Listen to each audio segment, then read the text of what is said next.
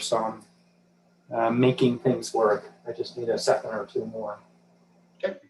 We should kick off pretty close to being on time.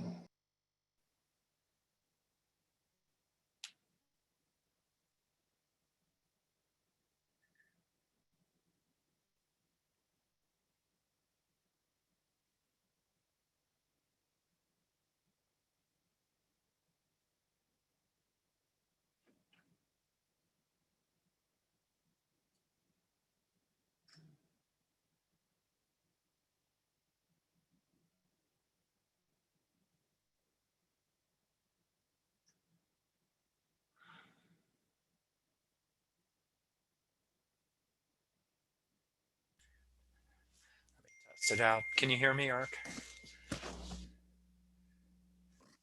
Yes, I can, sir. Okay, fantastic. Yeah, I was trying to get Bluetooth headphones, but I can't get them to work. So, but I got it rolling. All right. And it is 10 o'clock. How about that? So I'll check in with you first and see, do we have everybody that we need out here? And I'll reach out to each supervisor, but first to you, Eric. You all set up? Mr. Chair, we are set up. Just, I don't know if you heard me earlier. For some reason, much like last Friday, now I can't promote Lindsay to a panelist, but she is here and she can hear and she has audio capability. But so she is present, even though you don't see her as a panelist per se on your screen. So. Well, if she's good, we'll let her back in someday, but all right. But that's good to know. Thank you, Eric. So you're pretty much in control on what's going on with it. Okay, very good. Anything else just for, meeting dynamics, or you're ready? No, sir, we are set and ready to go. Everything's running. Oh, fantastic. Well, I'll go ahead and call the meeting to order, and I want to welcome everybody today is February 16th. So we have a special session. And then this afternoon we will have discussion items. So we'll be working through the whole day. First item of business is I want to just reach out to each of our board members and see who we have on the phone. So Supervisor Patrice Horstman, District Number 1. Are you out there? I am absolutely here. Good morning. How are you doing, Chair? Oh, doing well, doing well. All right, District 1's there. Okay, so now we have a new supervisor in District 2, Geronimo Vasquez. He will be calling in and out. He's got personal issues that he needs to attend to. He'll attempt to call in just so people are aware. I didn't see him in there, out there, but is he out there, Eric? Not at this time, Mr. Chair. Okay, and just make all of our board members aware that he'll be in and out with that. He needs time to, hop on board and tend to other items. So next up I have, I'm going numerically, so District 4, Supervisor Judy Begay. I hear you're out on the phone somewhere. I'm not seeing her up on the panel. I'm here. Oh, there you are. Okay. There you are. I see the picture. Fantastic. And then last, District 5, Vice Chair Lena Fowler. Lena? Oh, you're muted. Already, huh? Already. Yeah, yeah, that's right. We start off our meeting with that. Yeah. Well, good morning, everyone. I'm Lena Fowler, District 5 Supervisor. So happy to be here. And so we're going to have a great day. Fantastic. All right. Welcome, everybody. Okay, next item of business, called meeting to order. We met our supervisors, Pledge of Allegiance. Could everybody please rise that has the ability, face to the east if you're on phone, and join me in the Pledge of Allegiance. I pledge allegiance to the flag of the United States of America and to the republic for which it stands, one nation, under God, indivisible, with liberty and justice for all. All right. Very nice. Okay, next item of business is a call to public. This is a courtesy that the board provides to the general population, to the people out there, to bring an item to our attention that is not on our agenda. Is there anybody that would like to use the call to public? And I'll turn this over to Eric and he can explain what you would need to do that. Eric? Thank you, Mr. Chairman. Members of the public, if you wish to address the board on items not on the agenda, please use the raise your hand feature at this time. It's at the bottom of your screen. You'll find a little blue hand. Just press that and yellow hand, and that will cause a hand to go up. And we do have a couple folks on the phone. If you are wishing to address the board at this time, if you press *6 to unmute, and just let us know that you're wanting to speak, we'll call on you when it's your turn, but that'll give us the signal that you want to address the board. All right. Just give it a second or two with Zoom. It's a little bit of a delay. Are you seeing anything out there, Eric? We do not have any, Mr. Chairman. And then Lindsay, I would assume the same. Correct, Chair Ryan. We don't have anything in the board comments email. Thank you. Okay, thank you. All right, I'll go ahead and close that portion of the call to public. You'll see on our agenda, we have an amended agenda because we were, just in case we needed additional interviews, we would have continued with the public process related to recruitment to fill Supervisor Liz Archuleta's vacancy. Liz is off and working, and I understand enjoying her new job. But we, as noted, we have appointed a new supervisor, Geronimo Vasquez, and look forward to working with him. So item number one, we don't have to, we won't do. We move on to the consent agenda, which are items 2 through 7. And this is where I'll turn to the board. They're routine in nature and we'll take them in a single vote unless board members wish to separate an item. Is there a desire to separate any items? And I'm going to pull number 6 just so everybody knows. Other board members? Not hearing any. So we're considering items 2 through 7 with the exception of 6. Would anybody care to move those? Mr. Chair, I will move that we accept the consent agenda items 2 through 7 with the exception of item number 6. All right. And I will second.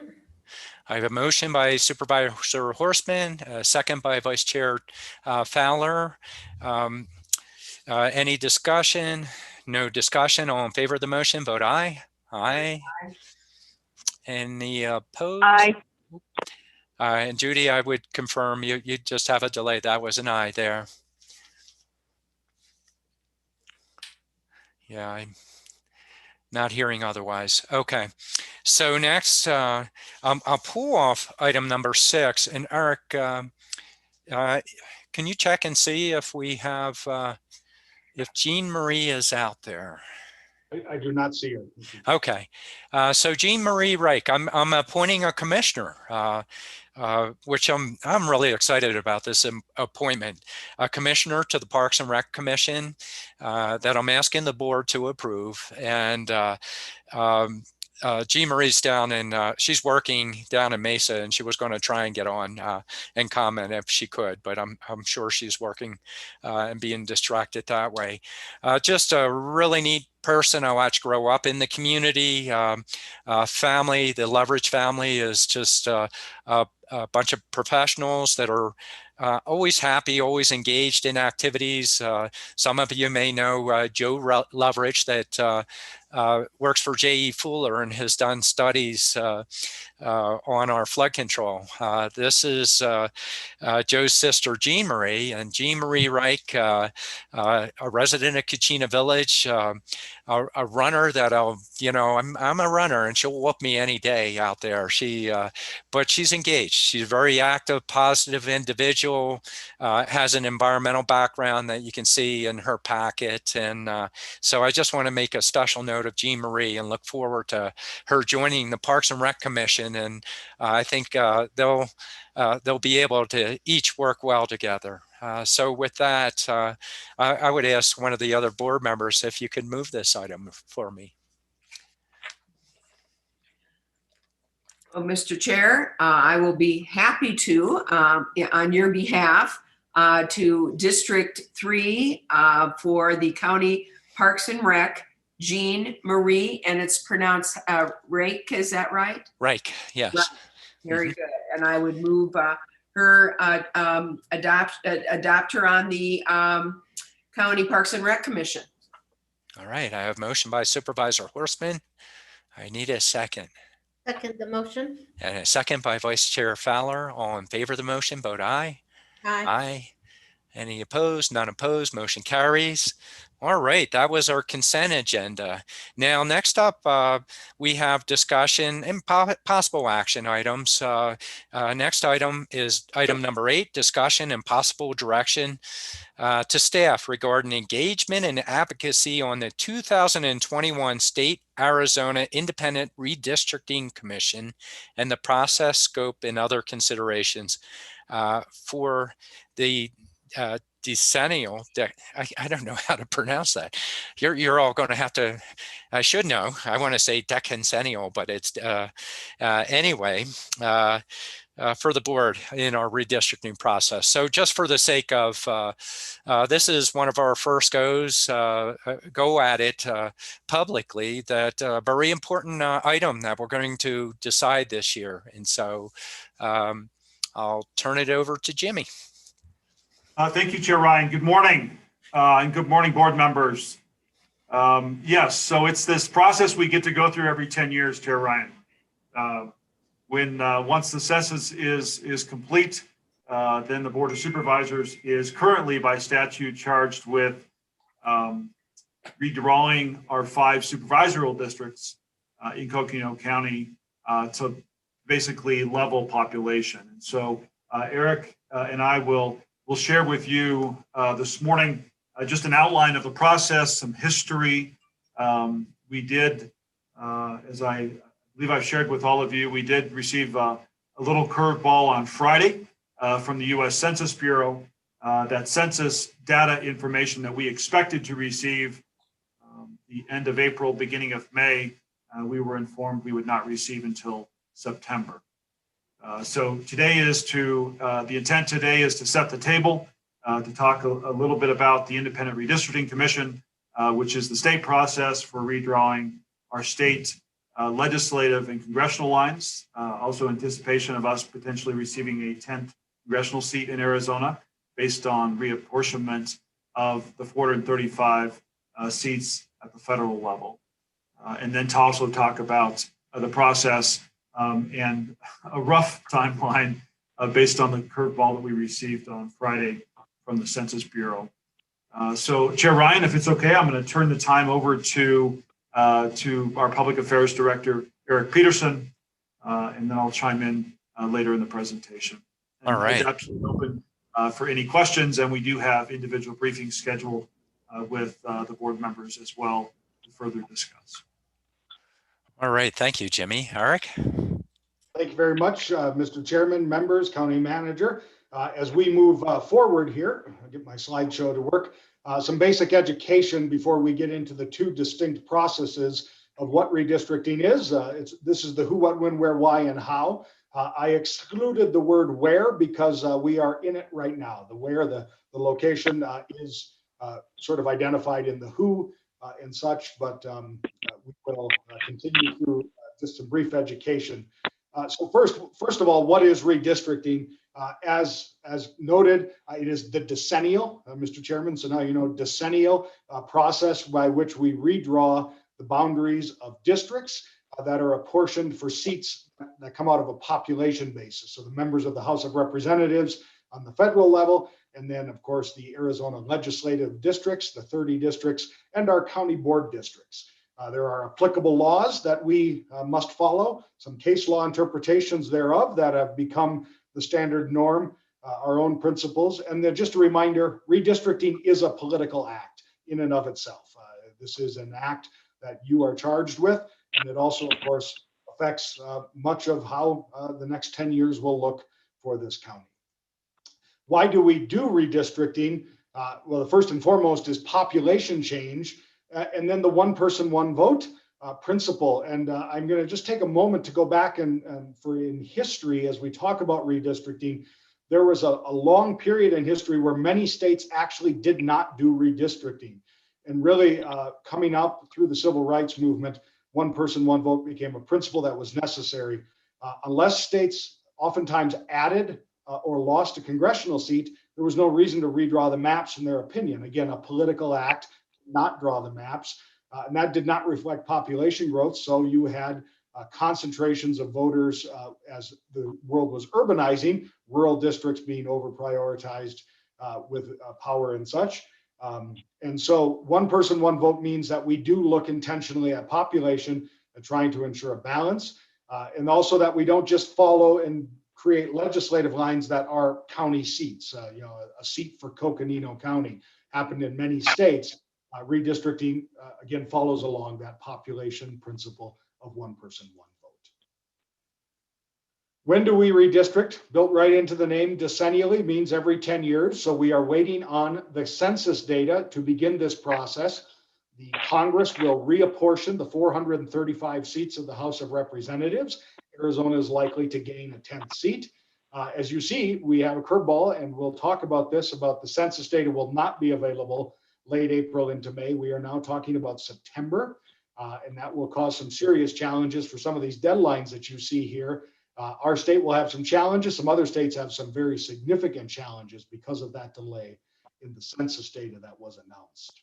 And then, of course, redistricting is done by the authorized bodies, and that is where we go next. Who does that? At the state level, we use an independent redistricting commission, which we will discuss their process. They are a group of 2 Democrats, 2 Republicans, and an independent that's elected by the other 4 as the chair. It is authorized by Arizona Prop 106. They began as an independent redistricting commission in the 2001 cycle, taking that census data and drawing those districts. So this is the 3rd time the commission will have drawn districts. State law did not change, and the proposition did not affect county districts. That remains a power that you as the Board of Supervisors have to draw the districts of this county, the 5 seats that have been established. And they are also utilized by the Coconino Community College for their district boundary, for their Board of Governors. How redistricting is done, the basic process is pretty simple. You get data in, the census data comes in, you draw the first set of maps to account for for population, for ethnic and racial diversity points, communities of interest, natural geographic boundaries. You have public comment on those maps. You revise the maps, and the body at some point will authorize the maps that are being drawn in this redistricting process. It's important, and this last bullet's really important, and this is what we, as we talk about the project team, will be doing a diligent job at, is making sure to catalog and create a record of the work that is done for potential litigation in the future. It's much like when you think of math homework, we couldn't just put down what is 2 + 2 and it's 4. We had to show our work. We have to do the same thing in redistricting for those potentials of litigation. So that is a best practice that we should follow moving forward. So, Mr. Chair, I'm going to move into the state process at this time. We'll get to the county process, but this is really concentrating on what the IRC does and our engagement with it. So I'm going to move forward here and into, first of all, here are the current 9 congressional seats established in 2012.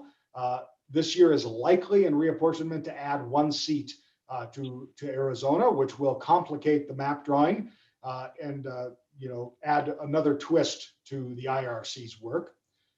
Then we have the 30 legislative districts that have been added to the maps, in 2012. And so those will also be redrawn. There's no change to the number.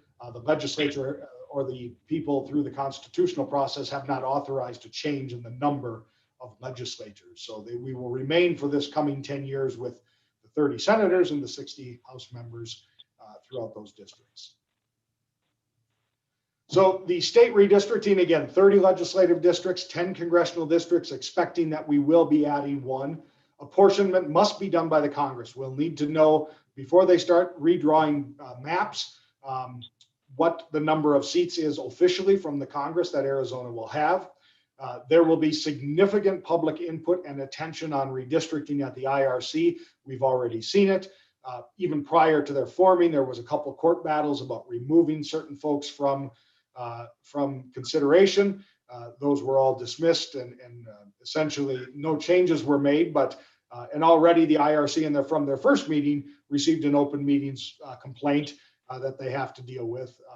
And I'm not going to comment on the merits of it, but the point being is there will be significant public attention and input. And this is important for us to understand. Redistricting, even since 10 years ago, has more public attention because of the efforts we see in many states that don't have independent processes that engage in overt political gerrymandering and such. The public is cued into redistricting. And the final bullet is the IRC is going to start with a new map. So they do not consider the current districts. By law, they go to a fresh grid. So it doesn't matter right now that we're in 6 or 7. The IRC starts with a fresh grid of population in terms of legislative and congressional districts. So I want to highlight that for you all. Their process, they have met and organized and elected their chair. We'll get to the members shortly. They are in the middle of staff hiring to spin up to speed.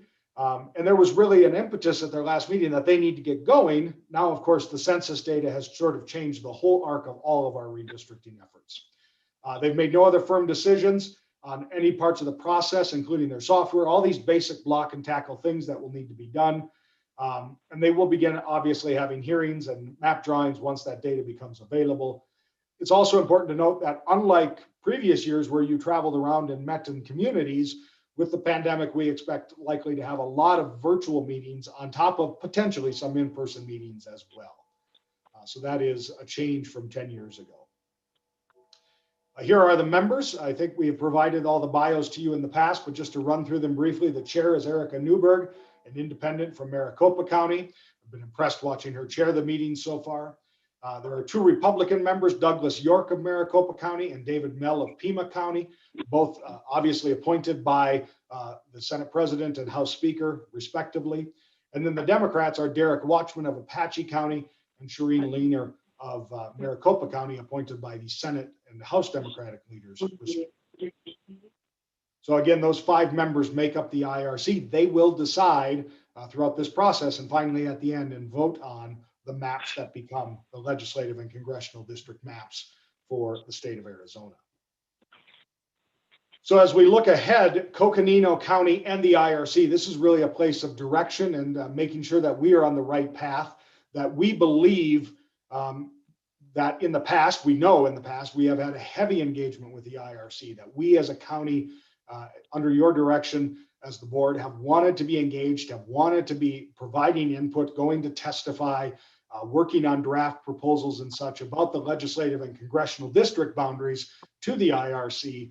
And so the questions that we raise as we head into this year's process, not necessarily for final direction, but want to start planting these seeds and hear from you, and I'll pause here, direction from the board here. Do we, A, want to engage with the IRC as we have in the past? And B, are we authorized as staff to start putting out the RFP to consult with somebody? The IRC is a significant amount of time and attention that we don't have as a staff capacity. We would want to add staff capacity, to make that kind of work happen. It is a dedicated work and it's a relational work, as you understand. It's not lobbying legislators. These are 5 independent people that how we access, in a virtual sense, how we go about that. So I'm going to pause there, Mr. Chairman, before we move to the county process and really make sure that we are correct, that you want to engage in the IRC, and that B, we can move forward on preparing an RFP to engage a consultant. All right. And we'll turn to each board member. My 2 cents on this. We've been actively engaged. This is my 3rd go around on it. We've been actively engaged. It really helps. It can help us be there, be responsive as they're drawing the maps. So, I would encourage us, to use similar practices associated with it. Let me turn to the board members though. Others? Yes. Mr. Chair? Yeah, go ahead, Patrice. Yes, and obviously, I agree with you 100%. I mean, obviously, this is a very important matter. Once every 10 years, it will affect the future of our state for the next decade. And I think it's one of the most important decisions that we, as a board, will be making not only for our local drawing of Board of Supervisor lines, but also our advocacy with regards to the IRC process. So I am very much in favor of our county being engaged, Board of Supervisors being engaged, and also going out for an RFP to consult for IRC advocacy. All right. Others? Nope, I Yes. already have my documents. All right. Judy, do you have any follow-up on this? We're asking if we want to be engaged, giving input at the IRC level, and the idea of pursuing an RFP so we can have a contract agent that specializes in this to help assist us.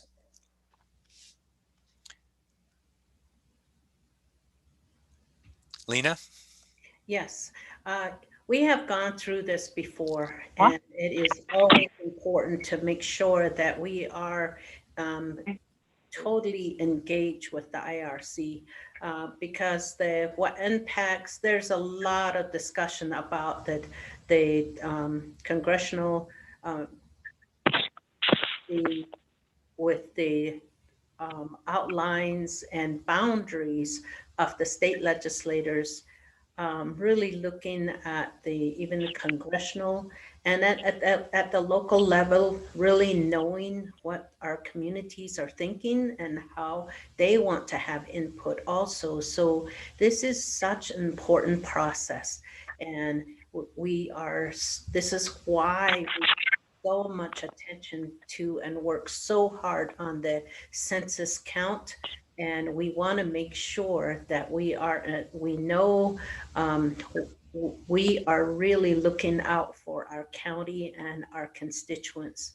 And the way we do that is by making sure that we are totally engaged with the IRC. So I absolutely agree. We have testified in the past that the maps change very fast, and we have to really stay on top of all of that. So I want to thank our staff for working on this, and yes, we should be right there with them. Thank you.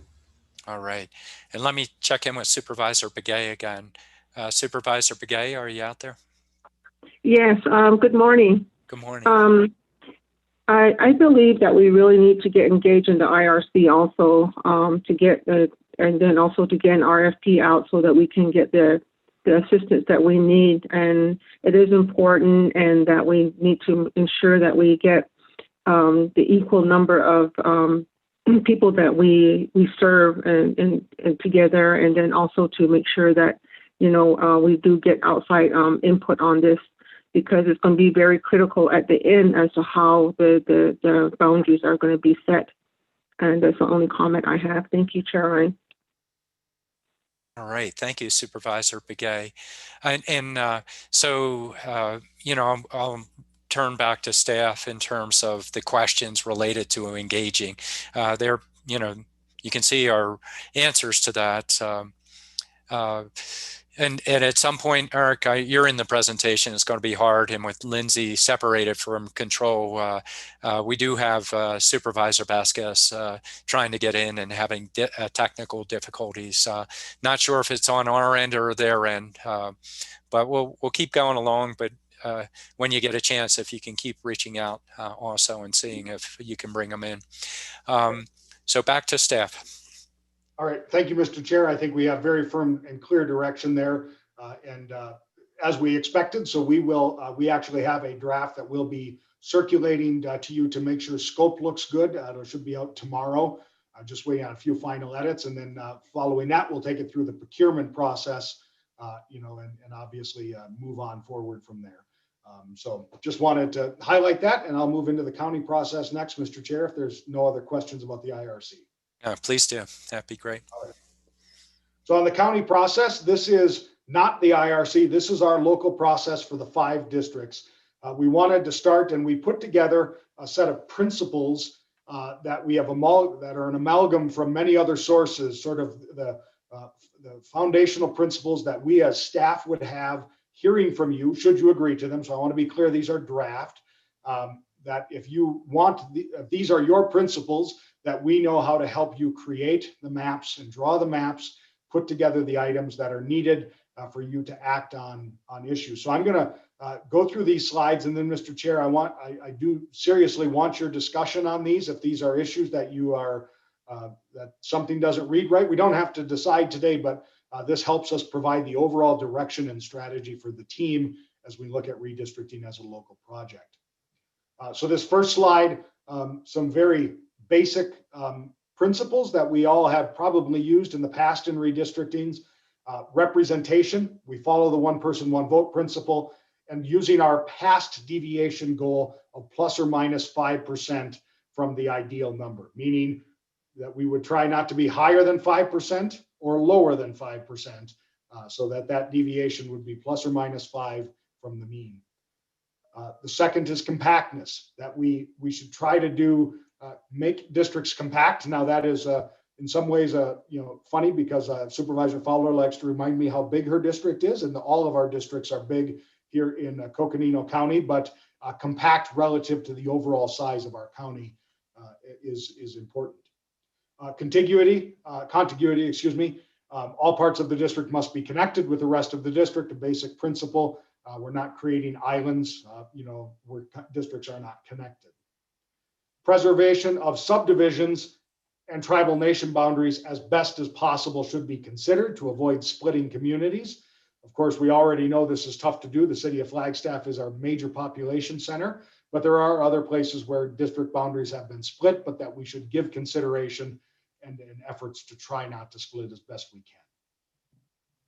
I'm just going to pop into the next slide, then we can pause, Mr. Chair, that we preserve communities of interest, geographic areas, neighborhoods, unincorporated communities where there is historic or common interest should be considered and kept intact as best as possible.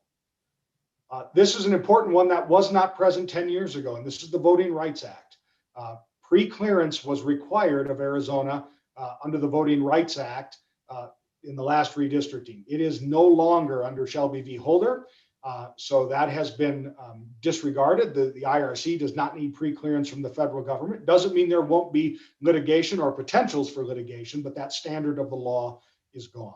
However, we have heard individually from each of you that the Voting Rights Act is important, that the provisions thereof, and that this county would like to honor and recognize the Voting Rights Act in doing the redistricting process. So we've included it as a principle here.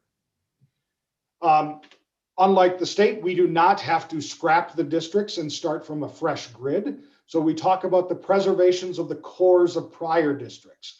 And really, I'll use Supervisor Fowler for an example in District 5, that the idea of page doesn't get drawn out. It's sort of a center point within the district, and that we really work on the margins of districts to see where changes can happen. It doesn't mean it has to be that way, but that's a principle that where we would start. And then the final, that we would avoid pairing incumbents to not messy the waters there, that we would do our best as we draw maps for you, and that as you look at these principles as well as the decision makers, to not pair incumbents in the redistricting process. So, Mr. Chair, I will stop there because I would love to have your feedback, concerns, issues with principles such as these.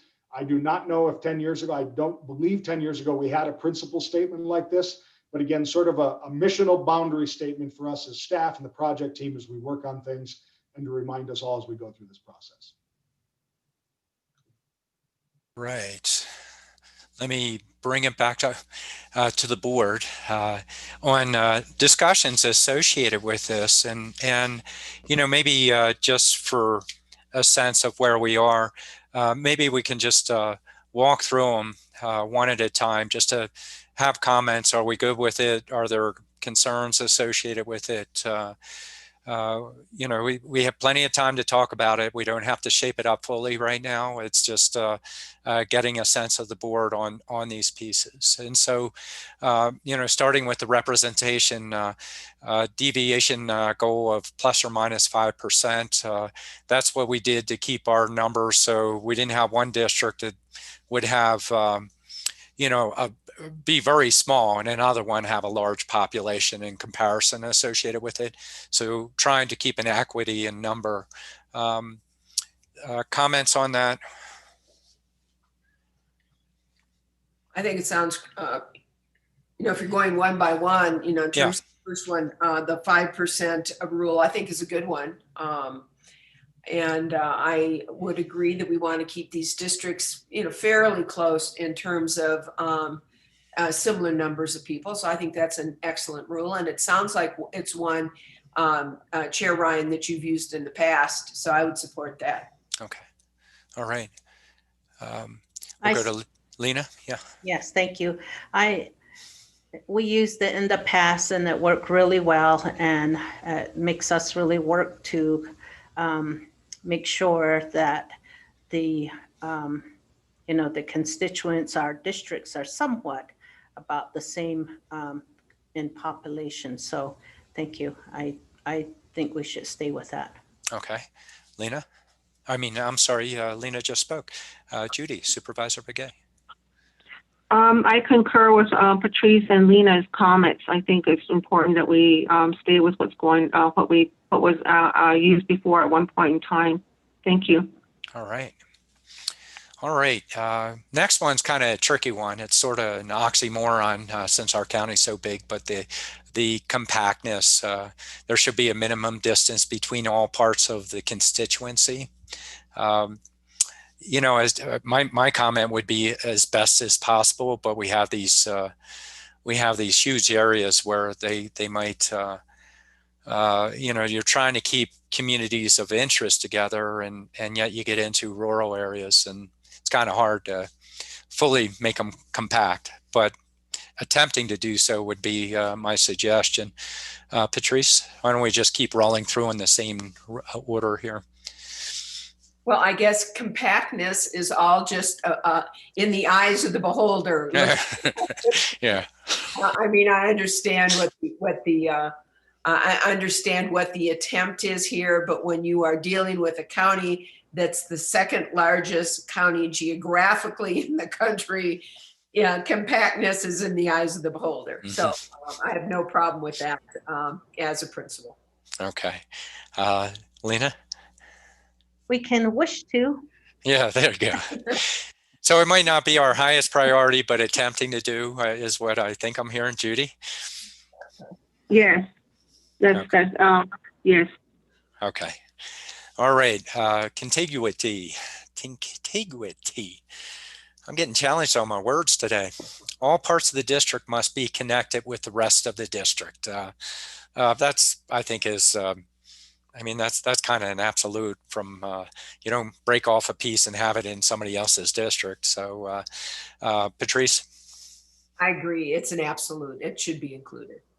Lena? Totally. Judy? Yeah. Okay. I agree.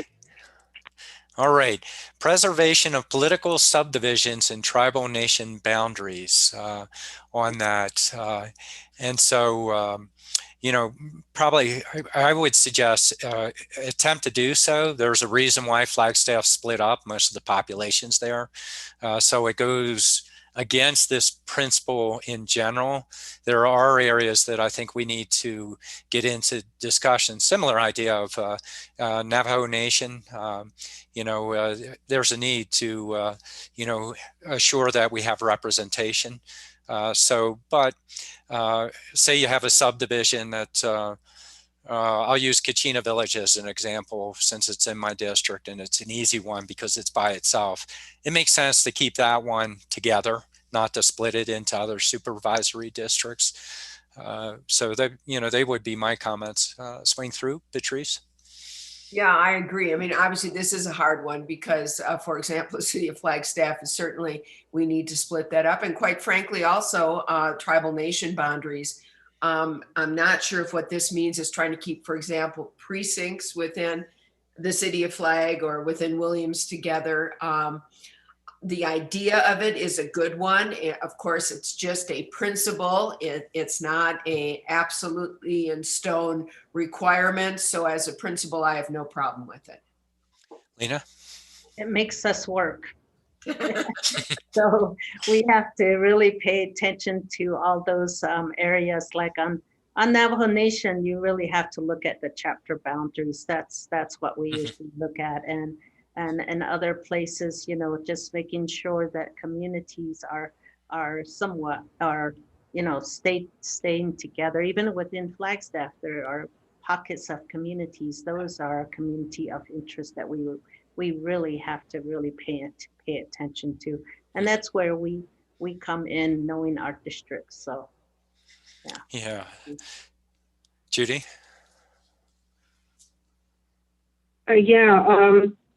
I think that we really need to consider the chapter boundaries. I know that there are some discrepancies among chapters as to where their boundaries are, and so that's going to be an issue. But I think, you know, we need to identify those somehow through the chapters. So I'm with it. If it's a principle, then I'm willing to work with it. But I think we need to pay special attention to the chapter boundaries. Yeah. Okay. And probably what I'm sensing here is, I mean, we're agreeing generally speaking, but this one, it's more, we're going to hone in on it. Again, we don't have to shape these fully in place. Everybody seems to be saying the same thing, I think, but that's good for staff to get a sense of, looking at that further. Okay, next one, preservation of communities of interest, geographic areas such as neighborhoods, unincorporated communities where residents have historic or common interests should be considered when drawing districts and kept intact.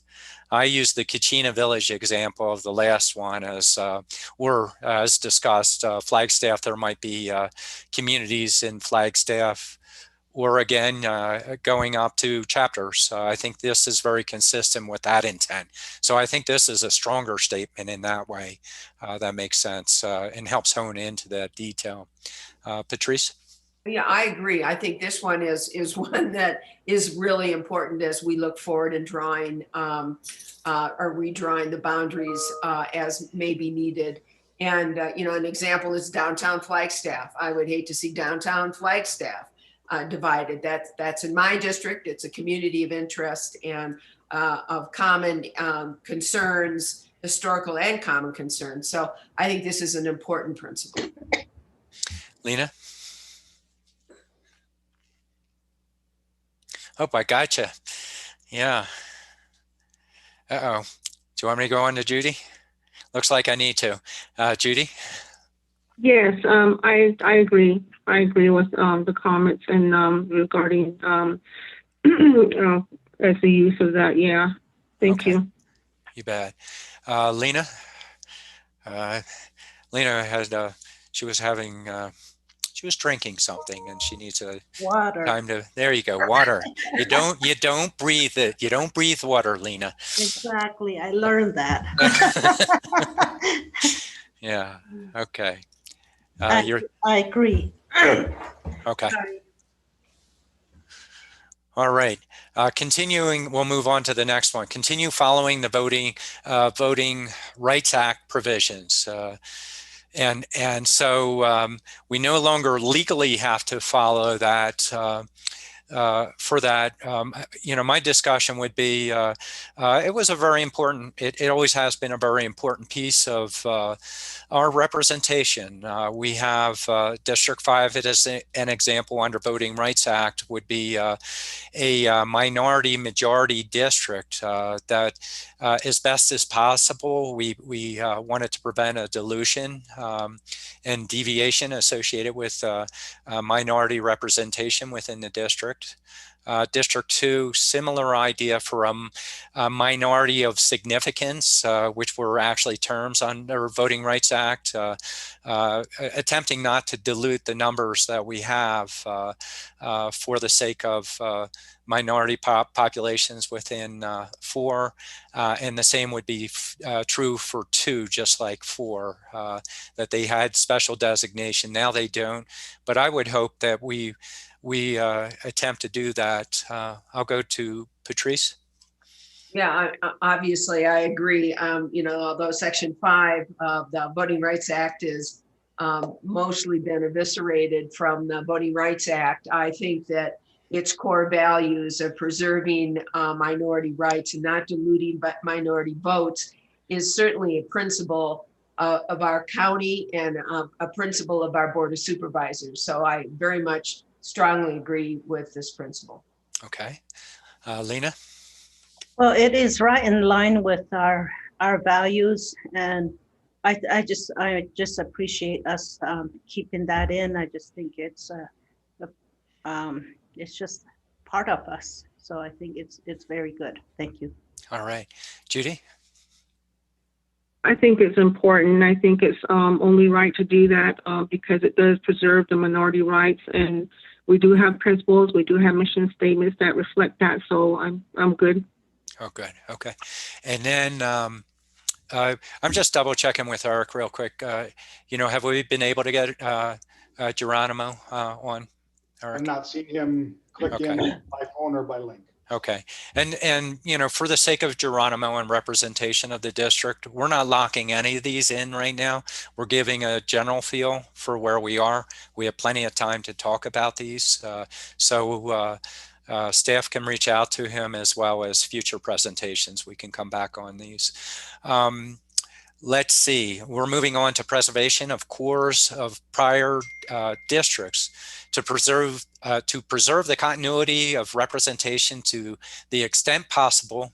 Efforts should be made to maintain the core of districts as previously drawn. Maps will be developed from previous approved districts. And so, we all got voted in, so I think we'll all lean generally in that way. My discussion would be, in a more holistic discussion, if we have variations in populations that beg for an adjustment, to some degree, we would still need to, we want to try and preserve this piece, but I would suggest that there may be a time that you can't fully keep a neighborhood, or you may have to give up a neighborhood. I went through losing several neighborhoods last time we went through redistricting. I really enjoyed representing them, but that was it's part of how do we keep these numbers together. So that would be my discussion with that. The other piece of it, though, and this is one that I want to throw out there because we're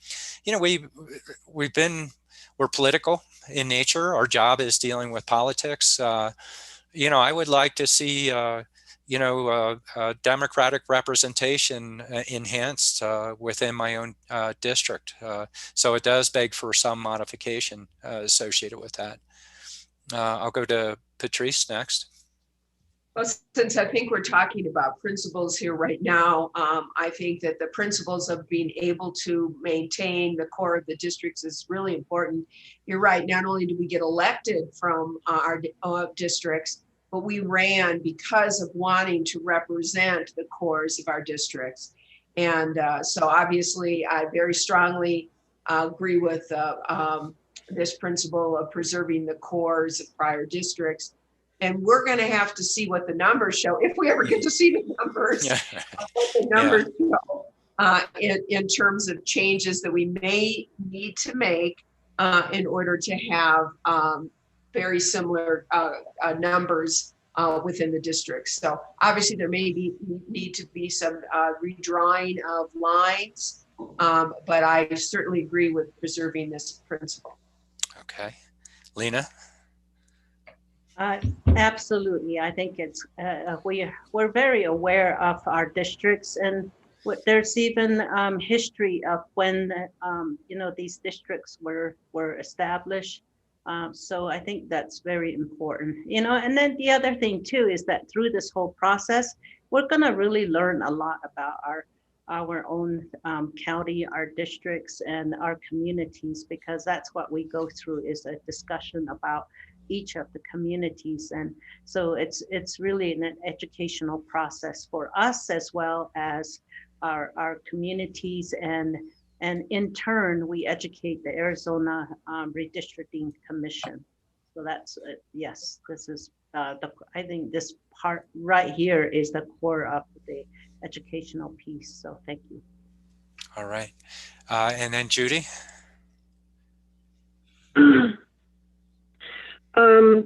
I agree, and I guess it would really depend on the numbers as it comes forth. I don't know how much change that would be, but I'm looking forward to working with whatever. But I know that it's important to represent the district that you were elected, from. But if there's more or less, that's what we have to work with. Yeah, this is, it's, I think we're all consistent with the core piece. There are some, if there are changes, there are elements that we would need to look at with it. But it's one that I think we can also continue to mine down on it. But it's pretty strong on the core principle, preserving the core from all the soups on this. Avoid pairing incumbents. I'll go ahead and, hopping on that. We all ran for the district. We have, I would suggest preserving the seats that we're in, that we're representing. Suddenly I get drawn into, oh my gosh, I'll be nice to you, one of the other districts. And no, we are here representing those. I would suggest that we don't pair incumbents in the new districts created. Patrice?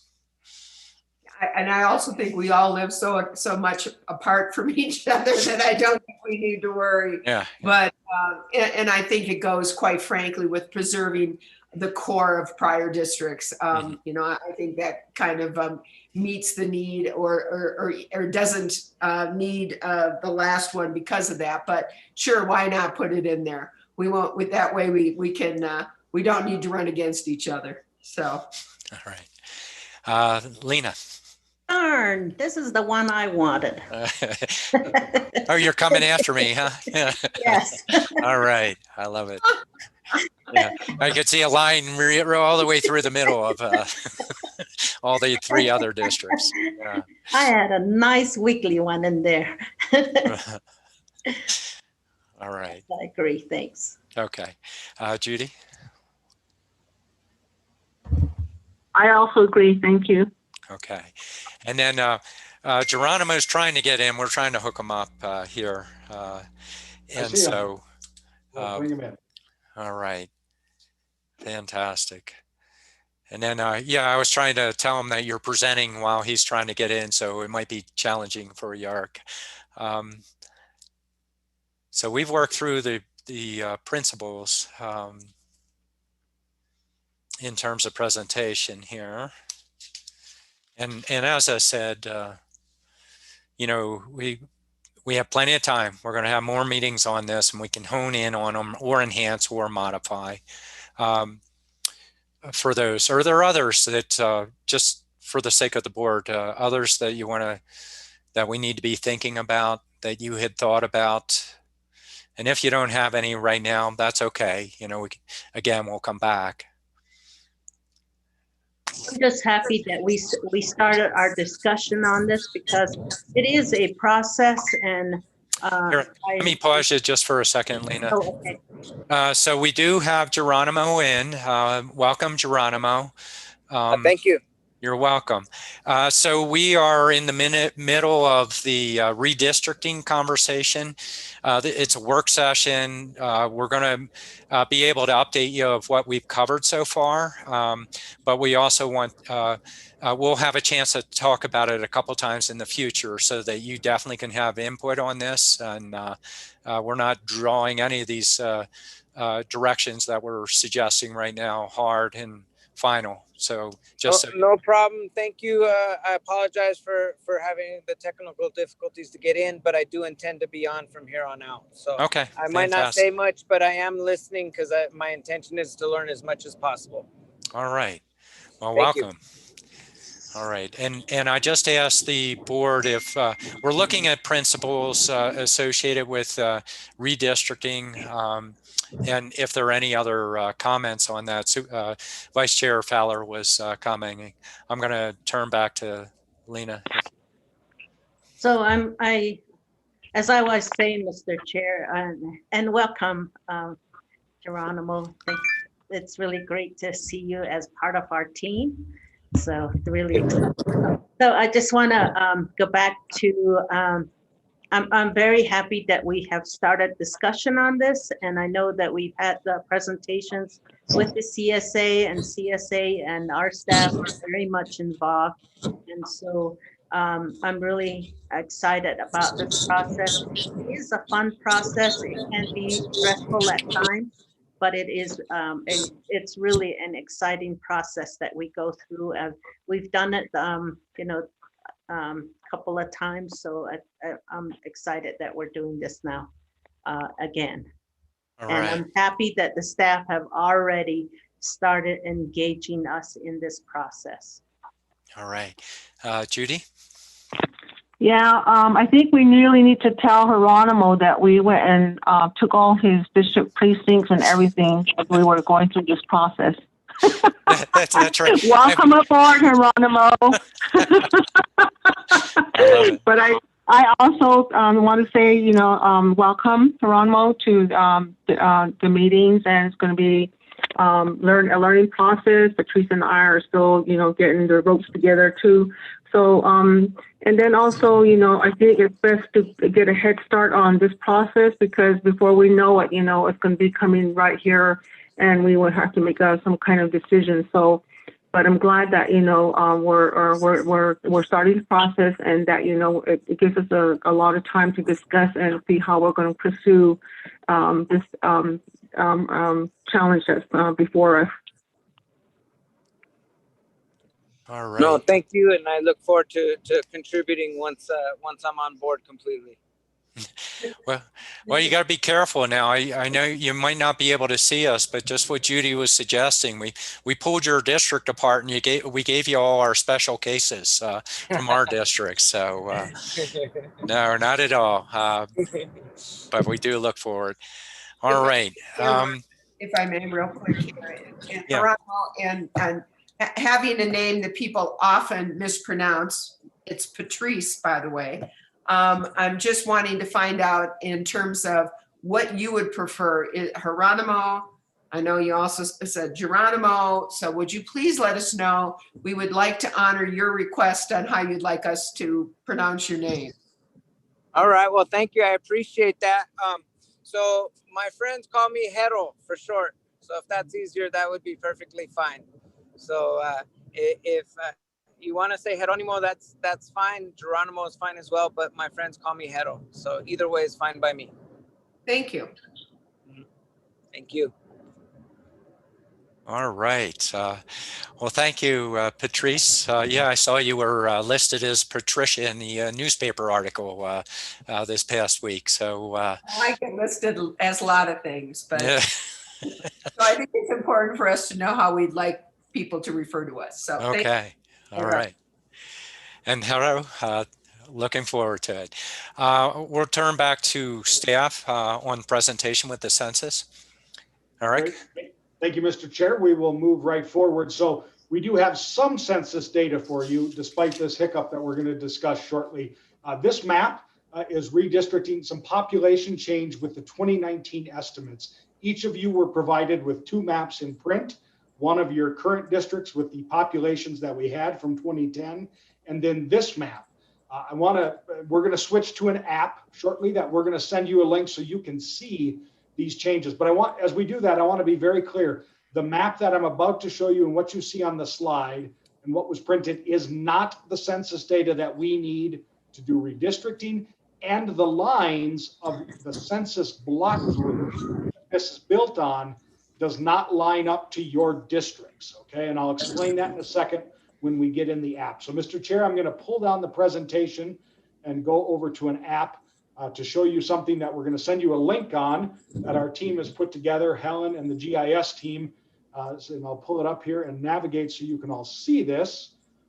What you should see is an internet browser with a map. And do you see that, Mr. Chairman? I do, yes. Okay, great. So I'm gonna, and we're gonna change some of the titling here to make it a little less busy, but this is the online version of the map we provided to you.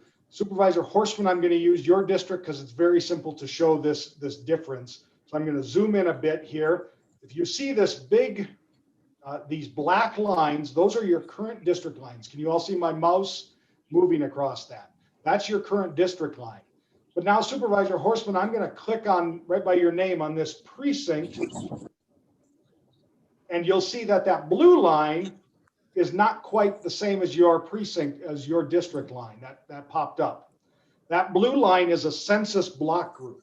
We use census blocks for the data that we need for redistricting, but the estimates every year that come from the census come in census block groups. They group them together rather than boil them down to these individual tracks. So what we can give you a rough estimate, sort of, basis on looking at things. We can see this large census block group here, block group 1.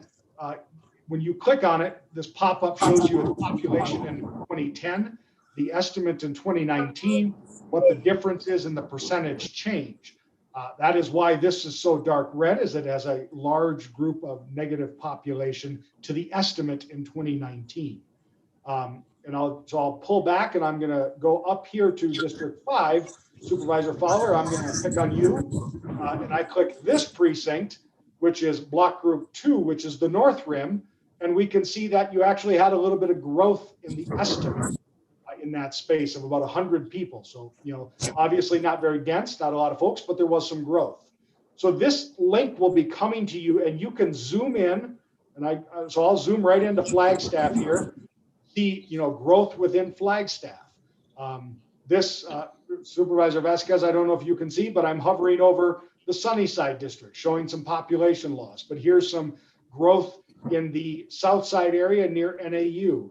Growth, Supervisor Horstman, out to the west side of town on 66, where we see new development. Supervisor Begay, parts of your district have a little bit of growth out by the country club area. So you all have this app. You'll have this link. We're going to send it to you. It also has layers that we can add. We can add the fire districts, the school districts, water improvement districts, the voting precincts as well, land ownership. So I'm just going to pick one here and let's go to the voting precincts. We'll add that layer in. And now you'll see this blue line allows you to see where the voting precinct lines are. So this app will be available to you. Again, it gives you a sense of where population change has happened near your district. It doesn't line up perfect, and it is not the data that you should make decisions on. That data is yet to come, but we'll have this link to you and you can start to play with it and look at places around the county where population gain and loss has been estimated. I'll go back. Go ahead, Mr. Chairman. Yeah, actually, Supervisor Vasquez, can you mute, please? And then. Yeah, I apologize for that. I thought I was muted. Hold on one moment, please. That's all right. It happens to best of us. Supervisor Fowler started by not having her mute on instead. So to start the meeting, we all go through that. Don't worry. Okay, swing back to questions from the board of Eric in his original presentation with the maps here. Yes. Yeah, please, Supervisor Horstman. Thank you, Chair Ryan. And Eric, thank you for the maps, by the way. I had a chance to look at them this weekend and I was surprised. I had made in my mind what I thought was going on with the county, and it didn't match up necessarily to those maps. So I really appreciate an opportunity to take a look at that, and I'm looking forward to the link. Do you have any of the breakdown? And I understand that these are not the official numbers, but do you have any of these kind of 2019 numbers in Flagstaff based on precincts? So we have the numbers in like a spreadsheet that shows that. I will need to check with GIS to make sure the labeling is correct, whether or not it aligns to precincts, because it may be smaller census tracts, which are even smaller divisions within those groups. And so Helen's actually here and she may have an answer to us. Hey, Helen. Good morning, Chair and members of the board, and Eric, thank you for the presentation. No, I don't believe that we have the numbers for precincts specifically. Again, the numbers that we get are estimates provided by the Census Bureau for 2019, and those are only at the block level. So unfortunately, we don't have those numbers broken down beyond that.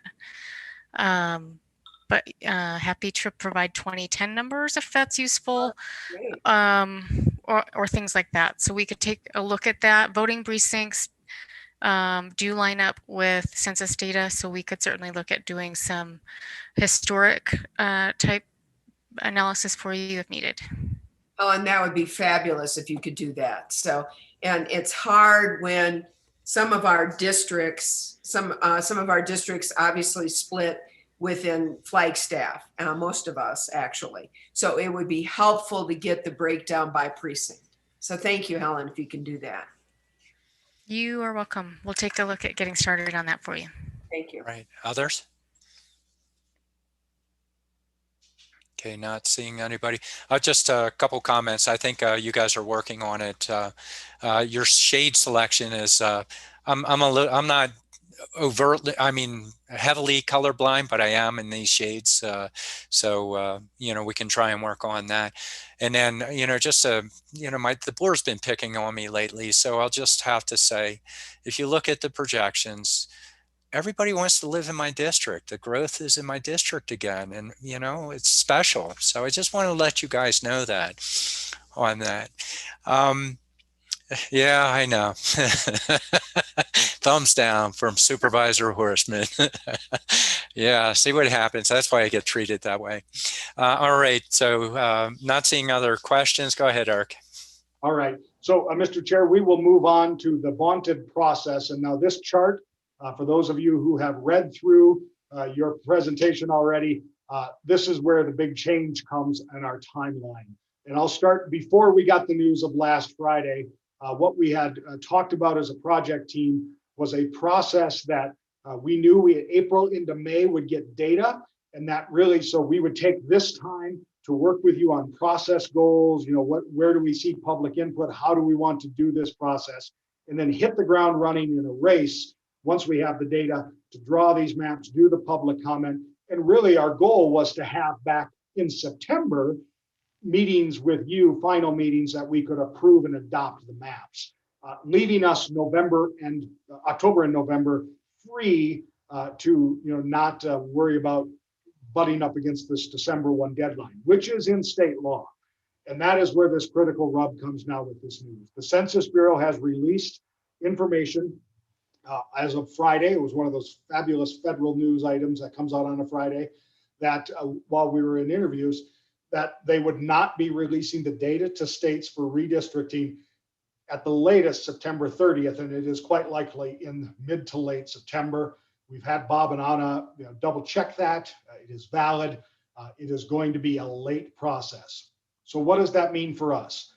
Everything that you see on here before Census Bureau releases data, so these March 11th and April, those types of things can happen, but the actual meat of redistricting, you know, being in the kitchen and making these maps, to use a kitchen metaphor, none of that can happen until that data comes. And so once that data comes, we have a very potential heavy lift if the deadline remains in December 1st to turn around maps with a public process that engages the community in the right kind of way, thinking about potential litigation and all those issues, to be done by December 1st under state law. That is a very heavy lift. I will tell you that both Jimmy and I are going to meet with CSA. We've talked with Craig and a couple other concerned counties to see if our board wants to go this direction, if we should not be pursuing a potential session law change to move the deadline, recognizing the delay in this data. This will also affect the IRC. Now their deadline comes in the filing deadlines, and they have no hard date in law, but they obviously must get this data redrawn into maps as well. So this process is going to have to be totally reconstructed. Would love your input. Is our general idea correct? The idea we're going to put together some maps. The board will obviously be involved in that. We're going to go out and have some town halls, probably virtually in some ways. Now, maybe at the end of the year, they are in person. But those kinds of process points we think are valid, but we are going to be in a shifted timeline into the later fall and potentially into the next year if the deadlines need to change. And of course, those will be cognizant and need to be understood. So I'll pause, Mr. Chair, because this is a big curveball in our whole year in the planning. All right, looks like Patrice, it looks like you were hopping up on screen, probably wanting to comment right away on this. And yes, thank you, Chair. And Eric, you're right. Talk about a huge curveball. And we have a responsibility to our community. We have a responsibility to allow our community an opportunity to review this and for public input.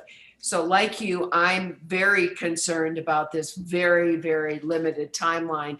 I don't know what the chances would be to have a session law change on the timeline. I don't know, and I'd be very curious to hear what CSA has to say about this. Obviously, they have a lot more depth, breadth, and authority than we do, so I'd love to hear what they have to say. But I'm very concerned about this shortened timeline. I'll probably hop in on this. I'll go to the other board members, but I would agree. One thing I think we need to do a what if factor. We might have the worst case scenario. So look at the timeline and see. I think we have the opportunity to at least plot out a condensed calendar. May not be ideal, but at least we're anticipating if we get the worst case scenario. But at this time, we definitely want to get after our advocacy and seek the session law modification would be my 2 cents on it.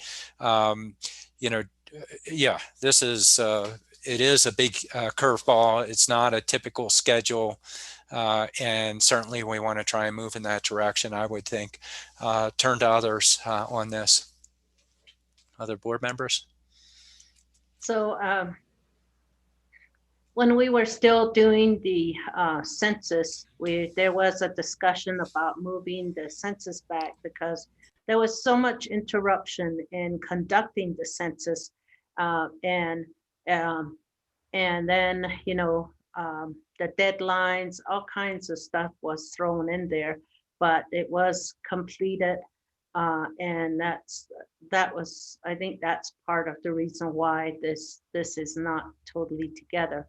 But the census, at the time there was discussion about possibly delaying it, but the census is tied to the federal budget. And it is Congress that is going to have to change. And when you talk about the federal budget, that means, there's all kinds of little time clocks. It's like a grandfather clock, and there's all these little pieces that fit nicely together, and it moves. That's the way I saw the census count, that it is essential to this grandfather clock ticking and having that work right. So I think changing the timeline may be a challenge, because when you talk about that, it's the whole country. So anyway, I just want to make that comment, but I think for now, just what we have outlined to do and how we're going to do it, and community education, that is so important. And I think that's just, at least we have an idea. We've started now, and maybe by the time this the census is released, maybe we'll be ready. We will be able to say, yes, we have done this much work. And yes, we have to change this a little bit, but we have done our part. But the whole state is going to be challenged like this. So it's really good that we're tied in and work very closely with CSA, because all the 15 counties are going to have to do the same throughout the whole county. I'm sure NACO is very much involved in this as well. So thank you. All right, you're okay with, the CSA session law modification, just to make sure we get the board on, we're there. You okay there, Lena? Yes. Okay. Judy? Supervisor Begay, you may need to press *6 to unmute. Hello? There you Hello? go. We can hear you. Yeah, I lost you guys for a little while here. But anyway, just want to let you know that I'm in agreement with what we're discussing. I think it's very important that we continue to work, and just get things done, because there are things that come up, but we need to make sure that, those things are taken care of. But I know that discussing and putting this together is a start. Thank you. Bye. All right, thank you. And Haro, I see your hand up out there too.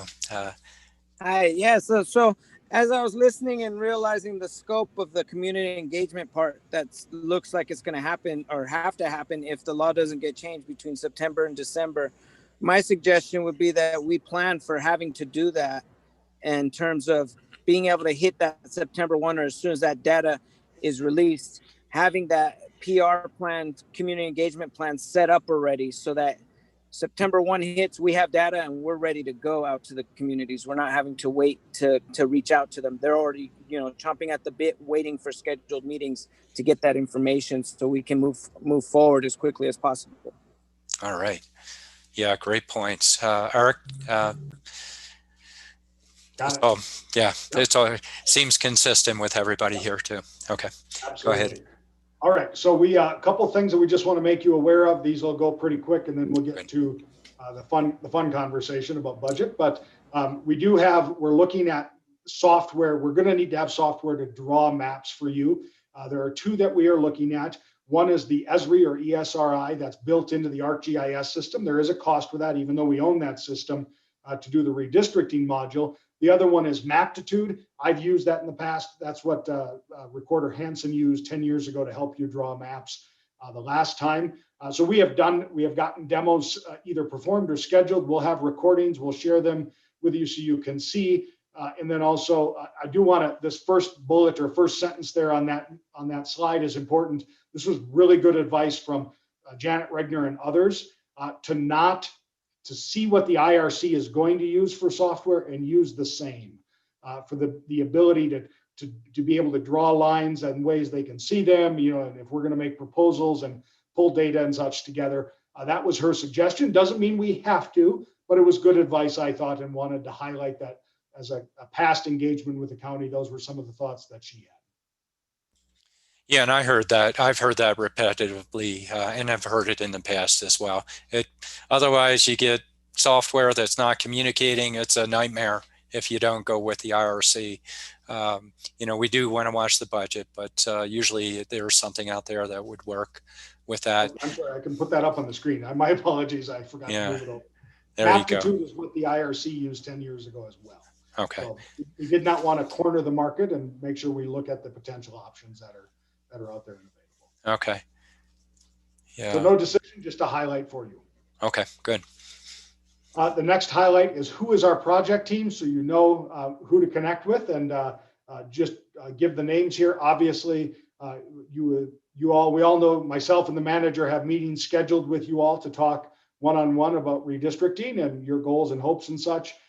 We're your main context, but Claire Harper's on our team from our public affairs staff as well. And then our GIS lead is Nate Wren, who's here. And Nate, I'm going to do this to you. Could you turn your camera on so the board knows who you are? So if they're in meetings, they know who you are, so they can all see you. That's Nate Wren. So he built the app and is a part of the team that put the maps together. So he will be part of our GIS lead. Helen, Samantha Dinning, Scott Carey as well. And then we've invited the county recorder to be part of that team, obviously, lines do matter to the recorder and the precincts parts as well. So that is our project team. And before we get into budget, I will pause there, Mr. Chair, and make sure there's no questions about that or comments or concerns.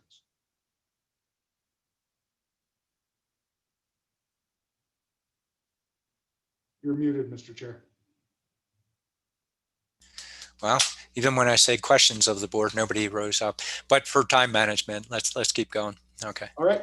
So then, Mr. Chair, we do need to talk about budget and some of the considerations for redistricting. This is not something that we build into the base of budgets. We know that. We put together this very draft budget. We're not asking you to decide, but we need to make you aware of some of the cost considerations that we need to look at.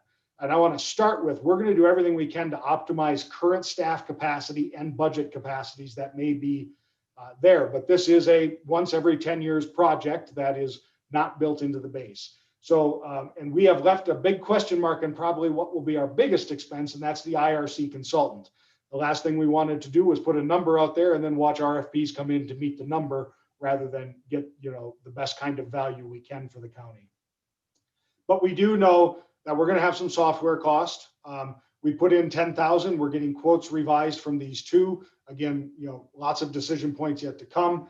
We're going to have printing supplies. This is a lot of color, a lot of paper, a lot of ink, and they're not just small maps. These are big maps, especially if we're going to do in-person meetings on the plotter. There is, we have included a plotter cost because the plotter that is being used has broke down a few times now as we've started to print maps. So we have included this cost because it is a piece of critical infrastructure to print maps.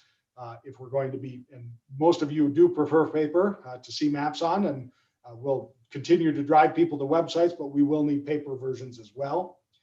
And then really, I'm Supervisor Horstman, I'm not upset, but our part-time staff, Julian has gone over to become your staff now. And so there is a conversation, and we do have some potentials for some really good part-time people that could really dedicate into this project. Again, Jimmy and I would remain at the lead of it, but really help add that staff capacity that will be necessary.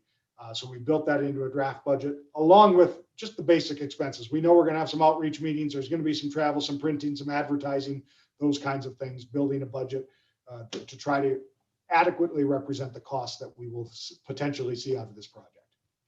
So I will stop there, Mr. Chair. Jimmy, if you had anything to add to that, feel free, but that is our last slide other than overall questions and comments as well, but happy to talk about the budget if you need.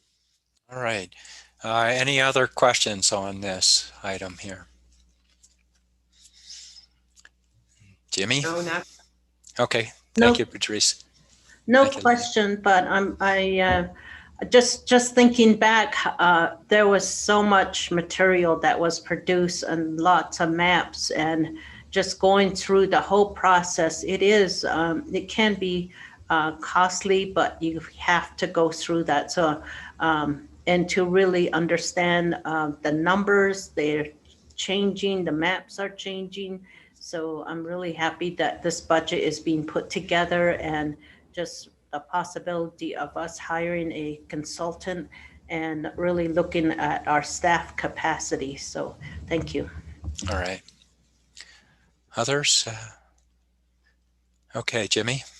Yeah, thank you, Chair Ryan. I just want to say thank you to you and the board for your input this morning. Again, this is a longer term process. We wanted to set the table this morning. And thank you, Eric, for your diligence in this process. Thank you to Helen and Nate and the team for your partnership. Do look forward to the individual meetings with the board and continuing this conversation. Thank you, Chair Ryan.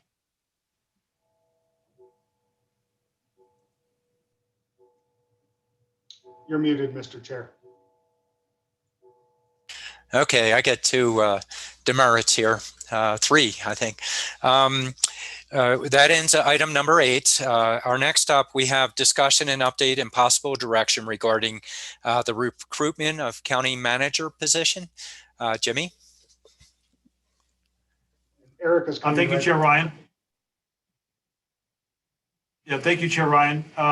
So as you know, we did post the county manager's position a week ago yesterday. It is currently scheduled to close on March 11th. And Erica Philpott, our HR director, is here to share a little brief update on where we're at, kind of numbers of applications and things for the board to at least have an update this morning. But again, it was posted a week ago Monday. It's currently scheduled to close on March 11th. And then there's a timeline that has been refined by Director Philpott. Thank you, Erica, for your diligence in this process in working with our consultant SGR on what the process looks like moving forward. You all have been sent the links for the brochure, and Erica will talk briefly about how this is also being currently advertised with our partnership with our consultant. So Chair Ryan, I will turn the time over to Director Philpott. Thank you, Jimmy. Good morning, Chair Ryan, supervisors. Excited to be here today to present an update on the county manager recruitment for you and let you know how that is progressing at this point, and also give you some future dates to be aware of as well. So if I may, Chair Ryan, may I share my screen? Yes, you may. Go for Great, it. thank you.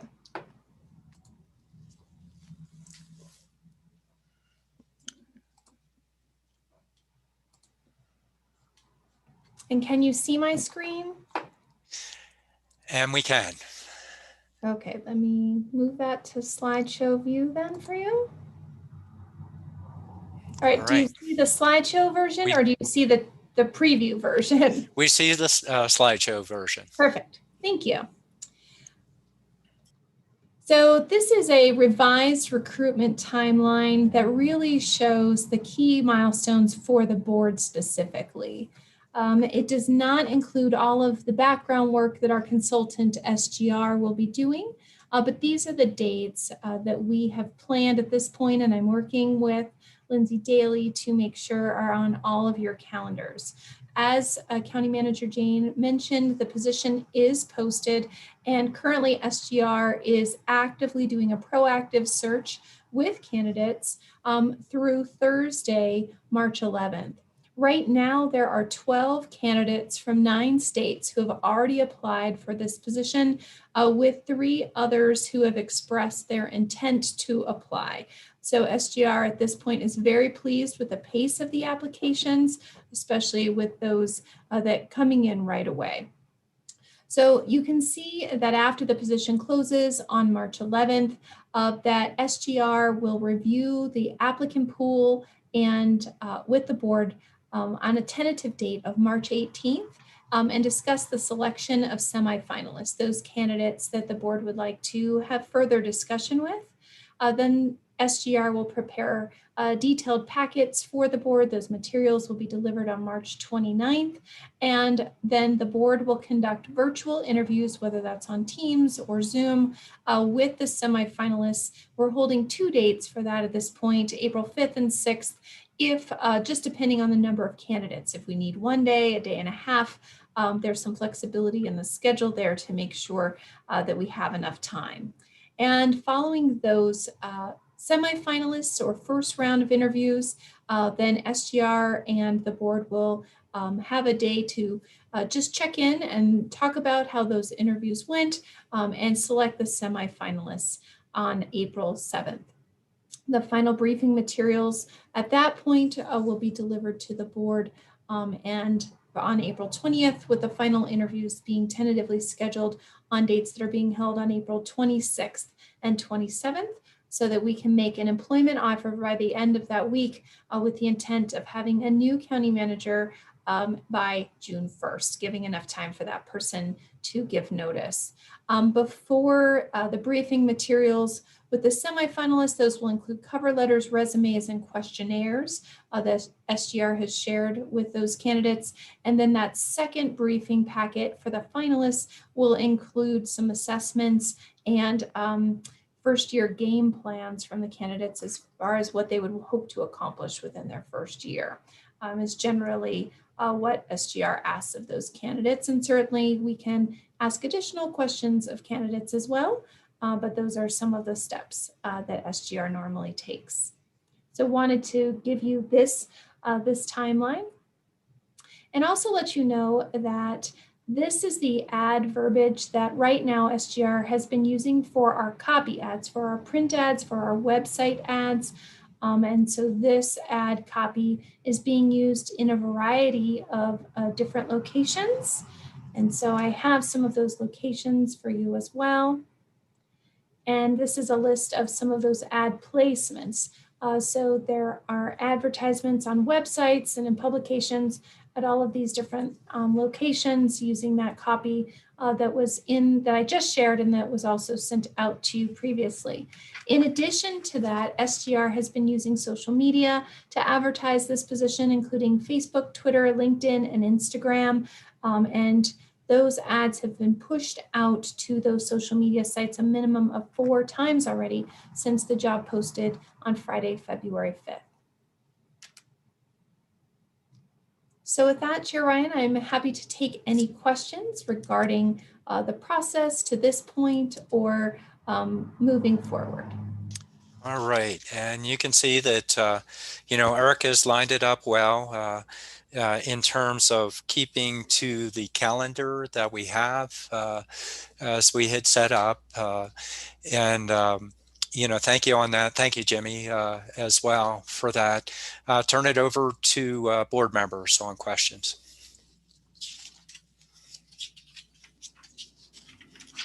Chair Ryan? Yeah, please, Supervisor Horstman. Yeah, thank you. And I want to thank Erica and Jimmy and Eric and the staff for this. And this is obviously one of the most important decisions that we as a supervisor make, and that is finding that right fit for the county and for the board and for our staff and our electeds on a county manager. And I have been concerned from the very beginning of this process on the speed of this process. I know that it was acknowledged by our recruitment company, SGR, that this was an aggressive process and timeline. I'm happy to hear we have 12 candidates from 9 states and possibly 3 others that are applying. But I continue to be very concerned about the speed at which this very important decision is proceeding. We have less than a month and the position closes. We, besides Judy and I, who are new on the board this year, we also have Hero on the board and who has just joined us. And again, I just, it's really a comment. I'm still very concerned about the speed at which this is proceeding. All right, and actually I'll check in with the other board members on this, hear from other board members, and then I'll swing it back to us. Other supervisors? Yeah, Supervisor Fowler, or Vice Chair. Yes, thank you. There is a lot in front of us. We just covered the redistricting. That's a whole huge, humongous jello project that we have to undertake. And it's by law that we have timelines. We have really just our departments are going to be totally involved in that. We have our budget that we have to address. We have this pandemic that we're going through. We have our economy that we have to pay attention to. There is so much that is right before us. And then we have this transition that we have to go through with our county manager and what timing on everything, huh? So yes, it is very concerning that we have to switch and bring someone in that does not know our county. It is a great challenge, but we have our county manager has announced that he's going to leave. Asked him to stay, but he says him and his family have decided they're going to go. So it is a fast pace, and I know our county manager told us that he can probably bring someone in 4 months and do the transition, and he'll be able to leave by July. So it puts a lot of pressure on us, our staff, basically our organization and our communities. We have so much that we have that is right before us. We have new, just all around. So I just want to just, I guess I'm in agreement. It's moving very fast, but how else do we address it? And that's where we need to explore and say, okay, what is it that we can do? And are we advertising in the right places? Is that and we really have to look at what we are where we're advertising, the candidates, potential candidates we're going to bring in.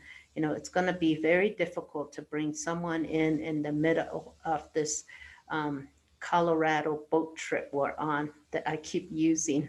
When all the tributaries are full, we're in our raft, and here comes another huge wave, and we got to watch out for that boulder and that eddy over there that's now totally full, and we have to have really good lead boatmen that can see the throat and be able to go right through it and be able to be okay. And we're not even at the big, huge rapids yet, and we're not even at Phantom. Well, we passed Phantom Ranch because 2 hiked out already and 2 hiked in, and we have one more that just jumped in, that just was brought in by one of the speed boats.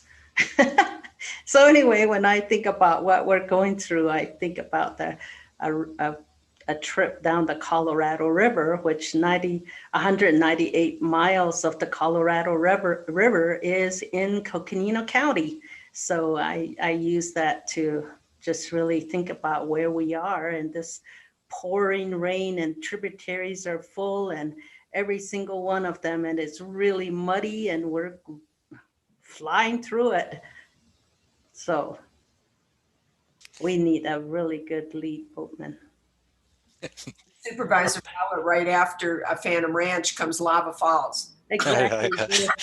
We're headed for Lava Falls, and we're like, okay, who can really read it? And are we really ready? And we need everybody's oars to work, and we need to make sure that it's all good and fine, So yeah, it's just really, I think about it in those terms, what we're going through.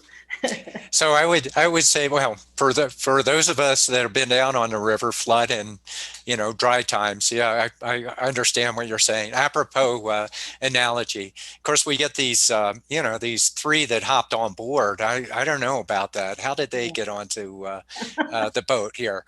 Actually, I say it. We wonderful people to join. A piece of my discussion, I'm going to reach out to the other 2 just in a second of it. I hear you. We've been through this before. We have with new boards, with 2 of us coming on. It can be done, but we do have extraordinary circumstances as well. Let me hear from the other 2 here. Judy?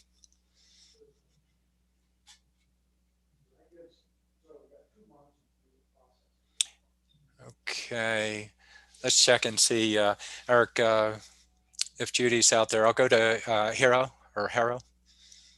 Hi. Yeah, so I really liked what Supervisor Fowler said about looking for candidates that really know the county so that it's not a huge transition. And I trust all your judgments in terms of where that process has been coming up to now. But I really think that we really need to look at, someone who really knows the community, the different communities in this community or in this county, because if we bring someone in that's from far away and they have to learn, that's going to be a quick learning curve. And there might be some rough spots along the way, and so that would be my only suggestion is that, I feel that, of course we can find the best candidate out there, and I'm sure there's going to be great ones, but I really suggest that we look for somebody that knows Coconino County. So that's all. Thank you. Judy?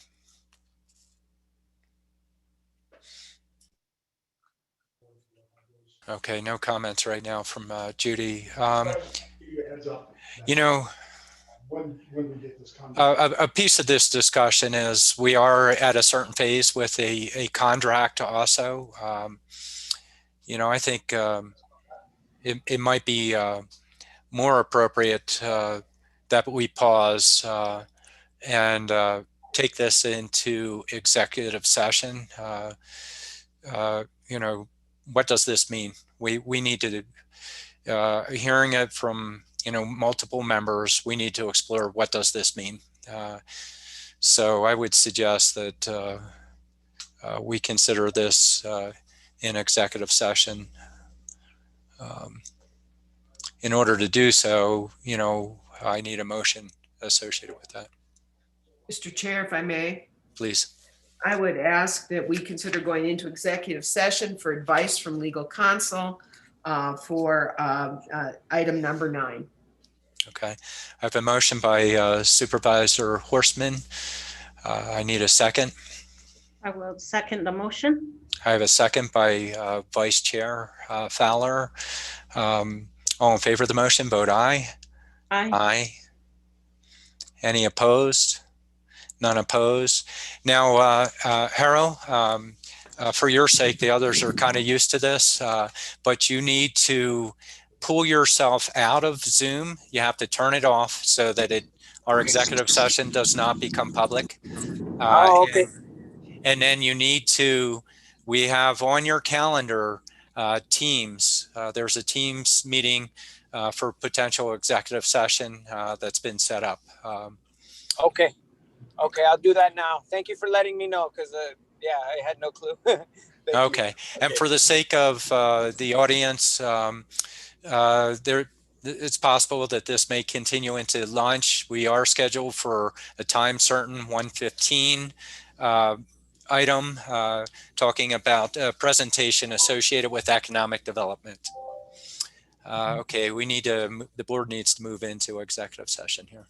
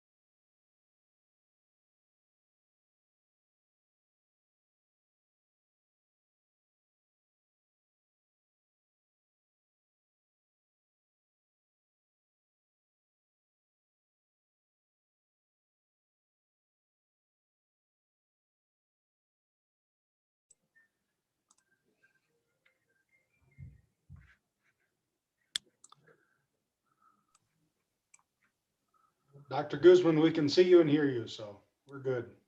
Okay. Good to see you, Eric. Nice picture. Thank you. We will, we'll be on it in about 10 minutes, so. No worries.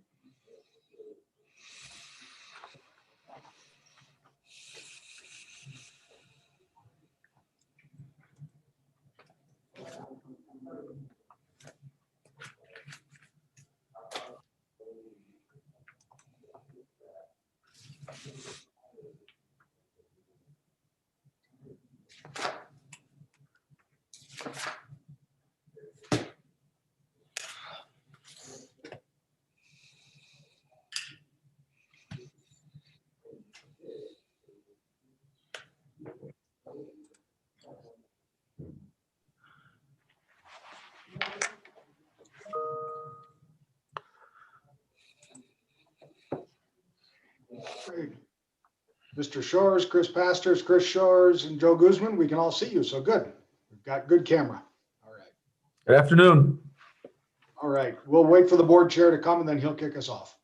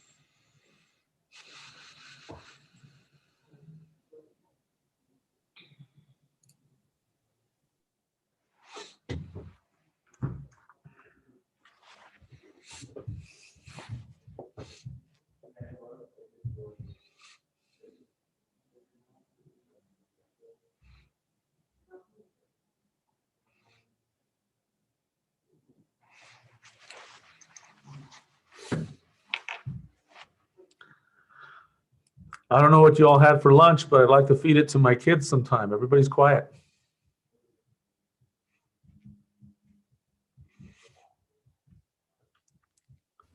That is a great thought. It is so true. That's the only time they're quiet. That's perfect. Hi, everyone. So happy that you're able to present today. Thank you. Thank you for having me. Lena, it looks like it's just you and I at this point, huh? I think so. I'm here. I'm here. Oh, there we go. Good. Oh, there we go. And Hero's there too. So the gang's all here. Except our fearless leader. Where's our chair? The chair's empty. The chair's empty. Well, I think that's why we have a vice chair. I think Right. so. That's right. Total control. That's the All way right. we do it. The All right, football. Lena. Yeah, take the football. I see Joanne. I haven't seen you in a while, Joanne. Hello. I don't know if she's listening. Hi, Nice background. nice to see you. Likewise. She's on the hike somewhere. Yeah. I wish it was this warm. Looks like the county makes these backgrounds. They have the logo on the back. They're nice. They are nice. I need a logo on mine. Oh my gosh, I made Behind the clouds. Uh-oh. There we go. Let me check in. How are we doing, Eric? We're way ahead of you, Mr. Chair. I know. It's kind of hard to join a meeting when you're in the next week. It's like, why isn't it working? Why isn't it working? Oh wow. All right. Did you get anything going, Lena? Or No, we were Okay. waiting for you. I was about to take total control. I was worried. I was really worried, so I thought I better hop back in here. All right. So we'll bring the meeting back into session, and the next item that we have on the agenda, well, just quickly, let's see, we got Patrice out there, Supervisor Horstman, Vice Chair Fowler, and let's see, do we have our other two soups? It looks like Yes.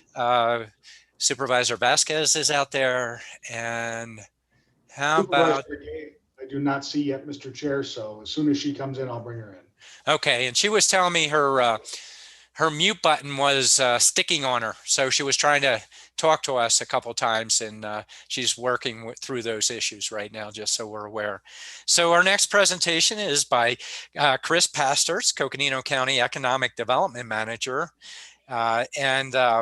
Actually, you know what I'll do? Instead of reading the item and how it's presented, I'm going to turn it over. Do I start with Jimmy and then Eric and Chris? How would you guys like to do this one? Mr. Chair, I can just handle it quick. I'm just going to give a highlight and then switch it over. Okay, fantastic. Chairman and members, thank you. For those for supervisors who are new to us, economic development is a part of public affairs. And so Chris Pastors is a member of our team, and I'm really happy to have him and so many of our partners with us today. I just want to give you a contextual background. Economic development has been a staff position without lots of capacity added behind it, right? There is not a economic development fund in the county or such. COVID-19 has certainly ramped up a lot of what we do to help businesses access programs and to continue to create economy here. But one of the things that comes out of this is what is the right recovery roadmap, the plan going ahead. Before COVID, we had started to talk about the economic development plan for the county, and COVID has interrupted that. And after we have gone through this period, we're now at the right size and the right moments to begin those conversations about the opportunities that exist and the priorities that the board would like to see. And to help start that conversation, Chris, Dr. Guzman, Mr. Shores from the Page area, sort of get a table set for us, a lot of the challenges we see and what we hear from the economic leaders in business and such. And then so that we can all be in conversation together about what do we do to move forward and to build the roadmap, as we say, on how we help to revitalize our economy.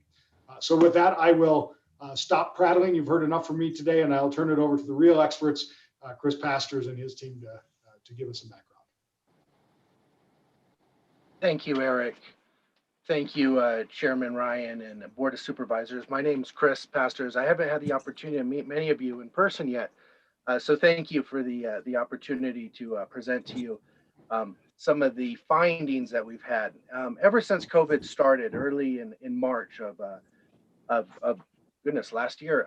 We were tightly connected with many of the business leaders and the organizational leaders across the county. I think it was the foresight of Jimmy Jane and then Chair Fowler that says, hey, look, we need to get together. We need to be sharing information regularly, and we need to understand what the economic impacts of this virus are going to be to Coconino County. And so we've been working very, very closely with all organizations and all municipalities across the county, everywhere from Page, across to Fredonia, down through Williams, Sedona, also the municipality of Flagstaff, as well as some of the other nonprofits in the region. But really, there's a lot of things that are going on.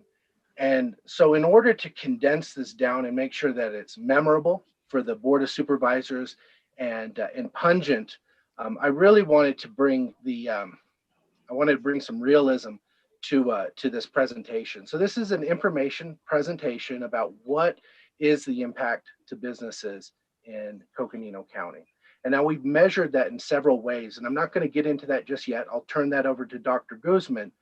But we also have many, many stories of business owners that have been working to, and they've been struggling to preserve jobs for their employees. They've been working through this virus and really pivoting their business models as they go.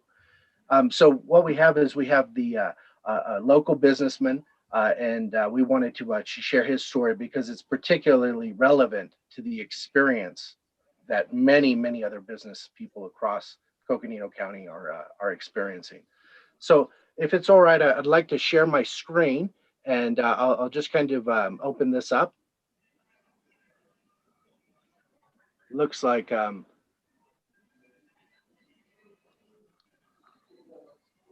have got a screen here. I just want to make sure everybody can see that screen. We can't yet, Chris. You can't yet? No. We cannot see it yet. Okay.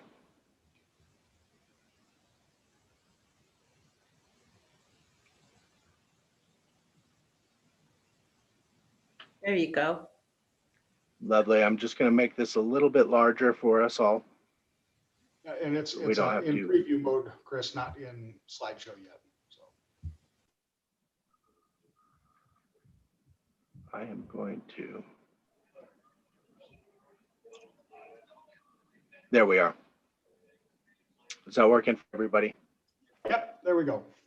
Right. Yes. So I think in terms of a metaphor for where we're at, businesses right now, employees right now, we're in waters that we've been down before. We know what it's like to go through great recessions. We know what it's like when there are foreclosures across residential communities. We understand economic pressures. And so the analogy that we use is, it's like rafting the Grand Canyon. We know how we're going to do it. We know where it goes. We know what challenges lie ahead. We know, what we should be prepared for. But this time with the virus going rampant across the nation and the world, it's like rafting the Grand Canyon at 100-year flood. Everything is bigger. Everything is more dramatic. And I think in terms of the scale of this is a good visual that I like to think about, because as we go down the next few years, we've got to make sure we've got the right tools on board. We've got to make sure we've got the right people, that we're keeping them safe, and that we're allowing these vessels, these businesses, to be able to safely navigate the river. We know what the turns are. We just know the rapids are going to be a lot bigger. The falls are going to be a lot bigger. And the stakes are also a lot bigger. So I'd like to just reiterate that we do know where we're going. We've been here before, and we're prepared for it. But part of this is making sure that everybody is on board, Everybody knows the destination. Everybody knows how we're going to get through this, and really what it is that we're going to be facing on the next turns of our journey. And so I wanted to use this context to frame it in. And my next presenter, his name is Chris Shores. Him and his wife Terry Shores own a business in Page.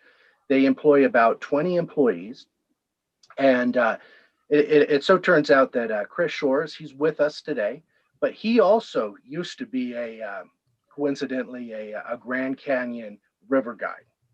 He's a seasoned business owner that has been working diligently through all of the challenges and the turns that the virus has been throwing at him, his family, and his business.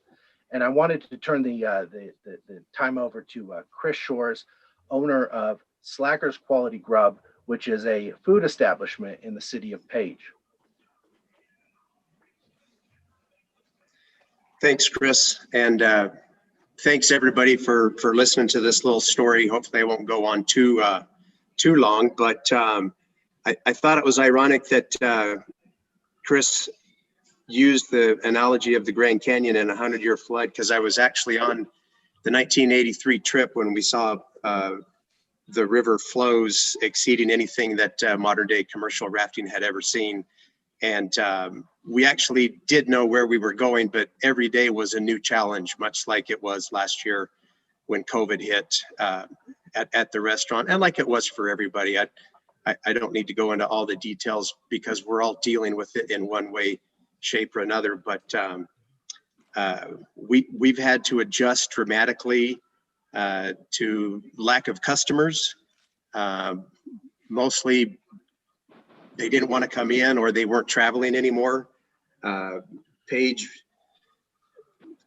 as you know, I'm sure, we lost the Navajo Generating Station power plant about 1.5 years, almost 2 years ago. And when COVID hit last year, that made it pretty bad for everybody. But our proximity to the reservation, where we get a lot of our customers and employees, and a lot of tourism straight off the reservation, we lost all of that business as well. We saw in April probably 60 to 70% drop in business, and I was able to somehow stay open and survive April and May, and then got funded, and the summer was okay. But every day was like that river trip in '83. Every day was a new challenge. We had really no idea what was going to happen by the end of the day. So I had up my core crew.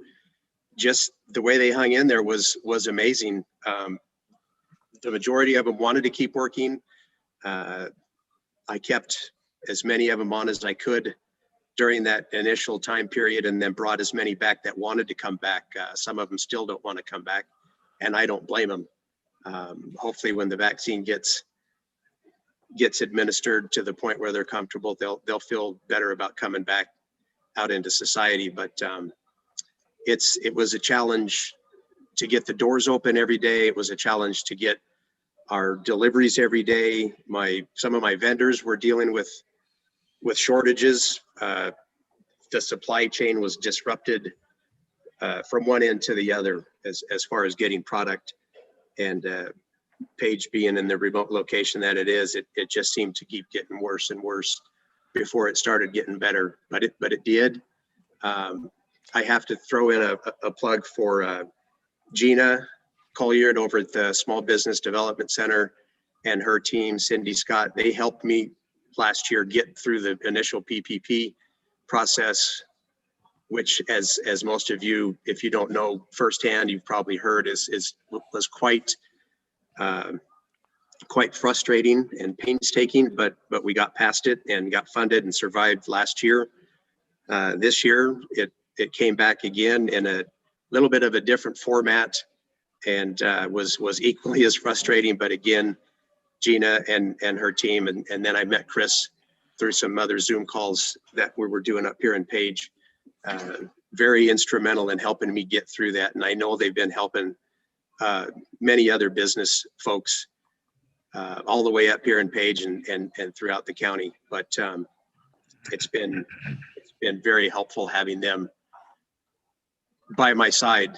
So excuse me, several times I was about ready to throw in the towel, and Gina wouldn't let me. And she helped me keep going through it.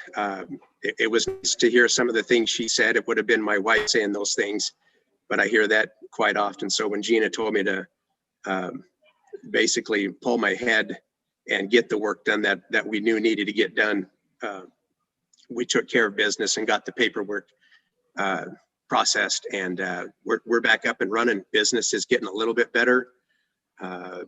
Tourism won't be back. We know it won't be back for quite a while. The amount of international business that we used to get because of the slot canyons up here just in our backyard, those folks are really hurting. They can't get their they just can't get their businesses going again. They're not allowed to do anything because they are out on the Navajo reservation, and they're in a position right now where they can't open up just yet, which hopefully that's coming soon. We're hearing good things coming down the line, but if anybody on this call can help make that happen, I know there's hundreds, if not thousands of people in the community and all over the region that need those places open back up to get the tourists back and to get those businesses going again. And the same goes for highway travel. I know it'd be nice to have Highway 64 back open again, so when the buses do start traveling, we can get that line of business back traveling through here again. Hopefully we can have the highways open and the slot canyons open before the demand comes back. But as I said, I want to thank you all for your time and interest, and anything you can do to help would be much appreciated for not just Page, but for the entire region. I'm sure of that because we're all in this together to some degree, some more than others, but we're all affected by it. So thank you for listening. Thank you, Chris. Just so the Board of Supervisors knows, we're all going to be hanging out after the next presentation item, and any questions that you have or comments for Chris Shore, please, he'll be with us at the end. I'd like to spend a little bit of time in transition to our next presenter. So Dr. Joseph Guzman has been working with the county for several years now. And in the last year, really, we've really been drilling down into what the impacts are for Coconino County businesses, and we've extracted this information from the business leaders across a longitudinal survey. And so I'm going to turn the podium over to Dr. Guzman, and I'll just kind of flick through the slides as he indicates. But I'd like to welcome Dr. Joseph Guzman, Director of the Economic Policy Institute from Northern Arizona University. Thank you, Chris. Chairman Ryan and Vice Chair Fowler, thank you for having me here today to address the board. And I also want to welcome the new members, Supervisor Horstman, Supervisor Vasquez, and Supervisor Begay. It's a real pleasure to address this board today. So as Chris pointed out, I'm director of the Economic Policy Institute at NAU. Just to let you know, these are kind of our major activities. We are organized along project centers, and we are also the Department of Commerce University Center for the state of Arizona. But our focus is rural and regional. And so we aim to serve the community, especially the closer to home, the better. Although we are working with 10 of the 15 Arizona counties on economic development strategies in response to COVID. Next slide, please. I want to tell you how this started. Back in January, it was February actually, when things started looking worse and worse, Jimmy Jane and I started trying to find a time to meet. And it was a little hard for a couple of weeks, but he was on campus for the president's breakfast on February, let's see here, March 5th. And so we met in my office and said, what do you think is going to happen? What do we need to do? And how can we begin to approach this? So he came up with the idea and engaged his team in creating a task force. So by March 12th, we were on board and had already met and begun meeting and shaping a consensus of what the task force needed and how we could help. You all might remember it was Friday, March 13th, when the whole world shut down. And the world is very different now than it was then. Even though we might look for signs of normalcy, I think that's what we have to look for. But if you look around, the signs of change are what you see first.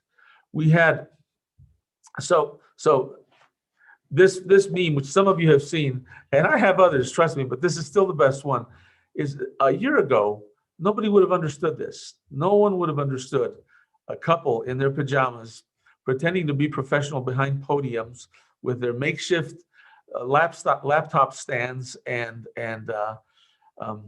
easel charts working out of their garage. What in the world has taken over these people? What possessed them to do this? Now we all understand it. There are a lot of other things that have changed too. So the world really has changed. And we're trying to help adjust to it and anticipate as much as possible.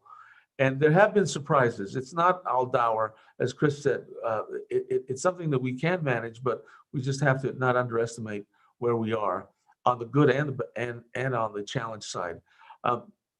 So as a result of the formation of that task force, thank you, Chris, for anticipating the slide change.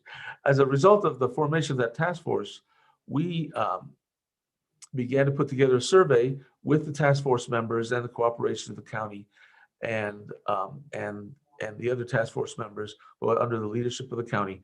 And we issued the survey and gathered our first results on and issued them, published them on May 6th. And we continue to do pulses, refining, expanding, contracting the survey instrument to the needs of what was going on, especially as the 2 waves of rescue funding came through, as COVID had its ebbs and flows, and as businesses began to really respond and give us indications of what they were feeling on the ground.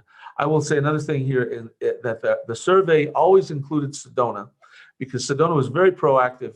We eventually were able to engage all of Yavapai County and NACOG before we expanded to other counties, but Sedona was very proactive in wanting to participate in this survey, and they were very cooperative also in the method. So the methods that we used for the Coconino survey were the best, in that we issued and kept track of the responses and maintained the appropriate level of privacy and anonymity.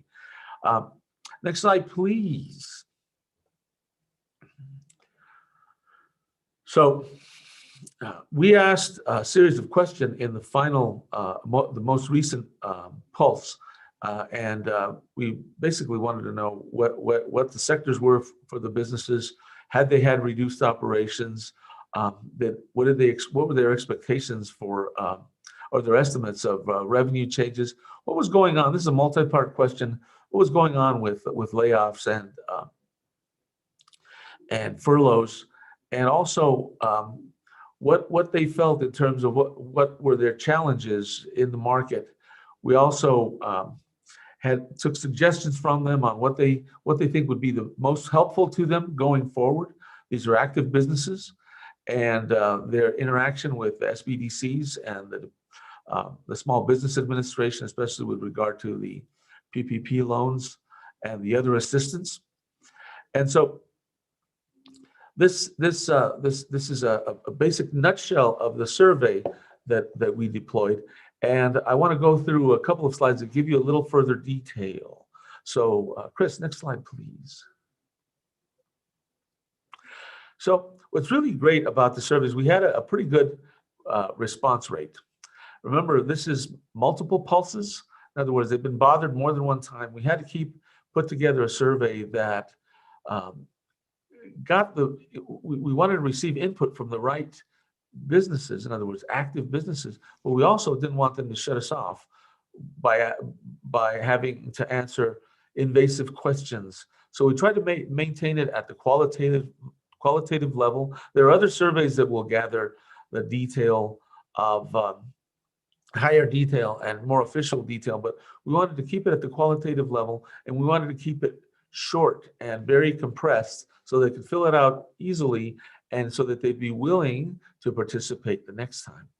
And in this sector slide, what you see is that the largest sector is not represented because we don't have the luxury generally of surveying government, but all the other sectors are proportionally represented, and they pretty well match the census data. So what we're seeing is we're not getting a terrible skewing of data by over-participation of certain sectors. It's fairly representative. And you can see the numbers there. And these slides will be available to you, of course. But I also want to point out that all the pulses are available by link from the NAU website.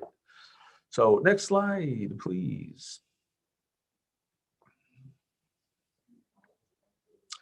So the broad question with in terms of operations is, what happened to your operations? 55% of our respondents did indicate that they had to reduce operations. Now on the other side, we had almost a third that said they were able to keep going, roughly at nearly the same level, and some were about 1/5 were temporarily closed, 18%, and a small number did were able to expand operations. These were businesses that were set up for the COVID challenges, maybe not anticipated, maybe they were lucky, or maybe they did anticipate, but they were set up for the COVID challenges by being able to interact with their customers with the proper safety, and also by being able to do more online.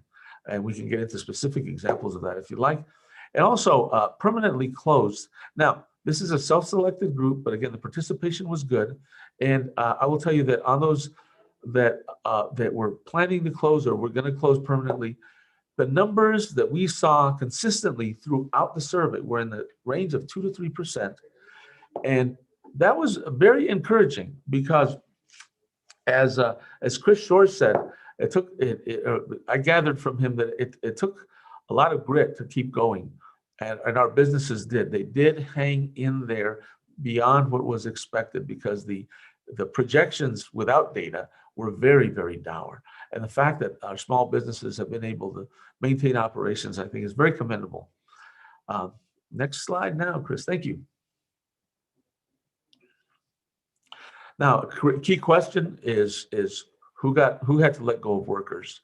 This question took on different forms along the way. Again, in the interest of brevity and conciseness, we just instead of saying layoff or furlough as we had in prior pulses, we didn't want to distinguish. We just wanted to say at this latest pulse, who let go of workers and what happened? Well, the number on the, I want to direct your attention to the numbers on the left-hand side of the slide and on the upper right, because they connect. Of that 29% that had to let go of workers, they on average they had to lay off a large number of their workers, over 2/3, 72%.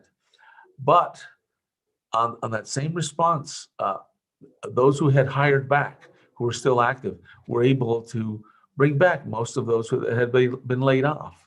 So if you're looking at a company of 100, let's just say a nominal size of 100, they laid off 72 workers, but they were able eventually to bring back 62. that's a pretty good persistence for our businesses. Overall, we saw, as again, Chris Shores had the experience of the PPP loans. It was that was a very challenging exercise for the Small Business Administration, and part of the reason was that the rules were written in a way that tied them down, and also it was an amount of money they had never ever handled before. You want to talk about a 100-year flood? That was a 1,000-year flood of money that they had to deal with. But about half of our businesses had applied, and they indicated eventually that they did receive PPP loans. Early on, there was a big issue with those who had applied versus those who had received, because even if their application was validated, they hadn't yet received their funds. So this is also an encouraging number. You got to remember that not everyone who applied was validated, and not everyone who was validated received. So this is a pretty encouraging number. And do you expect to have to let workers go on the lower right, in the future, if there is no more PPP assistance? And a fourth of our businesses said yes, they would have to let workers go if they didn't have further PPP assistance. But again, this might be less than what you'd expect, because this is saying that 75% say we're going to give it a go without further assistance of this sort, this forgivable loan. So again, I see encouraging numbers here. Next slide, please. And we asked another open-ended question. It's really hard to draw your attention away from COVID, but we were trying to ask the question of what was not directly related to COVID, that are challenges now in the economy. It might be an effect of COVID, but not directly related. And we got some mixed answers here, but market confidence seemed to be an issue, and I think that there's a separation between what's happening in the stock market versus what's going on the ground. So I think that's very, very real. Supply chain challenges for a third of them, and when COVID first hit, the supply chain seemed to be very sharply interrupted. Business model changes, and we talked about that a couple slides ago, that those businesses that have adjusted, that have, for example, restaurants, which is a large number of businesses in town, that have had to make do with their current facilities, whether they had a drive-through or not, whether they want to deliver or not, and also make the decision of whether they want to open or not, even if they're able to. So labor shortages, the minimum wage was brought up more than once, and the Flagstaff minimum wage, skilled labor shortages, and again, inflation. Some raw materials have spiked. So what we see here are challenges, but again, the challenges that are being mentioned are not insurmountable. I don't see any one of these as a reason to shut down. And I don't want to paint a rosy picture, but facts are facts. They speak for themselves. Next slide, please. Hope we're doing okay on time, Chris. All right. This is a great slide. I'm going to give you time to look at it while I talk. But we asked the open-ended question: is how are you helping employees cope, and what have you done to maintain morale? And really, if you break these things down into two big categories, they are communication with your employees, and also some sensitivity to their fiscal or economic challenges. And I think that every business has to approach that in their own unique fashion. I've seen some really good examples, but in general, we all have to acknowledge that, again, the world has changed. People have new things, challenges to deal with that they might not have ever dealt with in the past. And certainly the situation is unique.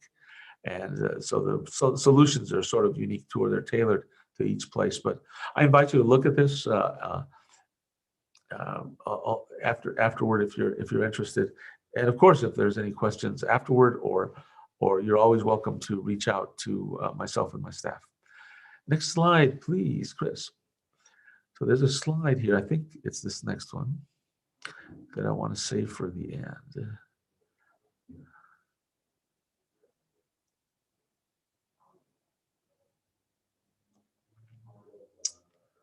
Okay, so Chris, if we could save, this is, I think, slide 11. Could we save this for the end? Because I want to go through the next, I think we have one more slide and a table, and then show this as another.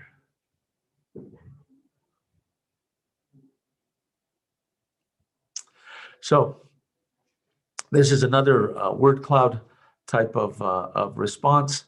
And basically, we're looking at what would you anticipate to get prepared for the next challenge, even if it's not COVID.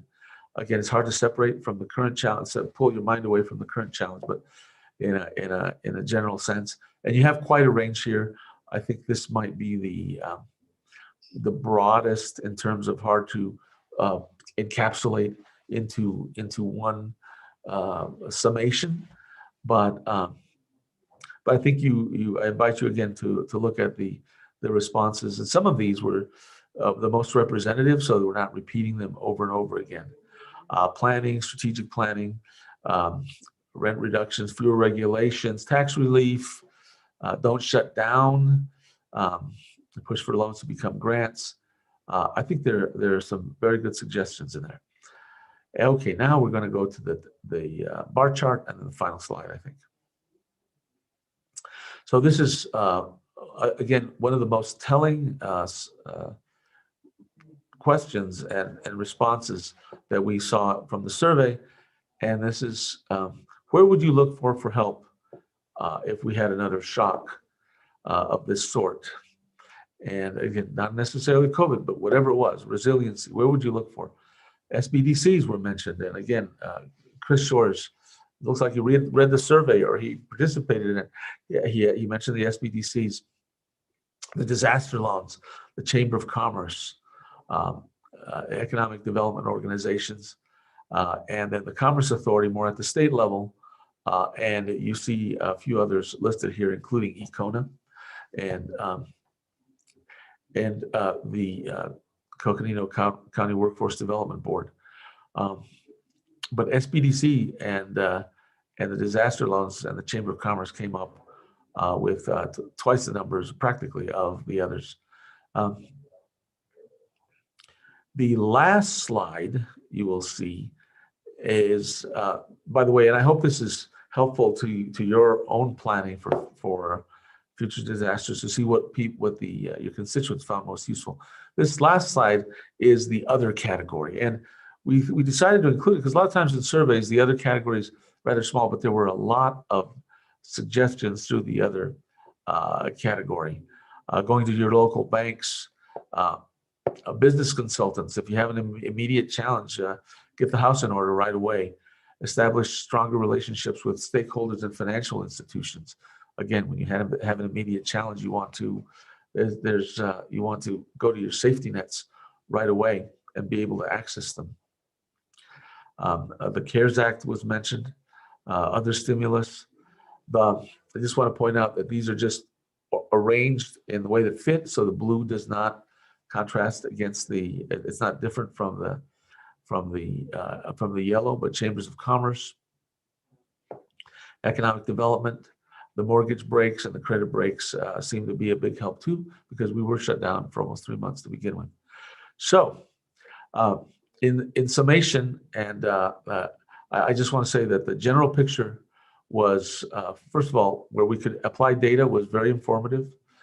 It was generally pointed to a lot of resilience in our businesses. The small businesses seem to hold on, and a lot of businesses seem to understand that they needed to adapt because the world had changed. And we hope that adjustment continues and that we can get onto some smooth rafting, to borrow from Chris's metaphor. So questions, comments, and the pulse by pulse data, there's a link. And again, doors always open here at Economic Policy Institute for any of your needs. Thank you. Thank you, Dr. Guzman. I wanted to turn it over to the Board of Supervisors. Is there any questions that you have or comments for any of us? We're here at your disposal. All right, really insightful. Obviously, I really appreciate this. This is a really strong fortification beyond what you were looking at before when we were getting into this, and gives us a better sense of it. Let me turn to the board and see if we have questions. And actually, better be careful. Supervisor Fowler shares, Vice Chair shares this analogy. We have patent rights or copyrights, I should say, associated with this one here. I would, supervisors, questions or comments? Mr. Chair. Please, Vice Chair Fowler. Lena? Thank you. Thank you, Chris, for using the Colorado River. I use that quite a bit because when you go on a river trip, that you just don't know, and you gotta make sure that you have the right boatman, and really happy that you're using that now. But this, I just want to say that ever since the pandemic, we've been convening businesses owners throughout the county. It was every other week, and now it's extended out, but it's really important when we think about our economy. The pandemic has really hit us at the heart of the family nucleus, family unit, and also which makes up the community, which makes up the county. And for that, we really had to look at the businesses to see what's happening there, to understand the job loss, and also just the struggles that people have gone through. When a business folds, the county is where the rental assistance is, utility assistance, and other nonprofit organizations and others step in with the services that they provide. For that reason, bringing the businesses together was very important and is important. And so when we talk about revenue, county revenues, that's where the strength of the businesses come from. And the revenue flows to the county and other local governments. And so I think this is really a great presentation. I'm really happy that it was able to be brought on the agenda to make sure that we really understand what we are facing. So I like to just find out what our future outlook is economically. We have the Economic Outlook Conference that we've had at NAU, which really projected the outlook, our outlook when it comes to, our region. And then we took that to Page, and we had the Colorado Plateau Economic Development Conference out there. And those two really, I think we didn't have the Page one this year, but that conference is linked with the NAU Economic Development Outlook Conference. So I think that this just looking at the survey with the local businesses, I think it will help us to understand what we're looking into the future with. The other is that the businesses, when you think about businesses, we think about a structure, in a building. But we actually have the vendor associations that are involved, also people that are selling along the road, or the self-employed that do not operate out of, we would maybe call it the cottage industry. Those are also involved in this. There are a number of businesses that have pulled, and hopefully maybe we'll be able to bring them back. And this is where I think I've talked to most of you about is the recovery plan. I think a recovery plan is very important. This leads us right into that, and we have to make sure that we are moving forward where we are creating jobs, maybe bringing new businesses in and helping businesses to be able to succeed. So that's what I'm thinking. And I really do like to eat at Slackers when I'm in Page. So thank you so much for joining us and telling your story. But that would be just my comment. And I'd like to find out what you have learned, Dr. Guzman, on the outlook economically from just from looking at the economy from your perspective. Thank you. Thank you, Vice Chair Fowler. I lead the Economic Outlook Conference because it's a product of the Policy Institute. And the last 2 years, we started out with really beginning to draw in a tech focus because tech is the basis of growth. And we have some strong tech departments on campus.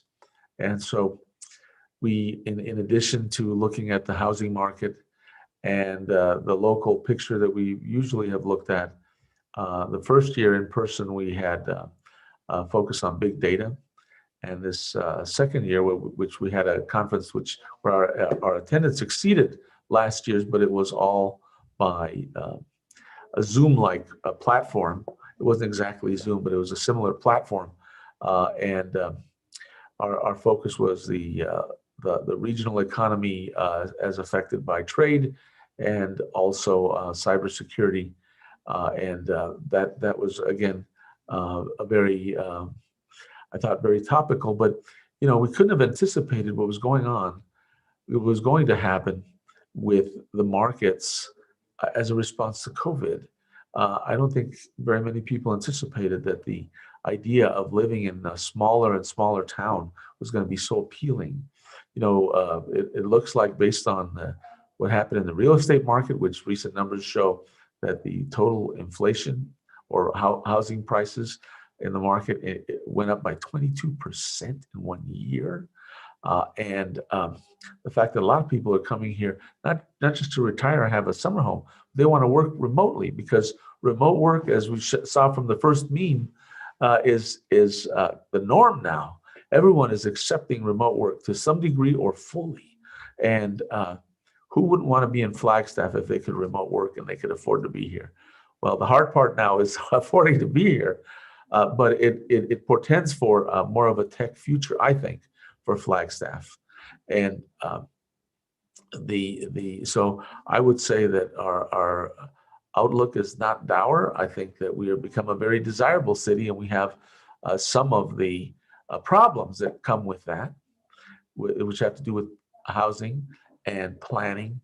But we are self-limited in growth to some degree.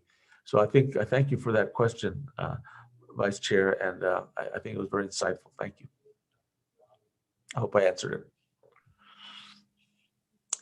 I'll also tell you one more thing. Next year, I'm working on the Economic Outlook Conference as early as possible for next year, whether it's in person or again in a remote platform. And we are looking to have a team to discuss blockchain in addition to our other local issues. Blockchain is the basis for Web 3.0.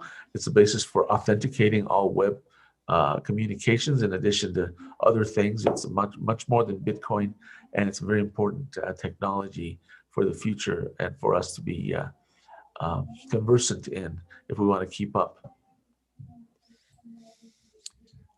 Well, that last statement, conversant, if we want to keep up, oh my gosh, this world, how it keeps changing on us.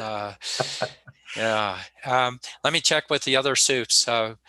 We only have a little bit more time, but give them an opportunity. Other supervisors? Sure, I'll go. This is Jeronimo Vasquez. First of all, I want to say thank you for the presentation. It was very enlightening, and you can definitely tell the impacts of COVID on our county and how we need to be taking that data into consideration and creating strategic initiatives moving forward. So I really appreciate that. The data is going to be what guides us through it. And so I appreciate your expertise, and I look forward to working with everybody. Thank you. Thank you, Supervisor Vasquez. I want to mention, just take this opportunity to mention two things that we've helped produce that address COVID, and besides the survey is the enhanced food handler training to support reopening businesses. And that was in anticipation or ahead of the state requirements that would flow down to the county and become regulation. And we'd love to continue providing that sort of training. But we offered it for free to all existing food handlers online. It was a very, I think, well done and slick program with about 27, 26 questions and materials for food handlers to read. And we've also been looking at some very simple but very, very powerful algorithms for measuring your own personal temperature, so that you know before you could even find out from tests, you can find out if you might have a temperature blip that might indicate COVID. And that's the time to take precautions. And if anybody wants to contact us about that, that's not a product of ours or anything like that, but we've been involved in looking at the data that way. So there are other methods, and I know that you all will be approached with plenty of alternatives to addressing the COVID challenge, including testing and quarantining. But there are we're hopeful. I think one of the key things on addressing COVID is finding out as soon as possible, so that you can isolate or self-isolate and minimize exposure. All right, other supervisors. Real quick, if I may. Please. Here, so, and good afternoon, and thank you very much. I think this was very informative and important for us as a board as we look forward to a recovery plan, and also for our economic development as the county and our community moves forward. So I really appreciate this. It was very thorough. I used to be on the Flagstaff Downtown Business Alliance board prior to my election. And I hope you have, if you haven't already, I hope you'll share this with them. I think this would be very instrumental and helpful for them as well. And thank you very much for your presentation and the information. Thank you, Supervisor Horstman. And I have been invited to one of their meetings. I'd be happy to join them again. And we did include in one of our pulses a question about whether your business is in downtown or not. So to help gain some focused data on just downtown. Thank you. And also to add, this is Chris, the Flagstaff Downtown Business Association has actually been a partner in these surveys from the very inception. And so they've been, providing input on questions and, as far as making sure that feedback is getting to their members and through their organization as well. So thank you very much, Supervisor Horstman. I just wanted to confirm that we're all on the right track. Thanks, Chris. Check in with Supervisor Begay. Good afternoon. Afternoon. Dr. Guzman and Chris, thank you. And Chair Ryan and my colleagues. I'm just thinking about the study that was done, and it's very informative.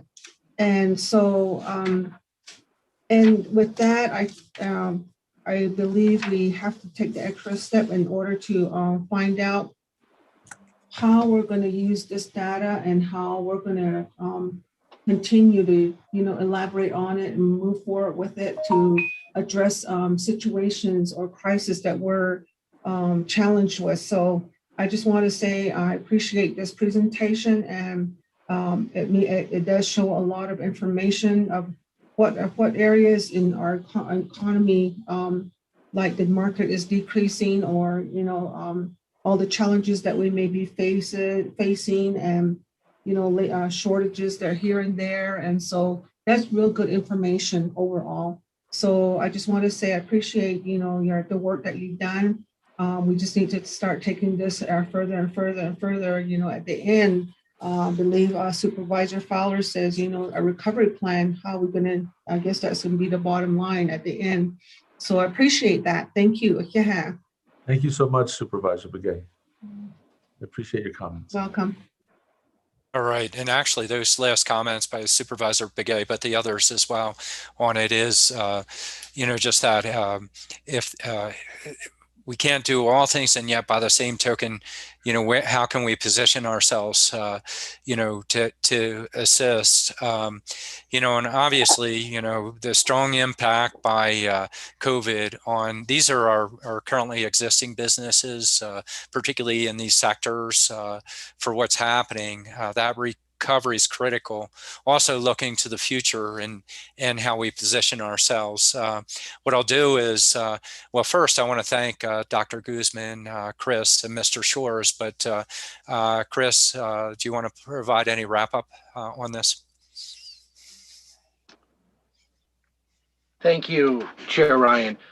So as I said in the beginning, this was information that we wanted to be able to kind of take a lot of information, condense it down, and make it memorable. And I think we were able to achieve that. I want to say thank you to our facilitators, or excuse me, our presenters for sharing that information, those stories. And I think the next steps do look like recovery. And I think when we look at the data and we look at some of those word clouds are the answers. Those are the next steps, right? We've been down this journey before. The business owners know what to anticipate. They know where to look for these resources, and they know what they're asking for, and they're telling us. So I think that we're a few steps ahead of many other counties because we actually have that direct feedback from our business owners. So in terms of informing a recovery plan or which strategic initiatives we put forward for recovery and resilience, we've got many of the answers contained within that data.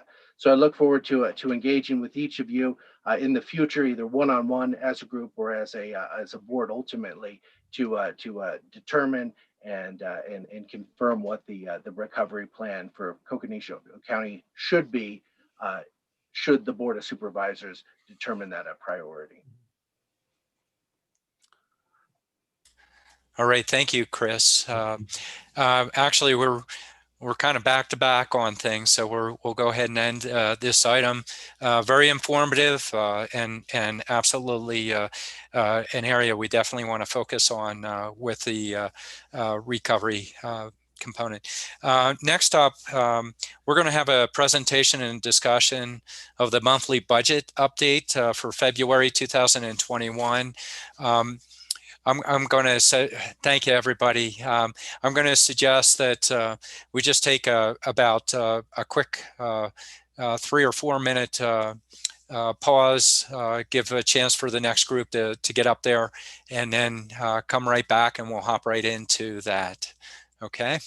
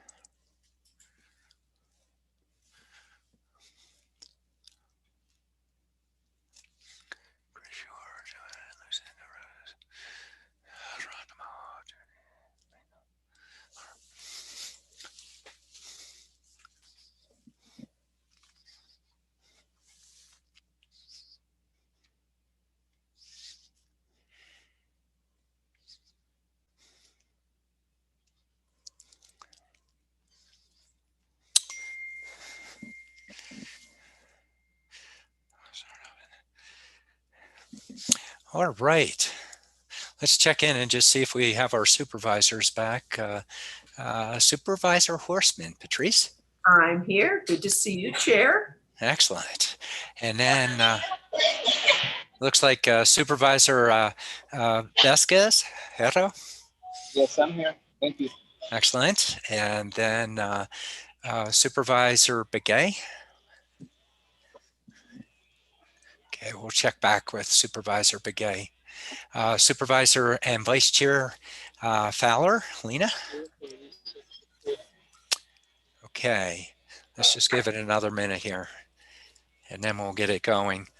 And what we're going to do for this one, I believe Lucinda will start this one off, and then I believe she'll be passing it over to Siri once we come up. Just another minute and then we'll get going, and I'm sure the others will hop in. It is a work session item.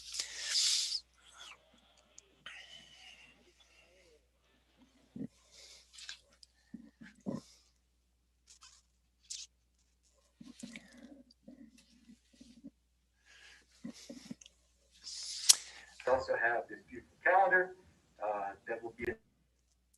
Okay, looks like Supervisor Fowler, you're out there, Lena.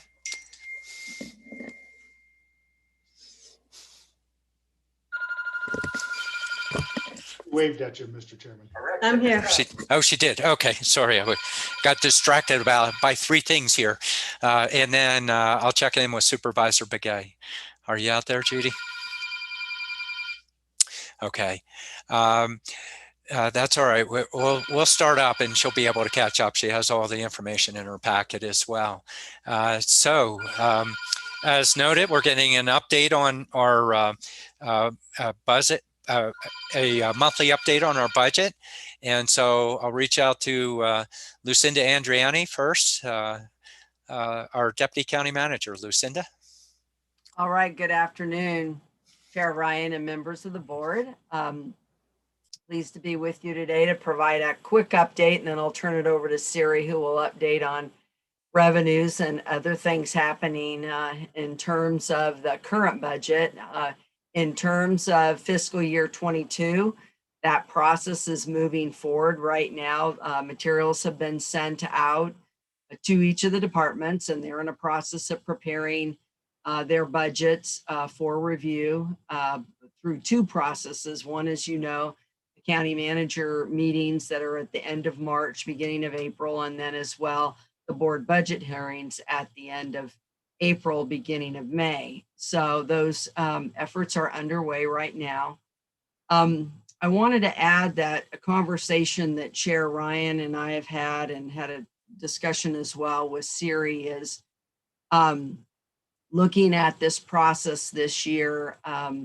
We think it's important to include a discussion on compensation, and a couple of reasons for that. One, although we are continuing to maintain a financial, conservative approach to our financial status, given the number of unknowns and risks that still, confront us in the economy right now, we also want to take this opportunity, particularly during the board budget hearings, to have a discussion about compensation and use that as an opportunity to provide some background to the new supervisors in particular regarding how we've managed compensation, at the county over the years, and particularly relative to coming out of a recession and how we managed that coming out of the Great Recession. So we're putting together a presentation to be able to do that.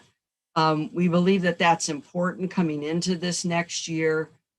We don't know what kind of opportunities may or may not present itself during the year, as we hope, obviously, revenues recover. But we want to be prepared to have that discussion if that is the desire of the board.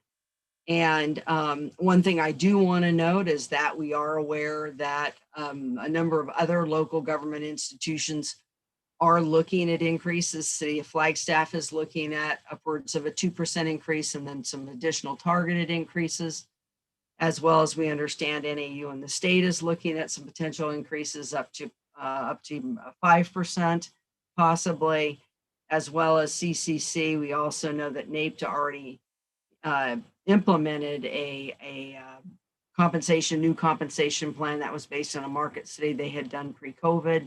That was instituted at the beginning of this fiscal year. So we think it's important to look at this and be prepared. Again, we don't believe that during the budget process itself, we have the opportunity to really look at too much, but we want to be prepared to be able to look at it over the fiscal year 22, as revenues, we hope, of course, improve. So, but we think that backgrounder is going to be really important for that potential discussion. So with that, I'm going to turn it over to Siri, and she can provide an update on the current financials.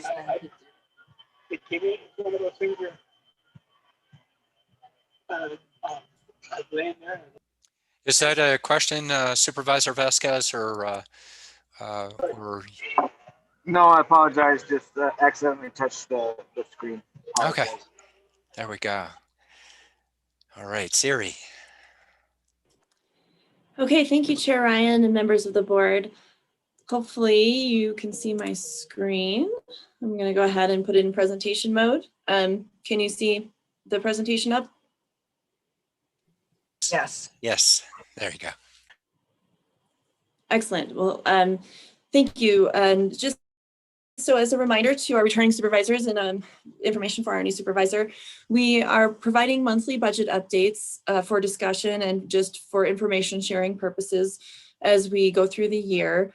So every month we come to the board with any updated financial information that we've received. This one is a little bit earlier than we would typically do it, so not a ton of new information, but definitely some things that we want to make sure and share as we continue through this fiscal year.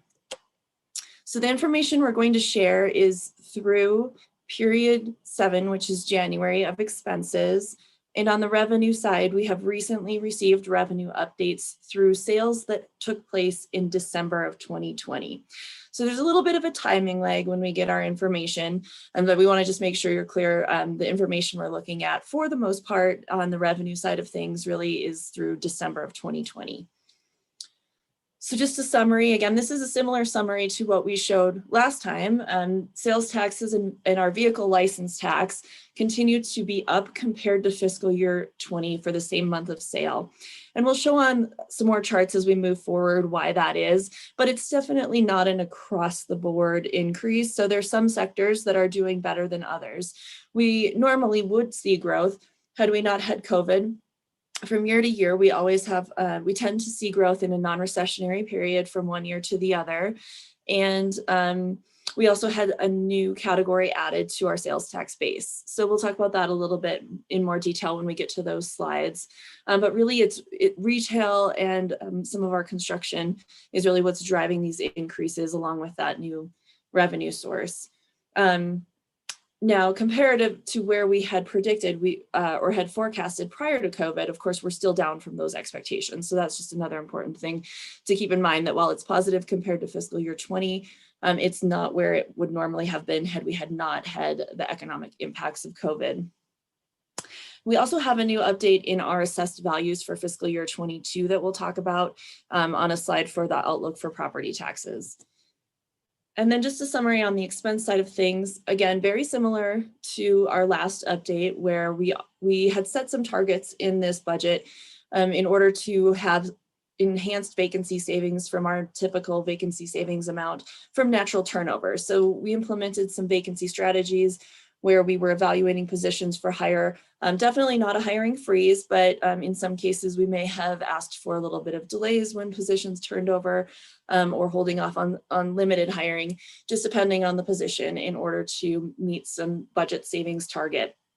As a reminder also, we are expending quite a bit of money on COVID response.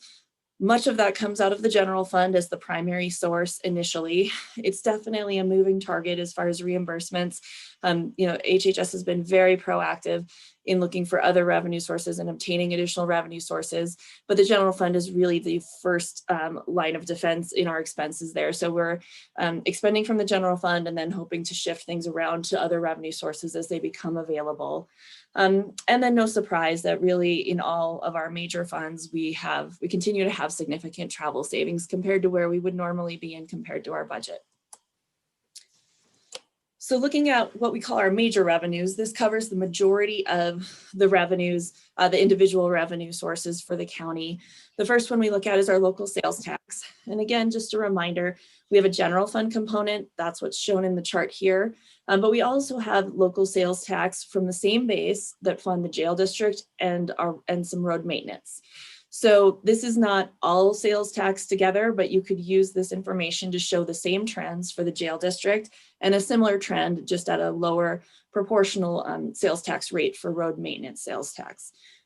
Just to familiarize you with the chart again, we have our fiscal year 2019 is this black dashed line, fiscal year 20 is in the solid red, and then our year to date are these orange dots.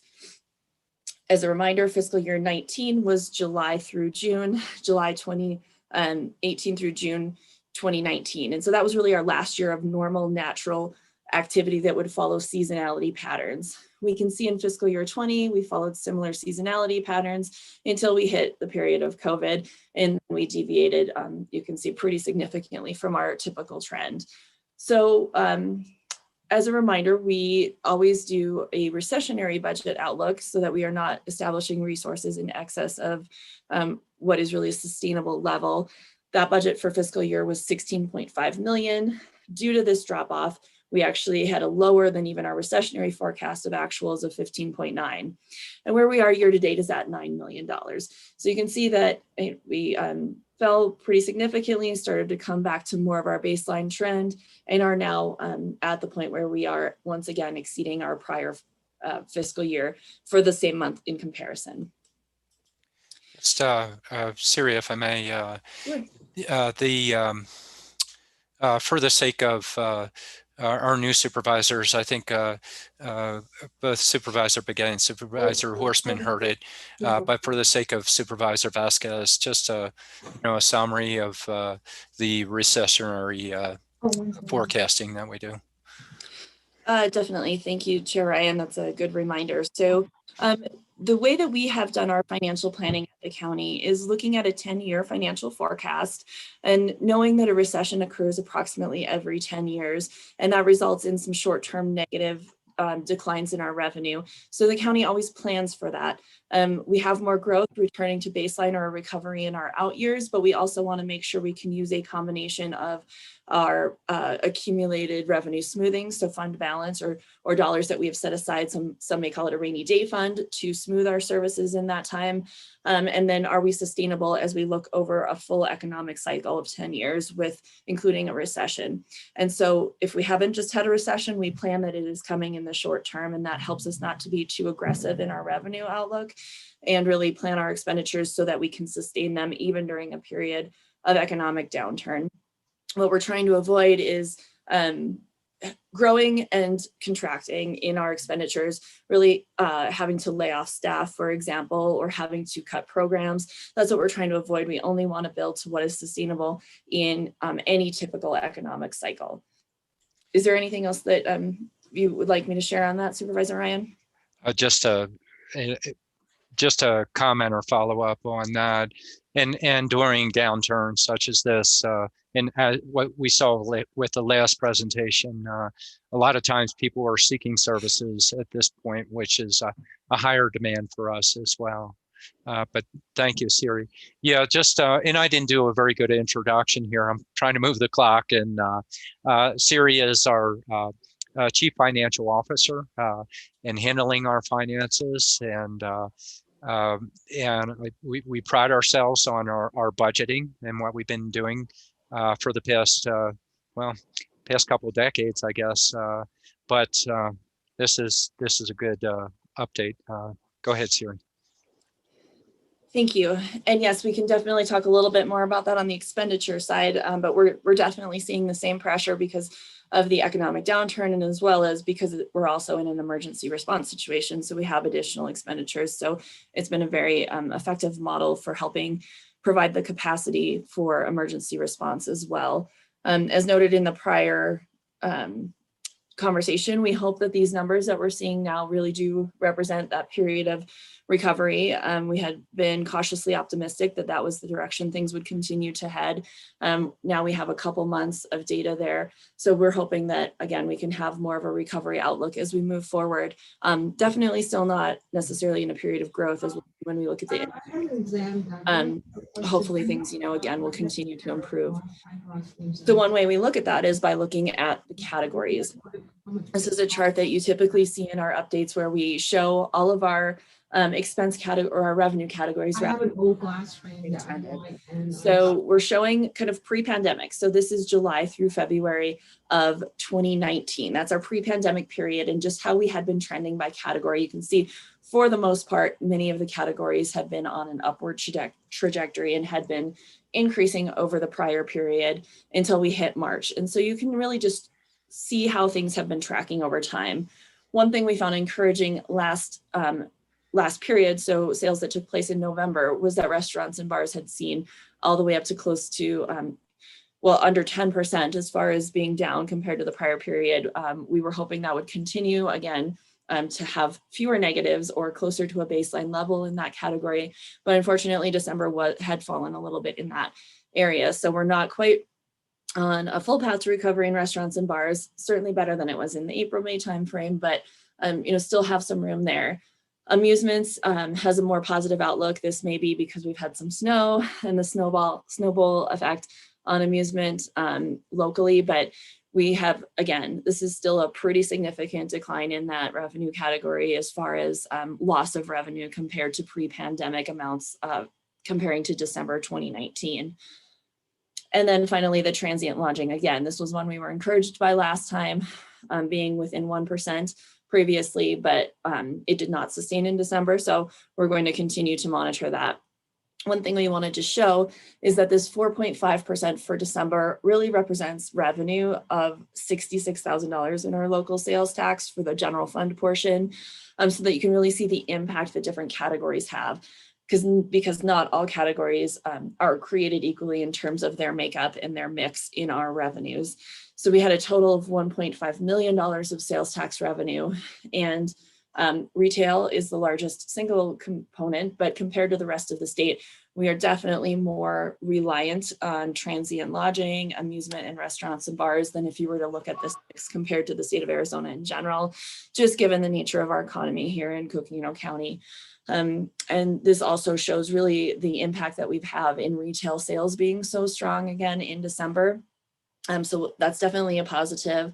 And then marketplace remote is that newer category. So it's not new for December, but it was growing compared to prior December, and it was not in place during this time frame. So there's no figures here for the marketplace and remote. So that kind of explains the 4.5% that really the major portion of that is due to strong retail. And then our prime contracting, as we can see, has also gone up and down during the pandemic timeframe, but up 9.6% this time. So another major portion of general fund revenue is the state shared sales tax. This has a little bit different makeup of the shared revenue. It's really based on the entire state sales tax that's collected and then redistributed to counties based on various factors, including population and point of sale. So we receive a portion of the taxes that are collected by the state. It has a different mix of categories, a little bit more heavily skewed towards retail. But once again, the same look and feel of the chart where we have fiscal year 19 data in this black dashed line, fiscal year 20 following a similar pattern. And then as we're in 21 actuals that started with sales in July of 2020, returning again to more of a baseline level, somewhat due to the strength of retail sales. And then also again, that new online sales tax category that we're collecting on that we had not previously been collecting on. When we look at our recessionary budget, so how we had originally conservatively forecasted before we knew of COVID or had it on our radar, we had forecasted 25.5 million. Last year, we were at 24.5 million. So again, it's great news that we are up compared to fiscal year 20, but fiscal year 20 did not meet expectations. So we'll continue to see those impacts as we move through our recovery period. May I ask a question?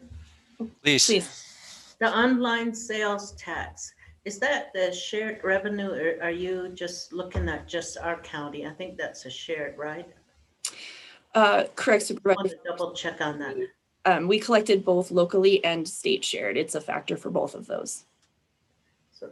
So both is, that's what you're reporting on the last slide. Yes, it's definitely impacting the growth that we're seeing for both state shared and our local compared to the prior period. Okay, thank you. Mm-hmm.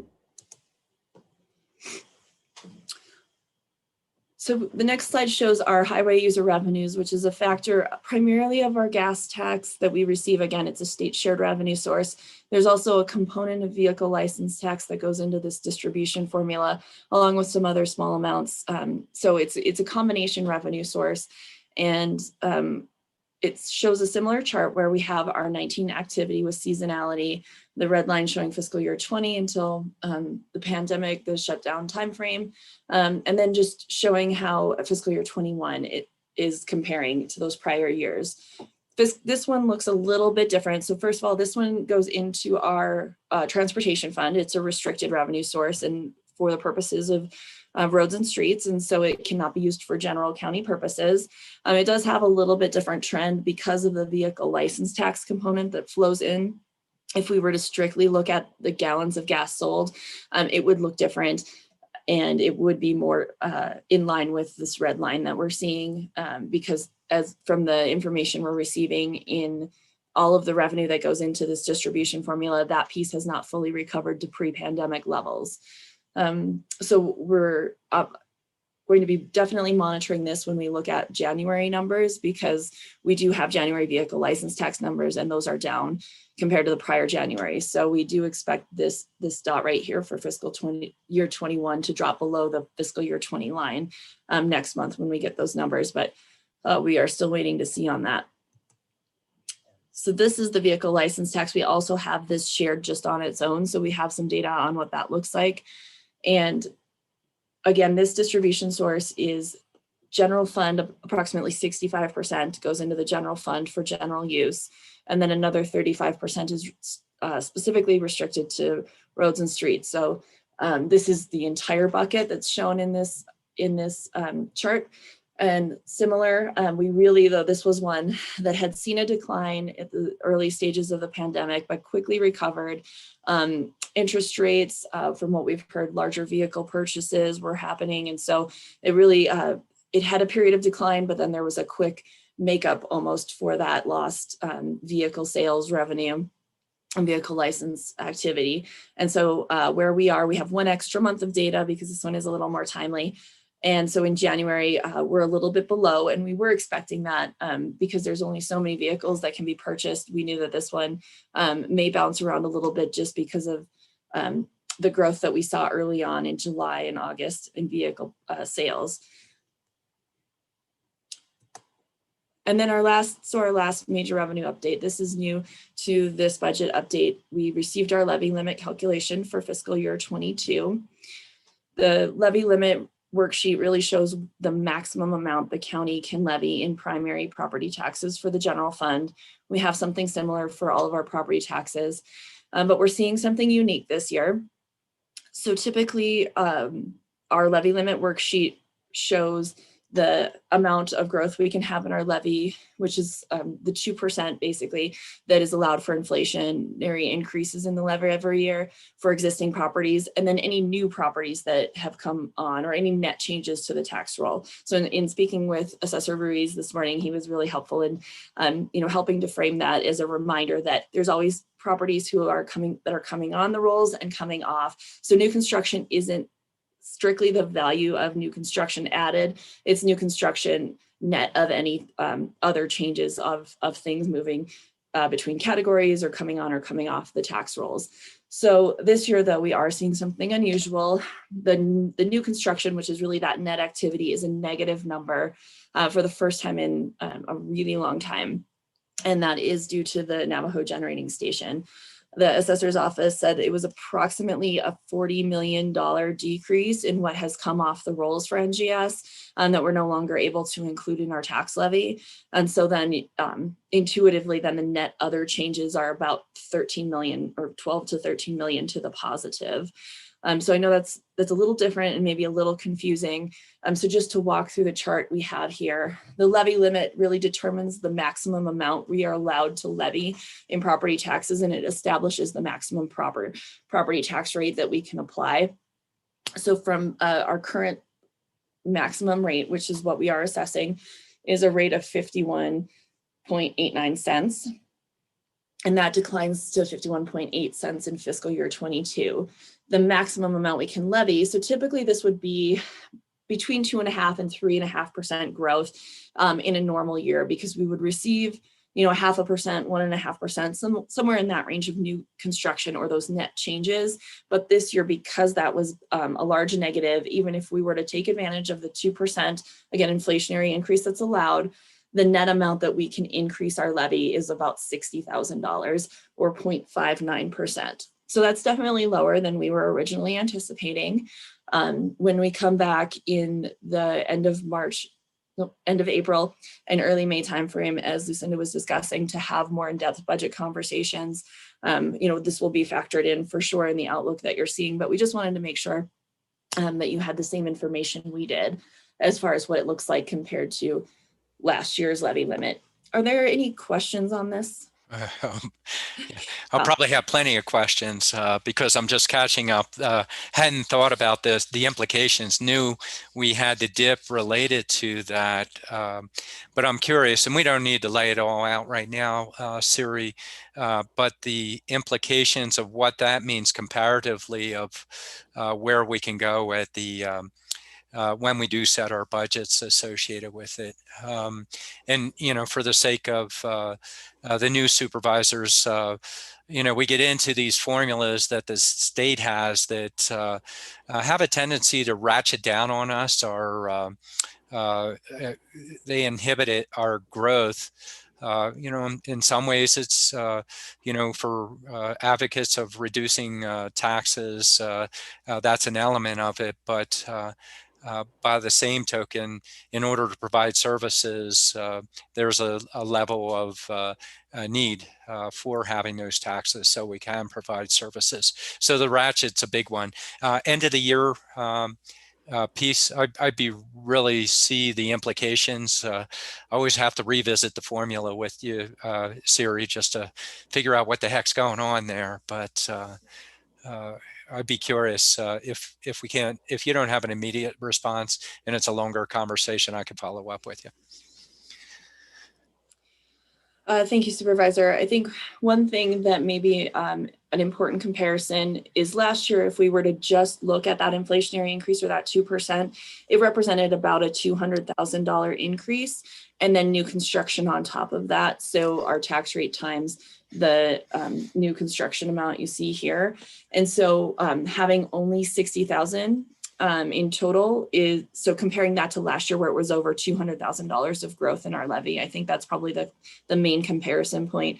But we can definitely go into more detail at any time on the levy limit and on the property taxes in that formula before we get into budget discussions, if you'd like. Okay. And then, I would guess there's a lag on just getting properties on the roll for all the boom that we're seeing right now. That probably won't play into this year, but probably future years.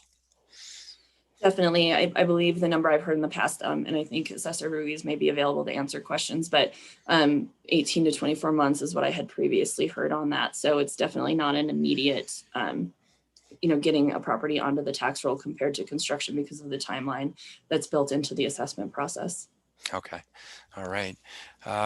Other board members' questions? So, Siri, so we are supposed to see NGS impact this year because of the lag in the taxes. Okay. Correct. So we'll see it in our health department, our flood district, and our schools and fire districts. So those are all going to be coming up in all of the, even the community college. We were just talking about the NAU or presentation, but community college is going to get the hit this year also. So. Correct, Supervisor Fowler. You know, on the school district side, it's going to depend on the district individually. This is a county-wide, and so it is picked up in this number, and that would be proportional to the community college as well. But not all districts will have this, just depending on their boundaries, and if they have NGS as a factor in their assessed values. Yeah. Okay. All right, other questions? All right, go ahead, Siri. Okay, thank you. So very quickly on expenses, this really has not changed a whole lot since last time. I think the one note that we added was that we are starting to see some requests to use the vacancy savings. And so I would not be surprised if our vacancy savings shifts a little bit. Typically, we have had some things not fully built into the budget where we've used salary savings in the past. So those are starting to come in. We'll start to see that as a factor that will offset some of what we're seeing. But again, oops, didn't mean to do that. Just for the benefit of the new supervisor, we do look at our major funds, which again cover the majority of our activity individually. General fund being unrestricted expenditures, so not dedicated to a specific purpose. Then we have our transportation fund, which is dedicated to highways and streets. Our public health services district, which is tied to public health and can only be expended on public health purposes, and the jail district. So those are the major funds that we're tracking that cover not all of our activity. Definitely other restricted funding through grants and things are an important piece of our funding sources, but individually, the major funds really are those four. So looking at the picture, what we have, again, just to refamiliarize you with this chart, is our year to date is up here in this top gray line. Then the next bar shows our budget to date. It's really just a proportional mathematical formula, dividing things out as if they were evenly distributed through the year, which may not always be the trending of expenses and the full budget. But if we look at our salary and benefits, we are definitely on track to meet our original vacancy saving target. Then on the operating side of things, we do tend to see a little bit more seasonality in operating where expenditures pick up towards the end of the year due to some timing lags or some renewals of things. So right now we're trending under. We expect these lines to get a little closer together as we move through the year.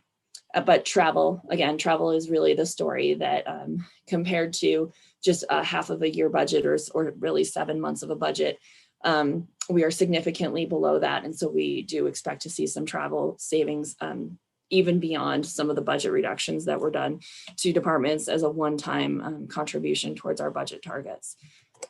We see a similar story really in all of our major funds, with the transportation fund showing that they are under budget in salary and benefits as well as travel. But we may, see a closer in capital and operating with the stimulus plan that they had brought to the board recently. So, that one may reach the full budget capacity, just depending on the timeline of their spending. For public health, we also have some vacancy savings. Now, some of this is because we've shifted some of those expenses to response efforts, which are part of the general fund and not part of this public health services fund. And also some of the other funding sources then that have come into play. So when the focus or when the activities shift, then different things come out of this fund and then they go to other funding sources because we don't necessarily have the staff capacity to do all of the things we were doing plus pandemic response. So it's not that we're spending less on health. We have a component in the general fund for health that's really related to the pandemic. And then we have new restricted revenue sources for things like immunization and testing that also are public health expenses that are not necessarily shown in this chart. And then the last one we have on the expense side again is our jail district. Very similar, on track to have salary and benefit savings and travel compared to our typical travel, which isn't really heavy in the jail district, but definitely on track to be under there. So with that, that is the update through January expenses. Are there any other questions that I can answer for the board? All right, and just to note that we get these on monthly. We're definitely moving into budget. We'll get more focused on this. This is a quick summary for everybody. We had planned about 30 minutes, so we're about at the end of time, but we can pause here just to see if we have questions. Don't worry if you're not getting it immediately. That's why we have Siri out there and Lucinda that are working on this, and we can continue to follow up if you have questions. But questions for board members?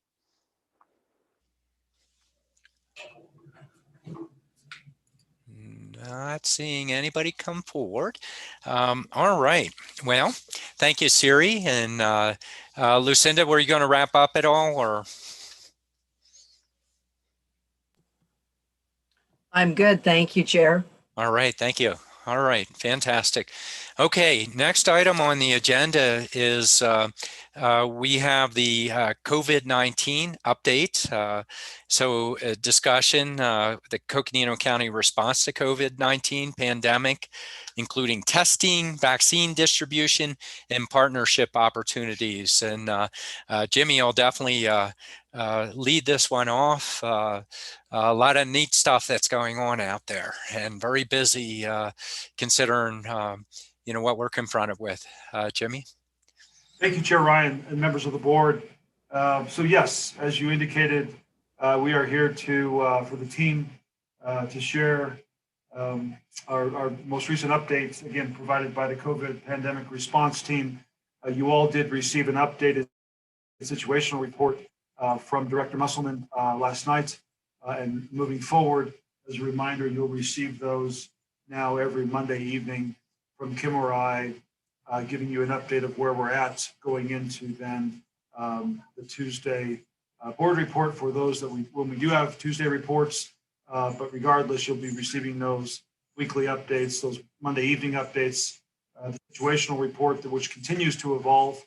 And you'll also, again, other updates in the course of the week, including the global to all of our team members throughout the county. It goes out on Thursday afternoons, and then the communication with the board on Friday as well. We'll include any appropriate updates and anything else that comes in between. So I'm going to ask our Health and Human Services Director and also our Incident Commander, Kim Musselman. I want to say thank you to Kim and also to Deputy Incident Commander Wes Deason and Mike Oxtoby for all of you and the entire team for all of your efforts and what you're doing. I was able to, Chair Ryan, go out to the vaccination site yesterday and visit with the team, and they're doing an amazing job. It's flowing very smoothly. Things seem to be working really well. I think Chair Ryan and members, it's another great example of a one county response.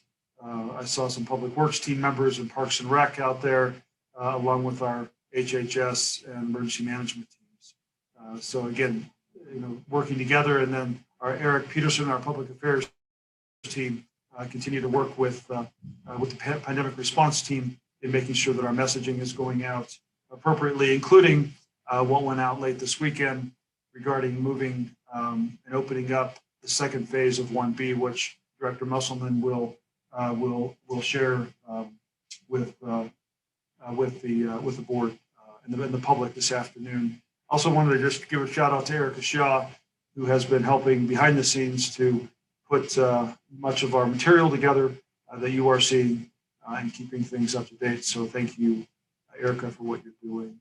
So Chair Ryan, if it's okay, I will turn the time over to our HHS Director and Incident Commander, Kim Musselman. All right. All right, Kim.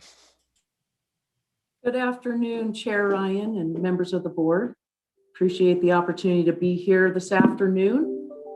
As was mentioned by Jimmy, and I'll just kind of highlight quickly, the intent is to really use that situation report each week to then, when we are doing the weekly updates with the board, to touch on some of the highlights and specific operational impacts as they present, and hopefully keep the board well informed, but also utilize the time of everyone most efficiently.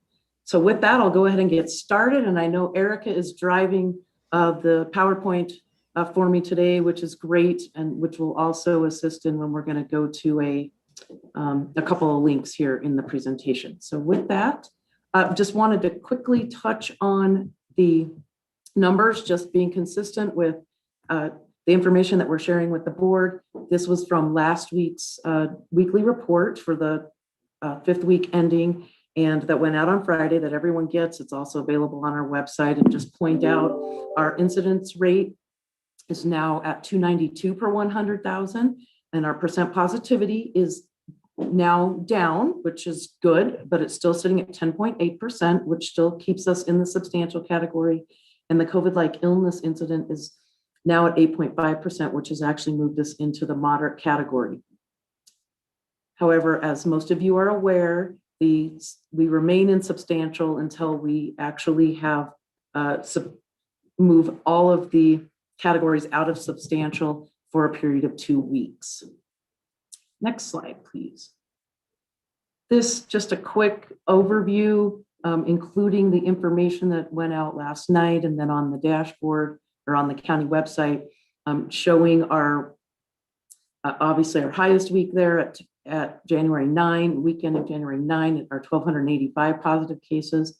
And then as you can see, the gradual stepping down and then kind of that leveling off in week 30, January 30 and February 6th, and then week ending February 13th, which again, as you all know, we still get some delay in data coming in, but it is showing a very good sign, sitting there at 216 positive cases as of yesterday's data for that week ending February 13th. So overall, we've had a 67% decrease in COVID case numbers over the past 4 weeks, which tells us that we are moving in the right direction, which again, I'll just reiterate like I do every week, while it's something to be happy about and certainly have hope around, it is not time to let down our guard by any means. And in fact, we must continue the mitigation measures that we have all been practicing for so long.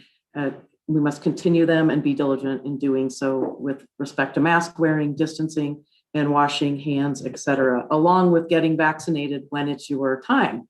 So with that, that leads me right into the next slide with the update on our extended vaccination operations. So as of a week ago, our operations at Fort Tuthill were extended to 6 days a week, including extended daily hours. This was to maximize not only public access to have availability to vaccination appointments, but also to allow us to get vaccine out to our public in as quick and efficient manner as possible. This, of course, was made possible by a logistics expanded footprint, which I'll get into here a little more in detail. Certainly additional staffing support coming from both state and federal support, which is fantastic. And I'll give you a little update about that here in a slide or two. And then, of course, our second consecutive week of receiving a predictable amount and a decent amount, if you will, of vaccine at that 5,100 doses. It's amazing what happens when there's a little bit of consistency in what amount of doses we can expect so that we can all plan and schedule accordingly. So with this past week, we were also able to fully allocate to all of our vaccine partners with the exception of only one. And when I get into our vaccine partners and capacity, I'll explain what that one exception was. And again, we are trying to utilize the executive order and make sure that not only ourselves, but all of our partners help us to distribute vaccine in a timely manner and be in compliance with the executive order. We opened up an additional 1,300 appointments for February 17th through the 23rd at our Tuthill location, and Flagstaff Medical Center Elks Lodge had opened an additional 2,515 appointments for the week that started yesterday. And of course, all of our other partners opened additional appointments as well based off of their scheduled allocation. Next slide, please, Erica. So what that did for us, as was quickly realized on Saturday, that with all of those additional appointments, we had done a lot of extra push out to our 1A and 1B priority eligible populations, letting them know there were several hundred appointments still remaining available. Let all of them know both via email, phone calls, social media, other ways in which we make contact with all these folks that we were needing folks to schedule their appointments right away. There was plenty available, and quickly realized that we were not going to be able to fill those in a timely manner. And that's when the strategic decision was made to pivot and open it up to the remainder of our 1B eligible phase, which, as you all will recall, is a very large group, about 37,000 people who are eligible in that 1B, remaining of the 1B priority or grouping. And we opened up all those appointments, continue to do additional push throughout the weekend at FMC's request as well. Ours filled up pretty quickly within about, by Sunday evening, all of ours were filled at the Fort Tuthill location, but FMC still had multiple appointments remaining. And as of this morning, all of those Elks Lodge appointments have been filled through Friday with that push to get the information out and opening to our phase 1B populations. Just want to point out, this is now the new prioritization that is on our website, also social media and others, showing that it is open to still, of course, all of our 1A eligible and 1B priority areas, with the addition of those other essential workers and adults with high-risk conditions in congregate settings. There are specific details on our website with respect to who falls into those categories. It is a very large group of folks who are working on the front lines in pretty much any kind of industry that is keeping our economy going right now, as well as all critical government workers that are working in person, and pretty much anyone who is not in those critical government services able to work exclusively remotely in their current positions.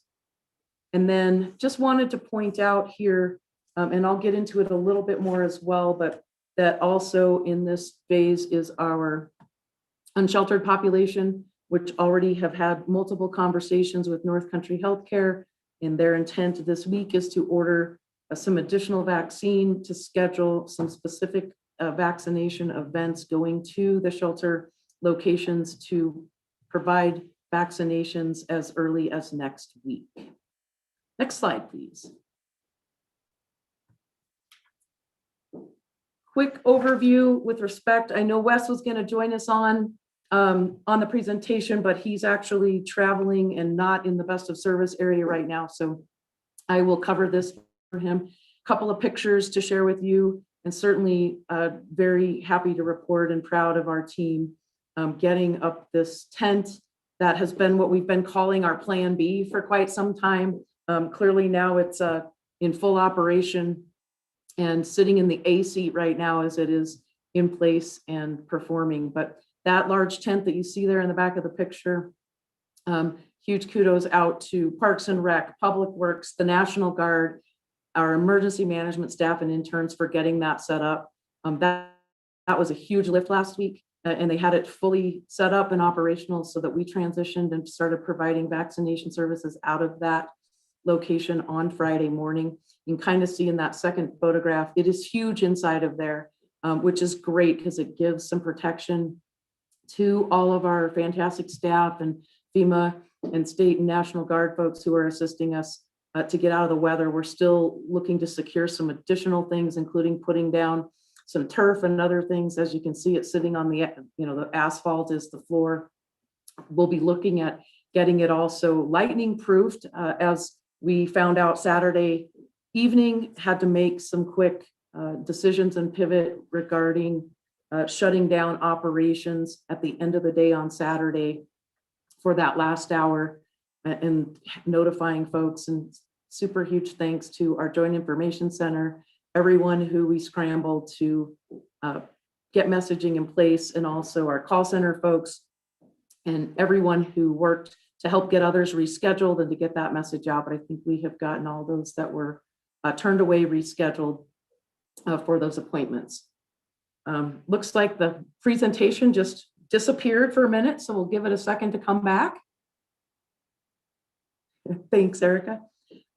Also, huge shout out to, again, the same group, our Public Works crew, emergency management staff, Parks and Rec, and our Guard for the traffic plan that was implemented and put into place for this weekend. I think things worked really smoothly with respect to the changes. Certainly appreciate our public in understanding the need to have that location closed on the weekends during especially this winter weather and snow related timeframes, so that we can maximize what needs to happen out there, which is first priority of getting our residents vaccinated. So appreciate that. Also, I think things ran smoothly with, of course, the other ticketed events, and our vendor partners out there also able to continue to have their operations run smoothly. Last little quick update here is the staffing. We have got some additional requests in for Arizona National Guard. We're going to have 2 vaccinators arriving back in Flagstaff. I believe they actually arrived either today or tomorrow, and 4 additional vaccinators from the Guard who will arrive as soon as they are available. We do have a total of 32 FEMA staff. We're in a transition right now with the vaccinators. The MDMS team that has been here with us for the past 2 weeks from FEMA have been phenomenal, and we are going to miss them. They are actually transitioning out today. We did receive 10 Forest Service vaccinators yesterday that came online. There's a little bit different experience and training that's going to go in, need to go into place with getting these folks up to speed, as many of them do not come with nearly as much experience with respect to vaccinating. However, we've been having them shadow and train with the existing FEMA staff and of course our nursing staff on site, and hope to get them fully integrated into our operations. Next slide, please.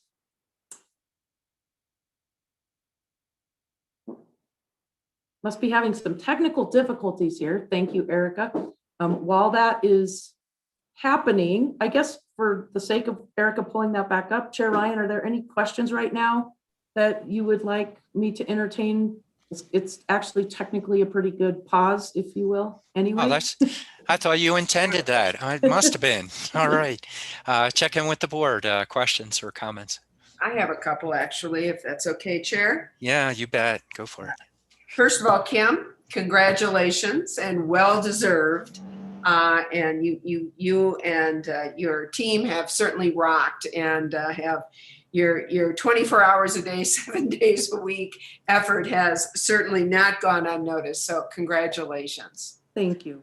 A couple questions. Number one, on the base X units, our plan A, thank God we had a plan B. I know that many of us have contacted our 2 senators and a representative who indicates they are working on this. Has there been any movement that you're aware of? To my knowledge, and I know Wes would have texted me if he had heard anything, because he communicates with me regularly. We have not heard any other movement, but thank you for bringing that up, Supervisor Horstman. Certainly, we continue to respond to all of our congressional delegation with any additional questions, and certainly understand that they are continuing to work to press this issue. And we, await hearing about it, because it's certainly something that we, are not going to refuse at this point by any means, but we are obviously doing what we do best in Coconino County, which is being prepared for all options. So haven't heard anything additional as of yet. Okay, thank you. And I'll try to follow up as well. In terms of staffing, so it sounds like there's some leaving, there's some coming in. Staffing, though, remains okay. The county's doing okay with fully staffing the Fort Tuthill site? Yes, thank you, Supervisor Horstman, for that question. At this point in time, we still continue to utilize certainly many staff, part-time staff, and even some medical volunteers, and we're going to continue to supplement and implement them into our operation to make sure that we have what's needed to keep our operation running. But at this time, we seem to be in good shape with respect to that, and we'll get through these little bumps of getting the newest arrivals from the Forest Service up to speed as well in our operation. So far, so good. Good. And then, and you may have said this and I may have missed it, and I apologize, for the unsheltered population vaccination, especially I know Flag Shelter Services in particular has indicated a great need for that. Is there any time frame on when those doses may be available for vaccinations there? So I actually was having conversations with Dr. Ann Newland, of course, the CEO of North Country, and also a couple of her staff members.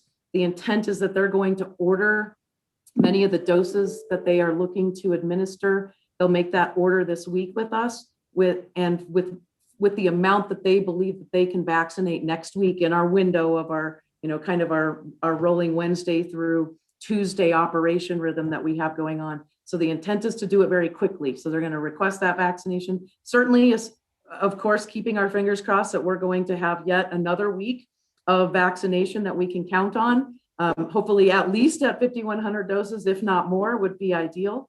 So assuming those things move forward, that is the intent, that it could be as early as next week.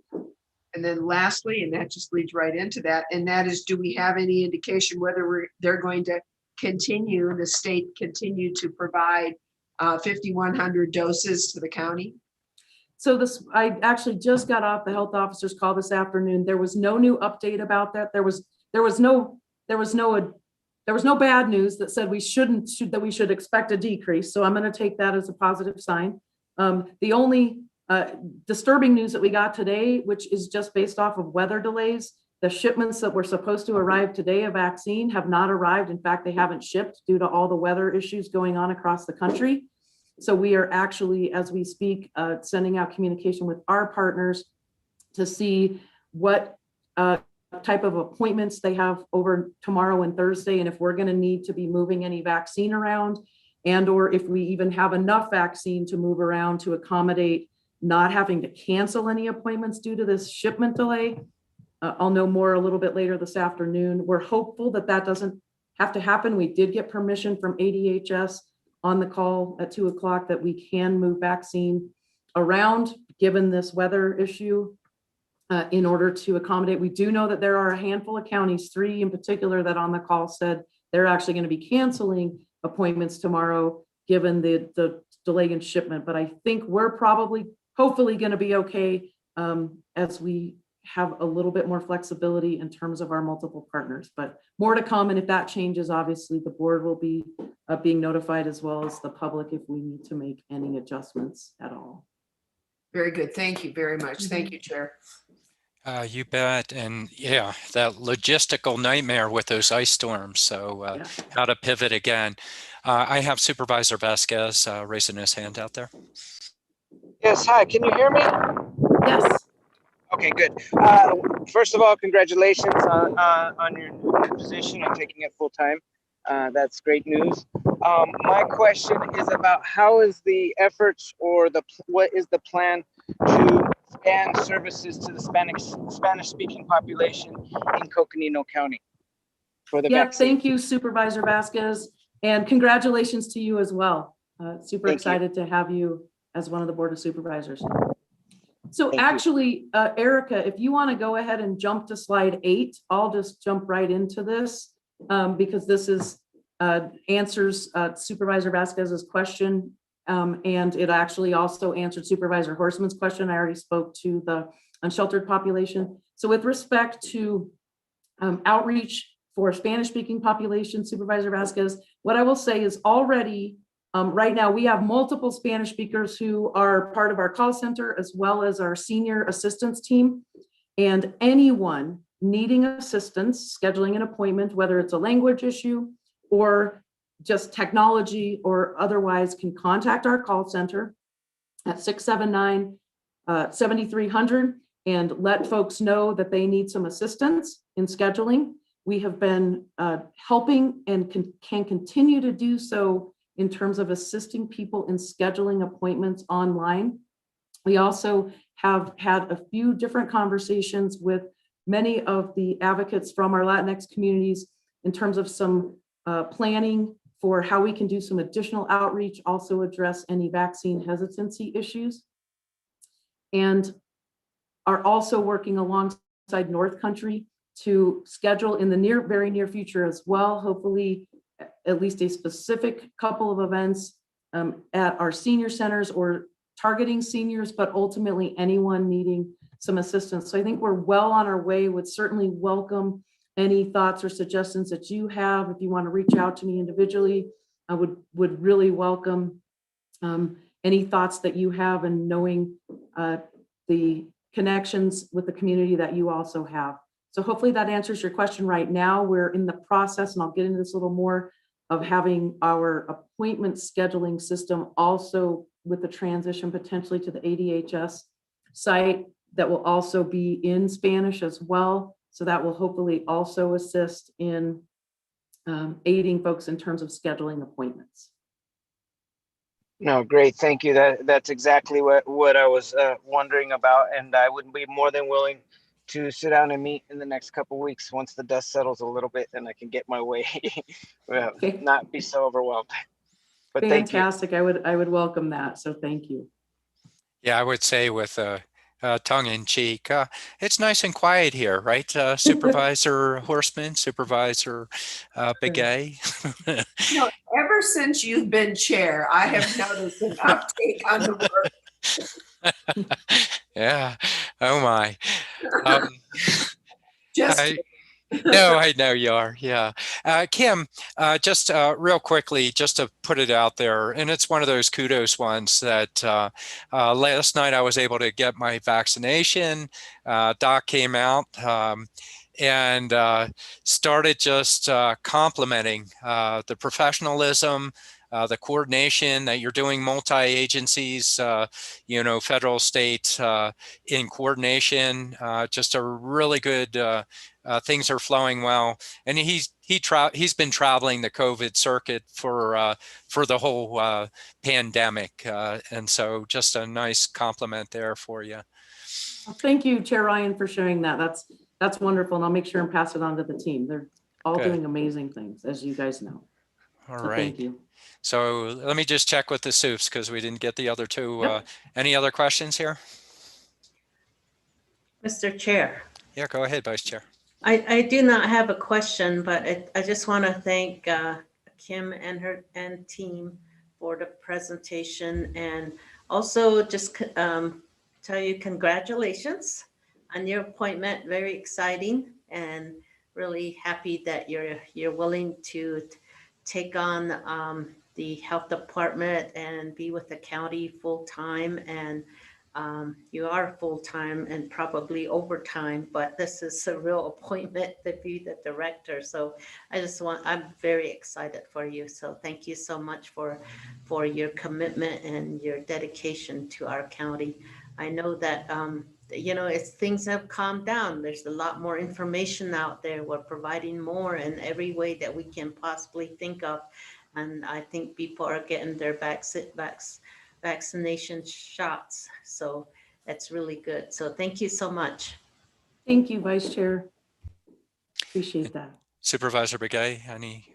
Hi, Kim. Hi, Supervisor. Just want to say thank you and for all the outreach that you're doing, and then also getting the staff, to work with you to get the reports back to us. And I just want to say congratulations to you. And then I really appreciate you and your staff under the supervision of Mr. Jane. And I really think highly of the staff overall in all departments. Lucinda, thank you for everything. And because it takes a lot, to have a lot of teamwork and efforts, and listening and is a big thing to the whole success of an organization. And I know that you guys don't work only 8 to 5, but it's over and beyond that. So I just want to say I'm so thankful to be part of this organization as a supervisor, and I will support any organization that we oversee, and to ensure that we do what's best and right, and we're helping the people out there. So I just want to say thank you. And my colleagues, you're a special kind of group to me, and I thank you also. Yeah.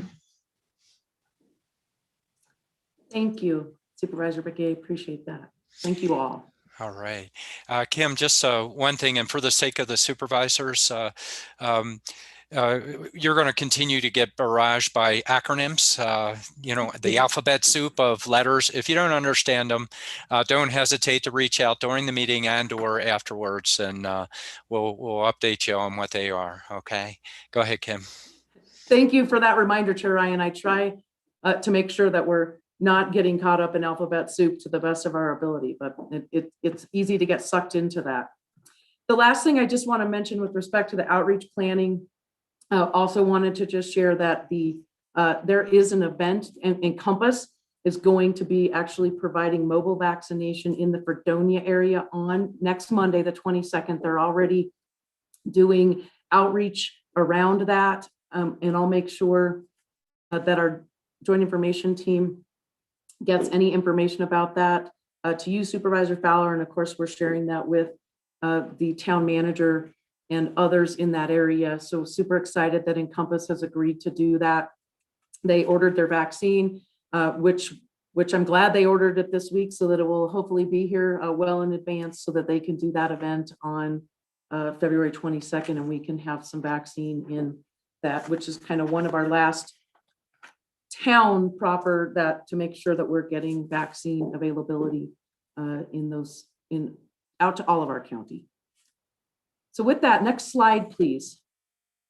Wanted to give the board, actually, Erica, can you go back one? I want to go back to the NAU state pod discussion. Thank you. Just wanted to provide the board an update. I know you have all been informed of the conversations that have been happening with NAU and the state staff. We were invited, Wes Deason, our emergency manager, director, and deputy incident commander actually attended the walkthrough with some of the state DEMA staff and the NAU staff. And then Wes and I had a follow-up meeting with NAU administration on Friday, just kind of to get a sense of where things sit with what they're looking at. NAU is requesting from the state contract information. That was kind of the next steps this week. The information that we received on Friday is that the state is currently slating this for an opening as early as February 27th, which, as you know, is 2 weeks away. We don't know any other additional details yet, other than this is planned to be in the current field house location where the testing site is also being conducted by NAU. NAU will continue the testing operations and mitigation testing that they have committed to. And this would be in tandem and actually utilizing additional space in that facility should there be a regional pod that stands up there. So where we stand with this, and I know that we have given information to the board as well as others, that there is certainly, from the optimistic side of this provides an additional opportunity for increased vaccine capacity in Coconino County. And we want to go into this fully hopeful that that is exactly what this means, certainly cautiously optimistic, and NAU shares this cautiousness with us in terms of being very clear that we want this to bring more vaccine capacity to Coconino County and not less, that this does not mean a situation where a regional pod would be opened and then the allocation that's coming to the county directly to then disseminate amongst our partners be decreased. So at this point in time, they are absolutely carrying that message as well. And we will see where this lands. I just wanted to provide this update. Expect to be getting more information this week, and we'll certainly be sharing that with the board as we get it. So the next little section here is just kind of a quick overview of our partner vaccination capacity and administration update. So this is an overview spreadsheet, if you will, of our current partners who are receiving vaccine allocation from the county. So this slide or spreadsheet that's being shared excludes those pharmacies that are receiving direct allocation.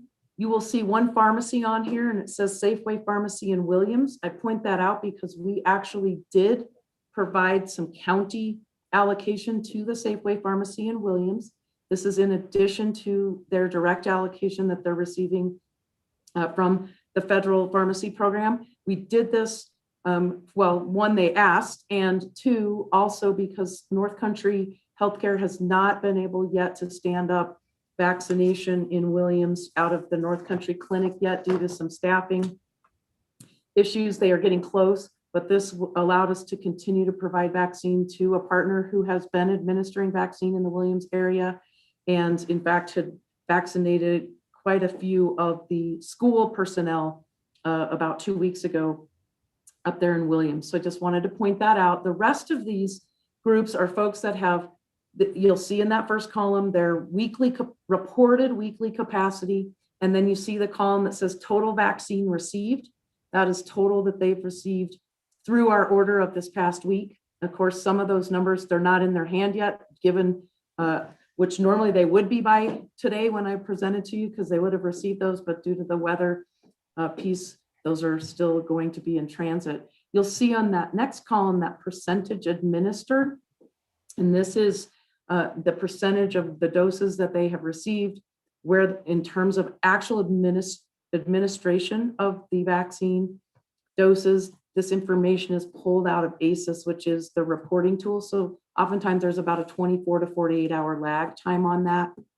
And then you'll see in that far right column, percentage remaining. We've put in red the percentages that are over 50% remaining. As you'll note, some of those are private healthcare providers. Some of that may just be specifically due to many of those appointments may be occurring this week. Those are also the entities that we will be looking at. If any additional requests for vaccine come in this week, then they likely will not be getting allocated additional vaccine, as we have to make sure that we stay within the executive order requirement in terms of efficiently administering vaccine in a timely manner. It doesn't mean that these folks aren't going to do that, but they may have initially over-ordered some vaccine allocation that their appointment planning had not quite been in order. So we're hoping that that's going to even out here in the very near future. So you can see at the bottom of that slide that we've got total vaccine received at 34,740 doses. And overall, our percentage administered is at 70%, which is phenomenal. I just want to say that's incredible. All of our partner entities really just turning, now that we've got into this rhythm of ordering and how we're scheduling our appointments and noticing folks, it's nice to finally get into a little bit of a predictable rhythm here. So next slide. So what we're going to go to next is, I know there's been lots of questions, comments from our community in terms of visualizing the vaccination data. So the first thing we want to take you to is on our county website.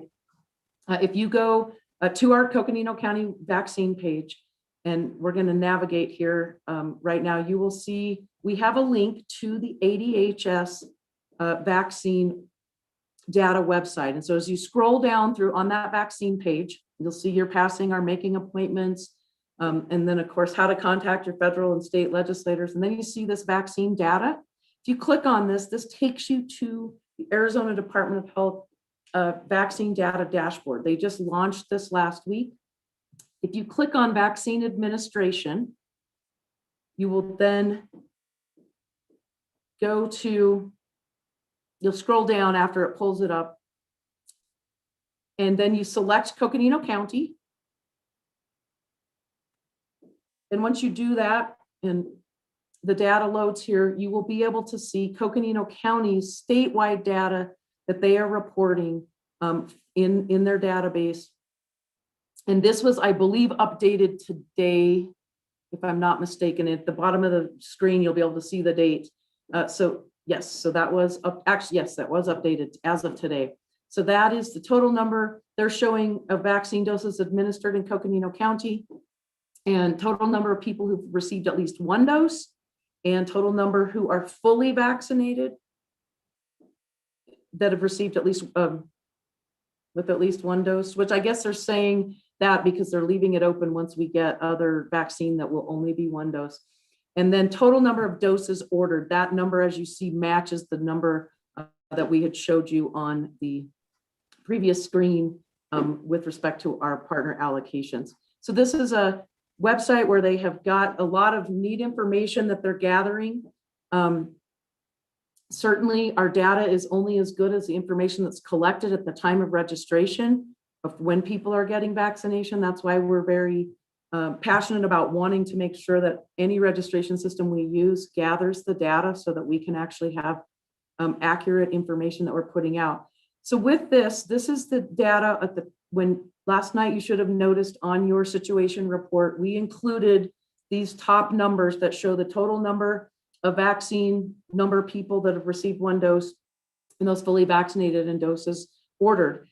This week, our epidemiology team is working on finalizing what is going to be our dashboard. And so we'll get out of this screen and go to the next slide. So this is just a draft. The team has been working on this. We've got lots of suggestions and changes that have already taken place. So what you see on that screen is not how it sits right now, but it's an example of what we're working on that will be included in the weekly report and also then shared publicly on social media and the county website with respect to the dashboards that we do daily. And what we are excited about in this is that our team is able to then take the state data that gets uploaded to us and drill down even further into some of that data. And if you can see down there at the bottom of the slide, you will notice there's some vaccinations by administrator and then recipient location. What this does is it tells us all the places that have administered vaccine and how many doses, and both first and second dose. And you'll see a couple of locations on there in particular, Spectrum Healthcare, which happens to be in Yavapai County. And so we know that we have county residents who are going to even the Phoenix pod and that other administrators. That's a number that obviously has a whole other group of places where people could be receiving vaccine, including the State Farm pod site, that folks have gone to get vaccinated, but they are listing their county zip code address is how we're able to pull some of this data. So we're excited that we're getting to this point. I want to just give a word of caution for those of you that have been with us since we started the pandemic and getting to a data clarity, if you will, with respect to our testing data and numbers. It takes time. It takes time to get enough data available to even start actually culling through and cleaning the data. And we have a really meticulous team of epidemiologists that we like to have good data and accurate data. So we want to make sure that as we roll out our county level information, it's as accurate as possible. But wanted to give you a little preview of what is to come here in very short order.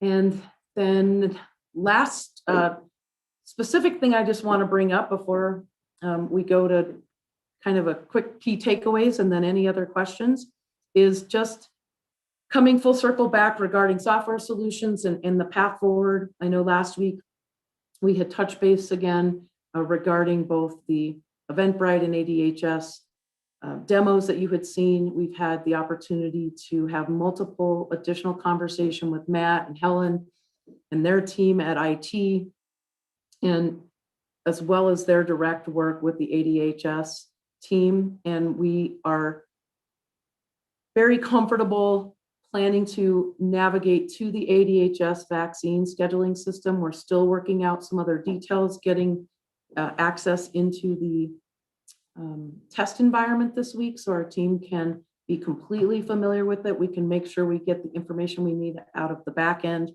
and hope to have a tentative rollout of February 26th of an actual transition to this site. Given that we had hoped it was going to coincide with when we opened for the remaining phases of 1B, but of course, the only thing we know for certain is that change will happen, and it did this weekend.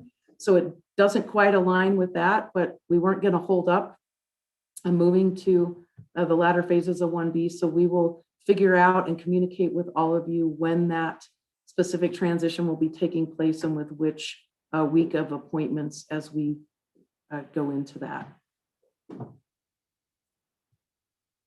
Excuse me. And then lastly, and Chair Ryan, unless you want me to pause for questions, I can kind of summarize with respect to key takeaways, or we can do questions first, whichever is your preference. Okay, let me check with Jimmy real quick here, because I know Eric's coming up also. Jimmy, you want to hop in for half a second? You out there? How about you, Kim? You guys have been coordinating with each other, so go ahead with the key takeaways. We can go after that on questions, and Eric's after. Is that correct? Correct. Okay, there we go. Anything else, Jimmy, at this point? No, Kim, thank you for the report and the work of the team. And I think we can just review the key takeaways here from the presentation today and then address any questions in the last few minutes we have left of the COVID update. All right. All right, Chair Ryan, thank you. As just by way of wrap up, as always, we need to continue to push for more vaccine, especially in light of our increased demand now following our opening of phase 1B. I would ask all of those listening, and certainly each of you board members and all of our county leadership, to continue to communicate to all of our staff as well as our community members that we are super excited that we were able to open to the remainder of phase 1B, but also recognize this is a very large number of people who there is an incredible interest in people getting vaccinated in short order, which we're thrilled to have happen, because that's what we want, is people to be excited and want to be vaccinated as soon as possible. Again, we'll ask for continued patience as we get the vaccine, we push it out to our partners as well as our location and make appointments available. There is going to be a lot more people wanting to access appointments than we have vaccine for in the initial few weeks. But if folks who are able to work remotely and are exclusively remotely, ask that you continue to be patient and let those who are working the front lines in our essential services take those open appointments. That would be greatly appreciated. And as we continue to get more vaccine and even look to the future of Johnson & Johnson being reviewed for approval here next week, lots of other opportunity for vaccine becoming available. Certainly just wanted to highlight, as we had discussed, our continued planning for outreach to our vulnerable populations, and that you have my absolute commitment in continuing to do that and ensuring that we are doing the best job possible in terms of equitable allocation around our county, and in emphasizing many of the groups who may have limited access to scheduling appointments. And then would like to ask each of you, and certainly all of our community, I get asked on a daily basis by many different groups and folks about what things are the county doing to reach out to X population, or plans for vaccinating this group of folks. And what I would really ask is that, given everything going on and the huge lift that this is for the county, and our commitment to making sure that we want to get access to vaccine and be as equitable as possible, that this is also really a big ask of our community in general, and our community engagement that's needed for that collaborative outreach to support all of our individuals. And I coined this as our neighbors helping neighbors, that if you have folks who may have technological difficulties, may only be Spanish speaking, may be elderly, may have any number of concerns about getting a vaccine appointment, that as a good neighbor, as community members, that we're recognizing those folks, and that anyone can go online and help schedule an appointment for their friend, family, or neighbor. You can sit with them on the phone, you can get their information, you can enter it into the database and help book them an appointment. You can offer them a ride, help them get the transportation where they need to be. And that is really going to help us all out in terms of making sure we're reaching out to everyone who is ready and willing to accept vaccination when it's their turn. So that's my ask of not only the board, but also our community. And again, obviously, always refer folks to our call center who are needing additional assistance at that 928-679-7300 number, as we have folks who are also assisting people in scheduling those appointments, not just at our location, but at all of our partner locations. And lastly, just the reminder again that the software solution in terms of the planned transition from Eventbrite to the ADHS system with the soft date of the 27th, but that more information will be coming. So with that, that's all I have, unless there's any other questions, comments, or follow-up. Yeah, I'll hop to the board members real quick. I see where I was mixing it up. Eric's up next, but that's the next item. I was thinking Eric in this presentation. So sorry, I got a miscue on my own here. Just a note, one thing in particular, one quick question, Kim. I think it's roughly 30-something thousand, but correct me if I'm wrong, in that 1B group that just opened up. Is that correct? It's actually just under 37,000. Okay, wow, almost 40,000. Yeah. Okay, yeah, so it's a big group that we have out there, and so it's reinforcing that patience. But by the same token, as noted in your presentation, there are providers out there. We need people to go to the providers. Looks like some aren't being used, and so if you're getting in line and you can't find it, look to your providers as well. That means, it might be your doctor or, where you pursue your own medical attention. And then one item of note on my, for all of us, I think on the board side, Kim, Wes, Jimmy, Lucinda, Joanne, and everybody. There are a lot of people working really hard out there. Really appreciate the hard work. These are great presentations. We'll keep helping you push information out, but want to work on that. Supervisor Horstman, it looks like you're queued up for questions or comments. Thank you. And again, it's great information and so important for us to be able to have and to get out to our community. So again, as Chair Ryan said, thank you so much for everyone there at the county for all of your efforts on this. I do have a couple more questions, a couple of questions always. And that is the NIU testing, which we hope is an addition to and not a subtraction to the doses that are going to be coming here to Coconino County. And that's going to be important for us to advocate for. We are now, the county, at 1B, the second half of 1B, all of 1B prioritization. Maricopa County is not. Correct. So is this, and that's pretty amazing. I mean, congratulations, isn't that's really cool. So my question though is for this is a state, the NIU testing will be at a state site like ASU and the U of A testing sites are. Is it open to all of 1B or is it just the top priority of 1B?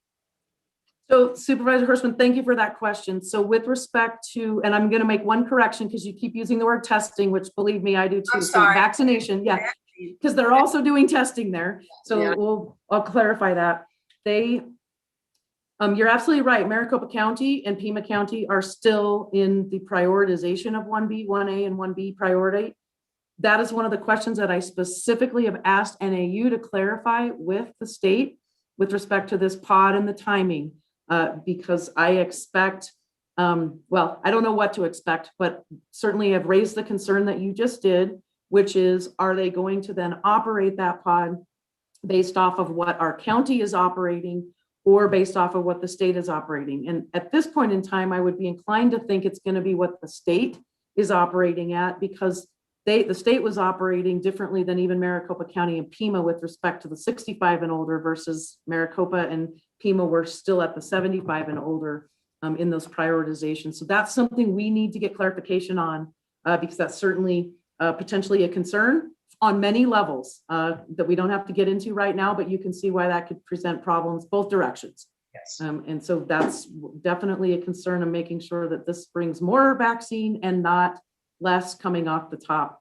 And we also don't know, if I could just add, I did make the suggestion, if they're going to send Pfizer to that pod site, that's great, because right now we're not receiving any Pfizer, only Moderna. And so that wouldn't come off of the county's allocation. But our initial information was it wasn't planned to be Pfizer initially. I don't know if that's changed or not, but they were going to be asking about that as well. Good.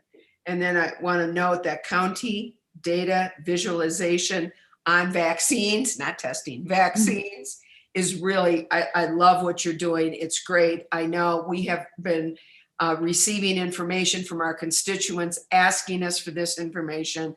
I think your draft dashboard for the county and breaking it down looks fabulous. So thank you so much for doing that.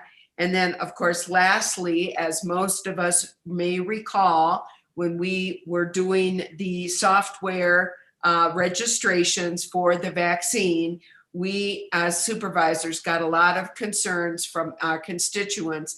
And I'm assuming when we switch over to the software for the reasons that we've discussed, and very, very good reasons, and I think with the changes that the state has made, it's a pretty good software system now, but it's going to be a change. And so there will in fact be questions. So it's good to keep us in the loop of when the rollout's going to occur.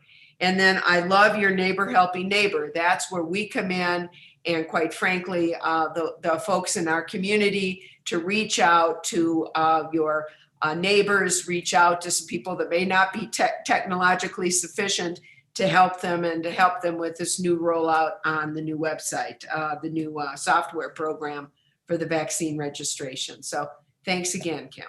Thank you. All right, other supervisors?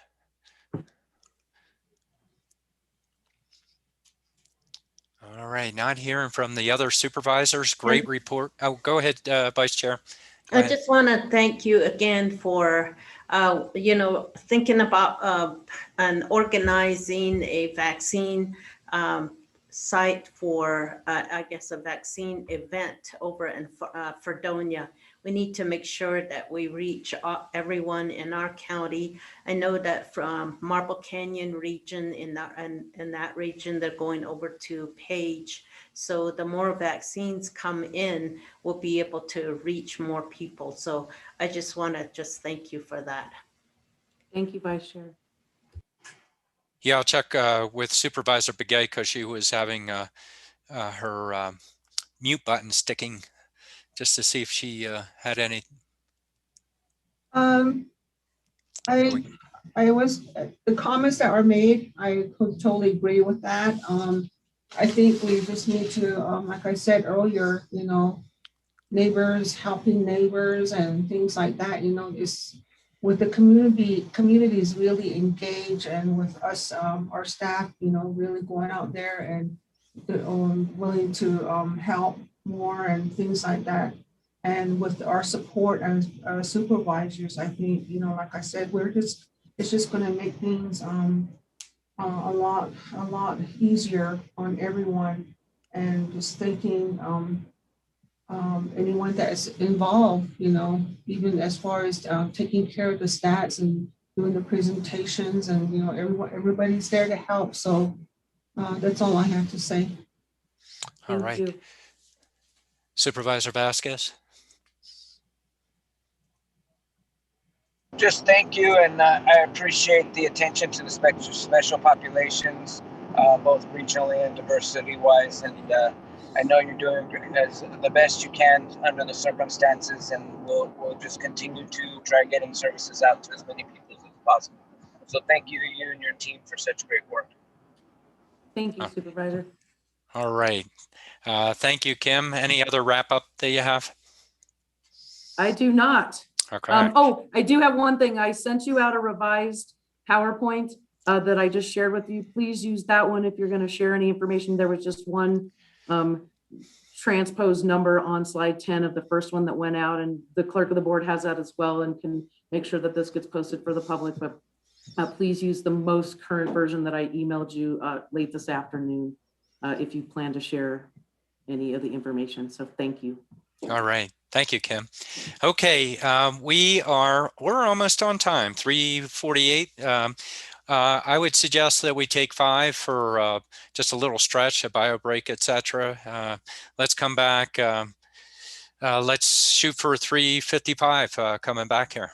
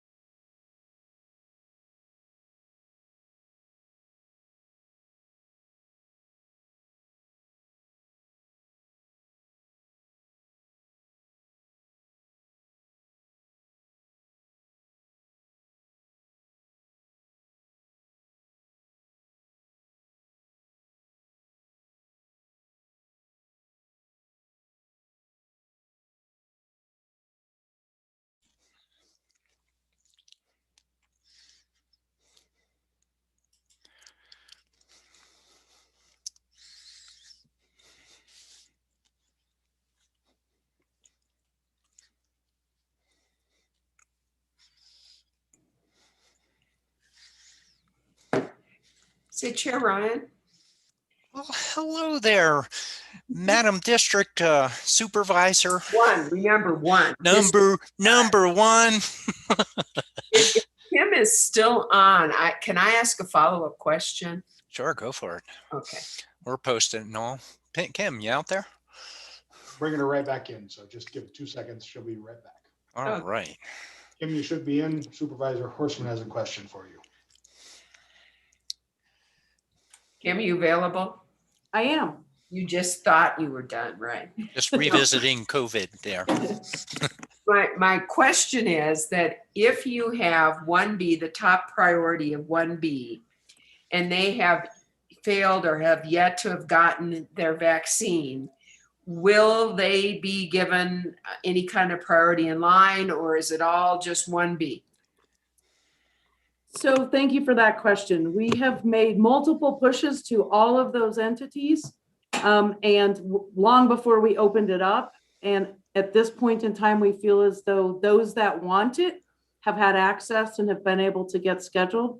If there are a few that, come on board or have fallen through the cracks, that depending on the situation, we can try to direct them where they can get an appointment as quick as possible. The only exception to that, I will say, is we have our all-techs, Arizona Long-Term Care, DDD healthcare plan clients that the healthcare plans were not quite as efficient or expeditious as I would hope they would have been with respect to getting some of their case managers to get some appointments scheduled and other things. And so we're working with them to try to help direct them in the best way possible. We will certainly, assess that on an individual basis. And if there's the need to have some vaccine events, and this could even go for anyone in any categories where we need to target, maybe a day where it's X or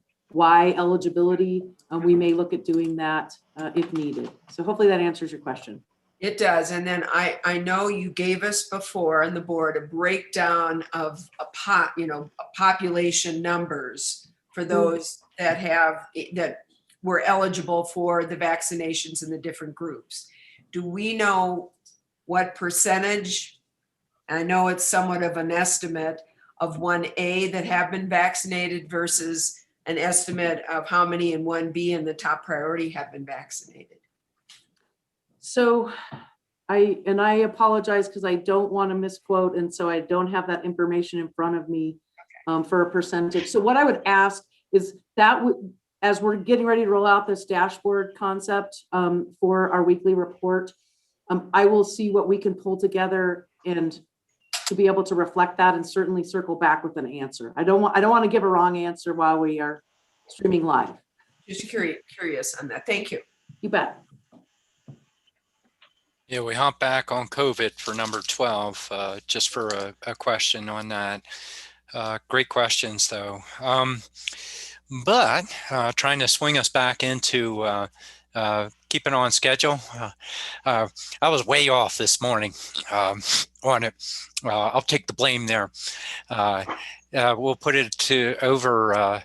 We're now back on track because County Manager Jimmy Jeans got me in control here. So next up, we're going to go into public affairs. But Jimmy, are you going to kick this one off here? So is that a main role of my function now? Is to, oh, you're in trouble now, huh?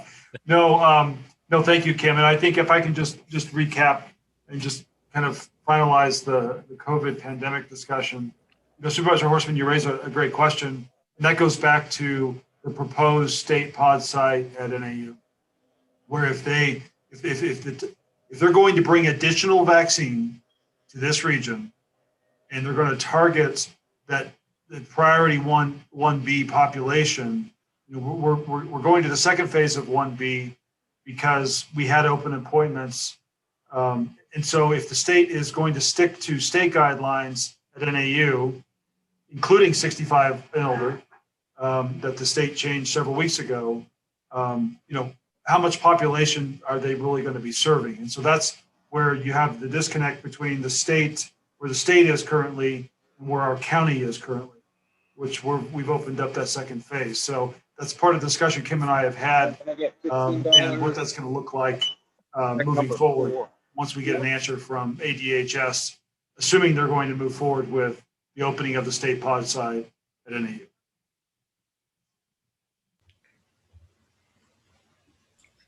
All right, it looks like Vice Chair Fowler, are you popping in for the meeting or did you have a question there? I do, now that you're having this conversation.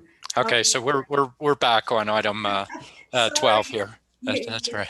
It is somehow District 1 just popped in, and but so I'm just wondering what the impact is to our healthcare provider partners. You know, how I mean, there's a ripple effect. You know, so where are we with that then? So Vice Chair, just make sure the ripple effect if we end up with a NAU and a state pod site, is that your question? I just want to make sure I'm understanding. Because, you know, yes, it is, yes. And the other is that, you know, there's, I think there's 2 sites in Southern Arizona, and we want to make sure we get our fair share. They can get their share, but we want to make sure we get our fair share so we can make sure it's out into the community. Yeah, and thank you, Vice Chair. I would just say that is why we are, you know, certainly hopeful in terms of additional vaccine coming in, but wanting to be really cautious about that so that there isn't vaccine taken off of the top of our county allocation that then goes specifically to the state pod that's going to be run out of NAU, because the last thing we want to see happening is that we have less vaccine to allocate out to our partner entities. And especially, we don't want that to happen, certainly out in our remote areas and all of our other small towns and communities that we already have established vaccine partnerships and entities in place, and then planned other events to make sure that we are doing a full equitable outreach around the county, but also even our internal partners here in Flagstaff proper, you know, many of them, including FMC, North Country, they've stood up major operations outside of what they normally do. You know, North Country doing stuff on Saturdays, FMC doing this Elks Lodge location. And, you know, they stood that up with the understanding that they're here to, you know, to commit to helping us vaccinate. And so if that's going to impact that, those are definitely concerns that we have on our radar and want to hopefully have some say in, understanding that, you know, we understand this is probably a pretty done deal with respect to the state's plan, but certainly appreciate that NAU is on board in terms of advocating to be very firm about this. This is to bring additional capacity, not to take off the top. So we'll be looking to each of you should we hear anything different than what is the ideal situation, which is it brings more vaccine to our communities. All right. Okay. So I'm going to try and swing us back on track. Although I think of these breaks and I visualize people hopping over furniture, you know, passing their kids at school, you know, while they're in the other room there, and then the dash back if you even can get a snack in or something like that. We went over a little bit more. I'm going to dock District 1, 3 questions, and District 5, 2 questions. I'm going to allocate them to District 2 and District 4 now. So next up, we have item number, and I say that in jest, if there's anybody serious out there. I'm just joking. Okay, next up, we have Public Affairs, and Eric Peterson will be bringing us through item number 13. Thank you, Mr. Chairman and members. Eric Peterson, Public Affairs Director. On your screen, you should be seeing, I think, a Word document that is our agenda for today on this item. So I just wanted to walk through a couple of things with you for Supervisor Vasquez. This is the Legislative Roundtable, happens every week. On Fridays, we send this report out. This was the email and part of the packet that the clerk delivered for you to your house. So welcome to your first Legislative Roundtable. Some issues to bring up. First of all, obviously, Representative Blackwater Nygren, which we announced last week, has been seated as a member of LD7. in the House of Representatives, replacing Representative Teller. There is a letter pending with the chairman, congratulating her on behalf of the Board of Supervisors and behalf of the county. That will be going to her shortly. So just wanted to bring you up to date on that. It is also, a long week in the Arizona legislature this week because it is first House passage week, meaning that bills need to be clearing the committee and moving through the first House this week and getting over to the second House. So it's crossover week, and it is really lots of things on the agenda, lots of bills moving. The legislature does not recognize President's Day, so they were working yesterday with committee meetings and such. And so we had quite a full day and lots of bills moving. And that leads me into tension, the third bullet there that I want to highlight briefly, and that's the Senate county supervisor tensions, not our tensions, us as Coconino County, but really this is obviously in relation to elections in Maricopa County. We all know the issues that have gone on, the legislative subpoenas that have been issued, the contempt resolution that did fail by one vote, and that has, in fact, in some ways, as counties writ large, it certainly has affected the agenda of counties. But on top of that, the failure of that contempt resolution, while right and important for protecting the power of counties to work as agents of the state as they should, is almost worse politically because it is causing much more tension and anger from the majority party. Surprisingly, there are a lot of bills that we support and oppose that are moving through the session. But really, I want to bring this tension up because, again, the political capital of counties writ large is very much diminished this session due to that nature of the different, just the differences that are being expressed and the real problems of people that have with county. And so by way of example, a bill we've talked about, it was a little bit surprising, came out of committee yesterday, a bill we oppose, which expands the size of the Maricopa and Pima County Board of Supervisors, Senate Bill 1498, went through, grab it here, make sure, Senate government yesterday, surprisingly passed 8-0. So a unanimous bipartisan vote to expand the size of the Board of Supervisors despite the county actions. So there are, the counties have not changed their position on that, but that's just a symbol of one, so you understand. The bill we oppose on the flood control districts, not able to get that stopped in the, Senate Rules Committee and throughout committee. So that is going to the Senate floor. Obviously, this doesn't mean the end of things. We have another House to work through, and the House is a little more favorable to us, but it is important for you to know that. And then I just want to point out that we are definitely going to be, we are lucky that we're able to get House Bill 2057, which is the Griffin bill that prohibits us from requiring a survey on land splits. We had that bill retained on the House cow calendar. So there are some small wins in some of these things, but there are also a real diminishment of county issues, all related to the election and to the election bills and to the process of what a county authority is surrounding those elections. So I wanted to bring those things up for you as we look through the state legislative action items, just to give you a sense of where we are, even the changes here. Since I issued the report, the governor has signed another bill, so it's now 19 based off of what this Word document is here. And there has been another 4 bills, passed completely through the process and are prepared for the governor to act on.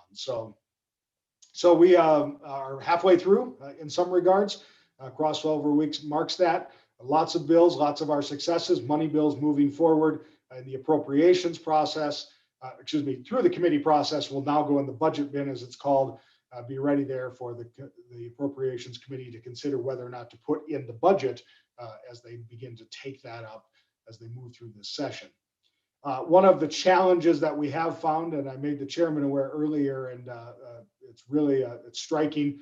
It's both ACO, CSA, all of us working on this. Our commercial property tax parity bill for short-term rentals, we have not found an author for that bill. Representative Cook was being solicited for that. He indicated he would sponsor the bill, but then it did not get introduced in time for the deadline. And so now both ACO, CSA, and us, we're all looking for striker vehicles. For those of you who don't know what a striker is a wholesale substitution of everything in an introduced bill that was introduced ahead of the deadline. That bill is then everything is struck from the bill in the amendment and replaced with something totally different. And so it's a wholesale substitute, and it does not need to be germane. So you could have a technical bill about agricultural rules that becomes a vehicle to have a striker added to become our commercial property tax parity. So that's our only vehicle and what we're looking at.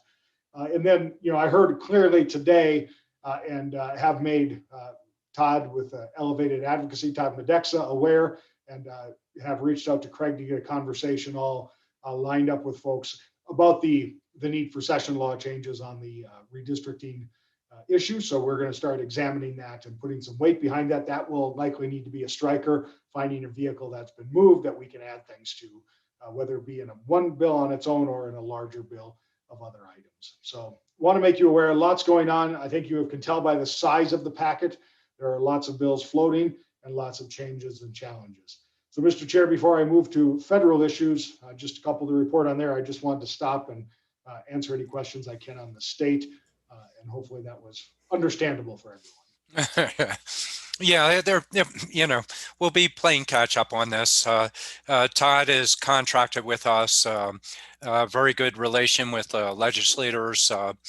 He is one of our lobbyists that we have working on site, coordinated with Eric on what we're doing. Different parts of the process of where we're trying to get our bills taken care of. Probability, Eric, I would think would be, we haven't found a sponsor so far. To find a sponsor on a striker would be pushing it. The good thing is we've had traction with the conversation. Last year, we almost got it through. This year, we didn't get a sponsor. But the other side of the short-term rentals, the piece that we didn't think we'd go through last year, seems to be moving in terms of regulation rather than the tax equity. So that works for us. If we can't get a sponsor, then we can look to next year. Sometimes it takes 3 years often it takes 3 years to get these through with that. Just a note on the state issues. We have County Supervisors Association meeting tomorrow. I'll be in Medium County Caucus. Maybe you were going to get this later, Eric, but Thursday. Clean up. Not tomorrow, Thursday. Oh, okay, that's right. I'm looking at too many days in the calendar. I'm losing track of what today is. So, we do have that Medium County Caucus. All supervisors can attend. I actually chair that for County Supervisors Association. And then we have the larger committee of a whole for, I can't remember the name of it. I should know that. All supervisors throughout the state can attend, and it's our monthly meeting that we put together. If you need any background information, just let us know. Reach out to Eric or reach out to me, and we can follow up on that. Eric? Mr. Chair, just briefly on CSA, thank you for reminding. So the LPC normally meets on Fridays, except when the CSA board meeting is meeting. So rather than just Mr. Ryan expressing an opinion and a vote for the county, all 5 of you have that opportunity and to do so at the CSA board meeting. And so we will be providing you the bills with all the feedback from departments that we'll get with a public affairs recommendation on that. And so it's very clear and easy to see if you print it out or have the file open as you're at home. It'll be, in green if we as public affairs recommend you support the bill. Highlighted, it'll be in red if we recommend you oppose the bill. And certainly we have been aligned with CSA in most things. So, if CSA they're constantly talking to folks that sometimes we don't have an opportunity to meet with. If the recommendation changes at the board meeting and CSA wants to go neutral or opposite of what we've said, that is completely fine. And I'm happy to text with you all and sort of keep you up to date on what's going on as we go through that meeting as well. Yeah, let me follow on that, Eric. Yeah, that's that's a really important one. And usually, your recommendations that you see from staff, they're consistent with general guidelines. We've talked about a little bit in the past, but we don't like bills that reduce our authority, don't like unfunded mandates, and/or the impacts to our departments. Eric is already reaching out to our various departments, getting the recommendations from them as we develop where our positions are. If you do end up voting on these, it helps to check in with Eric if you have questions, and/or if you can't make it. It would be good to assign your voucher. Usually I carry the voucher as your legislative representative. You can assign it to any of the soups, but we encourage you to give us a voucher if you can't attend, so that if there are bills that we need to take a position on, that we can carry a unified front associated with that. Go ahead, Eric. Well, Mr. Chair, I'm ready to move to just a quick federal update for you. So Please. I will start. One thing we did not include, because this was created before the news finally hit, but I think you all saw the great outcome here. The America Rescue Plan, the COVID relief plan that is being deliberated on the federal level, has gone through markup and is being prepared for the reconciliation process. Some votes, moving forward in the next couple of weeks on that bill. Certainly still some things to work out between the Senate and the House regarding certain positions and policies like the minimum wage, whether or not that will be included, if it can be included. But what I wanted to highlight is we now have no guarantees, but the best opportunity we have had since the beginning of this for direct and flexible funding to Coconino County. And if the levels stay anywhere near, and I think we have a good solid chance of it staying very near this, to what the overall 65 billion given to counties, our proportional allotment of that for Coconino County, should it be enacted, and that's a should still, so please don't start spending the money already, is just over $28 million of direct and flexible aid. That is direct money, not through the state, direct to us. Flexible meaning it's not with the same package that the CARES package had, and this is certainly funds that would be open to the county to spend and to utilize in the way it would deem necessary. So that's a major thing that we are watching. Bob and I are paying close attention to that. I continue to provide you updates. I just sent one as well. Both the House and Senate appropriation chairs have now announced that earmarks, or what will be known as member requests, are being brought back. That is a change in the federal budget process, appropriations process, over some time. So we will be looking at that and working with our folks to see what kind of projects we can put directly into that pipeline. It's a much more advantageous position for us. The other issue, Mr. Chairman, is the Grand Canyon Protection Act. I just wanted to give you an update. That bill now has a number. It is H 1052, House Resolution 1052. It is scheduled for a vote next week. That bill, because it's old business, meaning a bill that the Congress already has acted on, is being rolled into the public lands package that Chair Grijalva is moving forward, which is HR 803. That will go for a vote to the House floor on Wednesday, the 24th. So the House will pass the Grand Canyon Protection Act and send it to the Senate. So we are preparing a letter that will hopefully be ready to go tomorrow to Chair Grijalva, Representative O'Halloran. The entire Arizona Democratic delegation is co-sponsors of that bill that we do support, and we'll have that letter out for both the advocates and also the co-sponsors and the authors of the bill to indicate the county's support on that bill. Yeah, and it's consistent with the position that we've taken. We had talked about this earlier, protecting the Grand Canyon watershed. That's what the bill's written. A big piece. Grijalva, O'Halloran have been wonderful sponsors, and just letting everybody know about that. If there's any hesitation on these, we've already taken positions, but if you have any notes, additional notes that you want to add, or questions, please don't hesitate on that.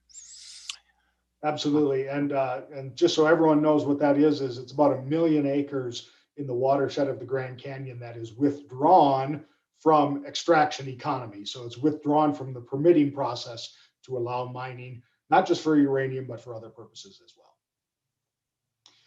And then, Mr. Chair, just one final quick update. We do have the federal delegation meetings. I think you all are starting to see them come from my calendar as Bob and Anna are scheduling them. So we'll be creating talking points on issues for you all to use as we meet with delegation members. The administration meetings, the administration, as we can all see just by Supervisor Archuleta's departure, is still settling in, the new administration. So Bob and Anna and I have made a strategic decision to move meetings with the Forest Service, the Park Service and such, move them out a month or two so that they are settled. And we also have a better sense of sort of what the congressional outlook looks like. And so if we have to get into things where we need agencies to work with Congress, we have a better sense of what the plans are, and those agencies can really look at enacting what may come out of the COVID plans. Otherwise, we're going to get some things where we say we need money, and they're going to say, well, it's in the COVID bill. So we'll wait to see if Congress acts. And of course, we'd much rather have Congress taken care of and then go to the agency and say, now use that money they just gave you on our project here. So that just a heads up on that. And Mr. Chair, that is it for federal. I would like to have the board's input on when you would like to have the boards and commissions conversation for those local boards and commissions with Supervisor Archuleta's departure, when I should be scheduling that back in front of you. Okay. Actually, let me hop on that in just a second, just to follow up on just what you went through quickly. And again, for Supervisor Vasquez and all our new supervisors, just to say, we're talking about National Association of Counties at the federal level. We set up meetings as we line up for that, and we reach out to our Congress people. We go through the Arizona contingent, usually depending upon the topic. Sometimes we'll share or delegate, who would be a good person to go in with this particular Congress person. The other side is the administrative that Eric just mentioned, that we're going to push out a little further on that. So we coordinate a piece of our federal agenda about that. So this is something that none of you have been through, but and we're trying to do it Zoom. So it's different. None of us have been through that. So again, you have questions associated with it. We do have a federal agenda that we put together and acknowledged. It's pushing most of that and a few other items. Eric, on the boards and commissions, I think we don't have much time, but what I would suggest, and we don't have them before us looking at them, what I would suggest, why don't you just tell us the ones that Supervisor Archuleta vacated, just so we're aware. We brought it up before, I'll find them real quick because I'm doing. Well, and if I'm putting you on the spot, that's okay. I could say like Metro Plan, for Supervisor Vasquez, actually Supervisor Horstman's already on it, but Supervisor Begay, some of these are more flag centric. So you're representing populations here. So Metro Plan, we also have NAPTA out there that Supervisor Archuleta was there. I know we have folks that are alternates that we could suggest rolling into, but I would encourage a fair distribution if possible for people to consider that. But we need to also consider Supervisor Vasquez and what he might be able to step into also. Go ahead, Eric. Mr. Chair, the three that are pending on the local side are Metro Plan, that board, the NACOG Regional Council, or the Council of Governments, and then the NAPTA board as well. So those are the three. Okay, I missed the NACOG. Supervisor Horstman? And what it might be good is in an upcoming meeting, if we would please get the list, who else is on them and who was the alternate. I think I was, for example, Liz's alternate for NAPTA. So if we just get that information, and then maybe we can all sit down, the supervisors at one time and discuss this also with Hiro and make sure what's going to work for everybody. So. Yeah. Yeah. It's, as much as we can, try and distribute it, share the load of what we're working on. That we're all going to be working together for a few years here. So what can we do? How do we share the load? And it helps us focus, focus on helping the county in different areas. I think we're pretty time certain on our executive session that we have to keep an eye on that's coming up. And then we have other items afterwards. Eric, I heard that's the last of what you had with the... Good, sir. Yep. Okay, just a quick check with the other soups. Anybody else with Eric's legislative piece? Any follow-up? And if you don't have it here, don't hesitate to reach out to Eric. All right, Jimmy? Thank you, Chair Ryan. I will be brief. Just a reminder that our next regular Board of Supervisors meeting is scheduled on March 2nd at 9 a.m. Again, next regular meeting, Tuesday, March 2nd, 9 a.m. We do have our public safety personnel retirement system hearing, as was discussed a few weeks ago with the board. Again, that public hearing is that morning, right after consent and action. We will have our normal COVID pandemic update, Public Works, emergency management is coming to give an update on the hazard mitigation plan, and DCM Adriani is working with Director Deason on that. DCM Keene is coordinating Prop 207 updates, working with the sheriff, the county attorney, and HHS. We have a couple hours scheduled for, again, the Prop 207 legalization of marijuana conversation with the appropriate stakeholders. And thank you, DCM Keene, for facilitating that conversation. And that is the bulk of our meeting for, again, our next regular scheduled meeting on March 2nd at 9 a.m. Chair Ryan, that's all I had, unless there's any questions for me. All right, questions for Jimmy? Not right now. Okay, let me see. For this next one, now we have roundtable, but we also we have that executive session. How are we doing here, Jimmy? Let's do. We could delay the executive session. Rose, I don't believe we have outside counsel coming, so it would be Rose sharing an update on that legal matter that we could end the meeting with, if that's your desire, and we could go into to roundtable now, understanding we still would need to finish that. I don't see that taking a long time. Okay. Based on my conversation with Rose. It's simply an update and some direction on that matter. Okay, great. So roundtable, just to put it out there, we've barely done any roundtables since we started because we've been very busy, and also, it takes time, as we get into doing this, everybody giving input, but how do we keep on track too? But roundtable is an opportunity for each supervisor to explain what's going on with their district and or the committees they sit on. It's not for discussion, but it's an opportunity to provide updates of what you have that's going on there. And probably what I would do is I'm going to put Vice Chair Fowler on the spot just as a warm up because she's been doing it regularly for a while here, and then we'll rotate through each of the supervisors here. Supervisor Fowler,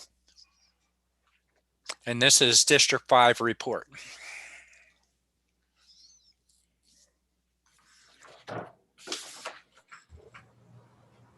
Hello. So, boy, lots of information, huh? So, yes. And so we are continuing to work in our district, trying to really work on a few things. So we are about to roll out our plan for tax preparation.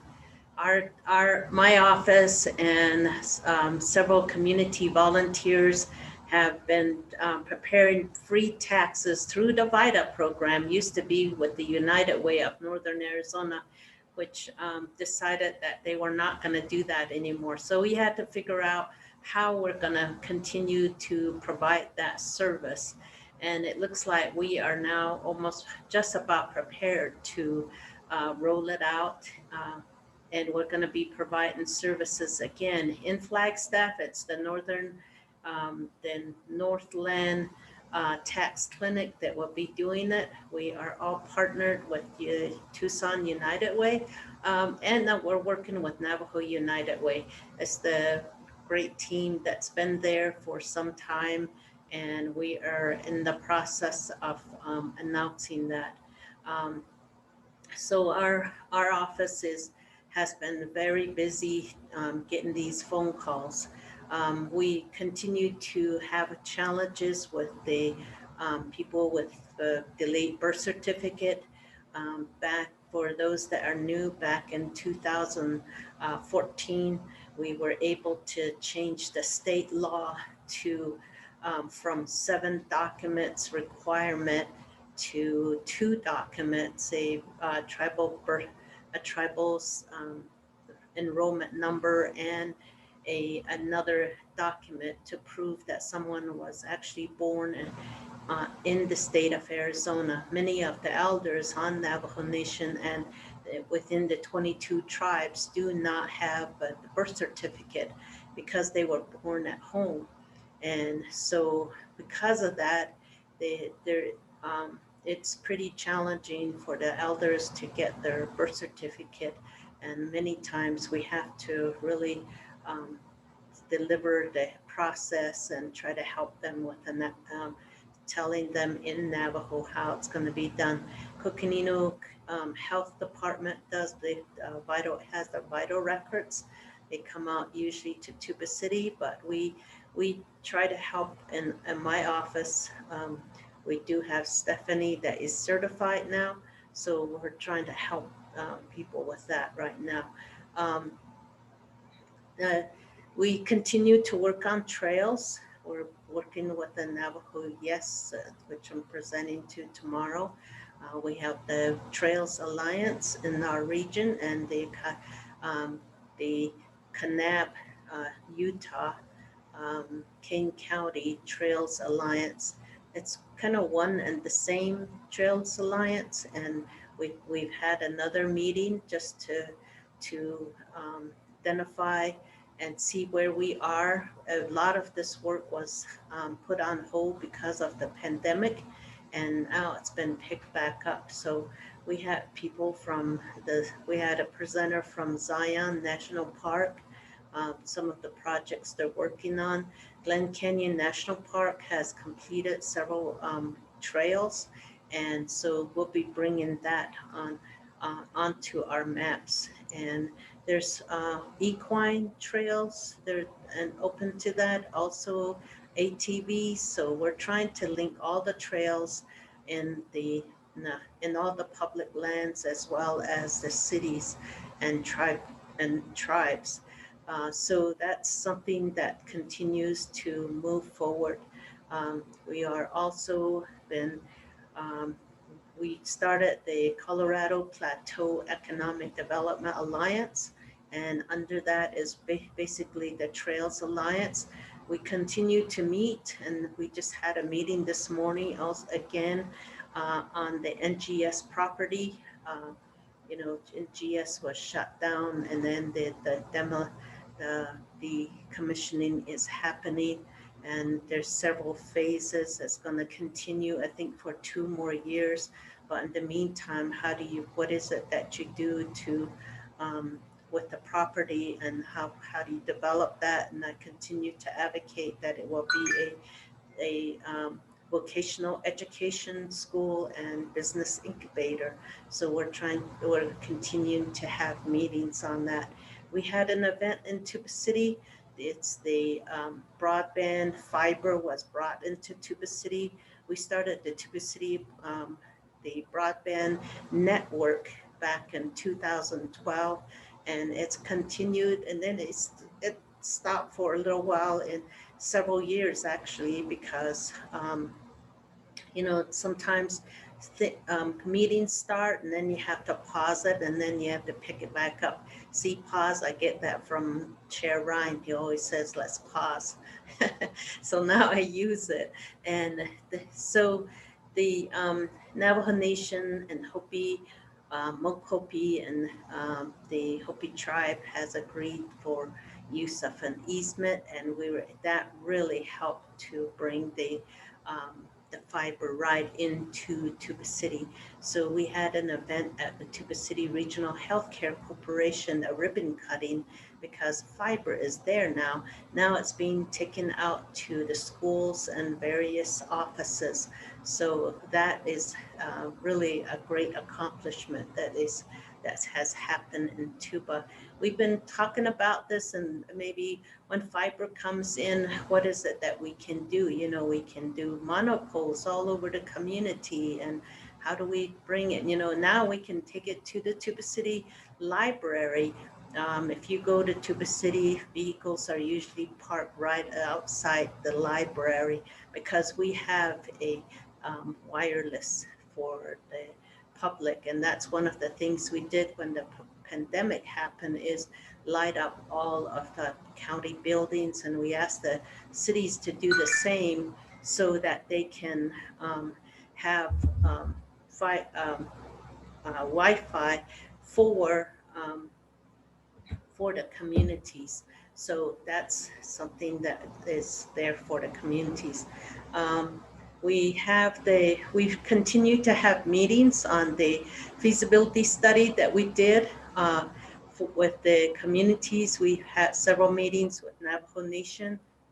We had a meeting where NTUA has brought, the NTUA is the Navajo Utility Authority, who's doing all the broadband activities and is the utility company for Navajo Nation. It has brought the broadband fiber line right into Page. So it is going from office to office in Page, and we'll be taking it up to Fichi and the communities that are there. So those are some of the meetings that we've been having. We had now all the communities on Navajo Nation, the local government, we call them chapters, like the Chi'i chapter. In Coconino County, we have 13 Navajo communities that are within Coconino County. 7 of them are in my district. So now most of them are now having Zoom meetings. So I've been able to attend their meetings, and this morning met with and then we have legislators, like the state legislators. Like this morning I met with Paul Begay, who's one of the council delegates, and his staff. So what Navajo Nation has its own government, and so we try to work with them on that. We met with the North Rim concessionaires, the North Rim. We continue to work to have the North Rim, Grand Canyon North Rim, to be open year round.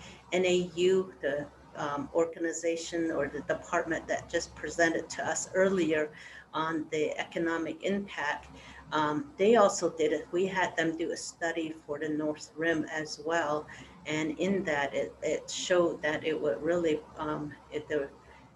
it would keep the businesses open, and also it would generate $14 million more if it was to not shut down on October 15th and reopen on May 15th. Instead, just keep the North Rim open year round. So those are some of the things that we continue to work on.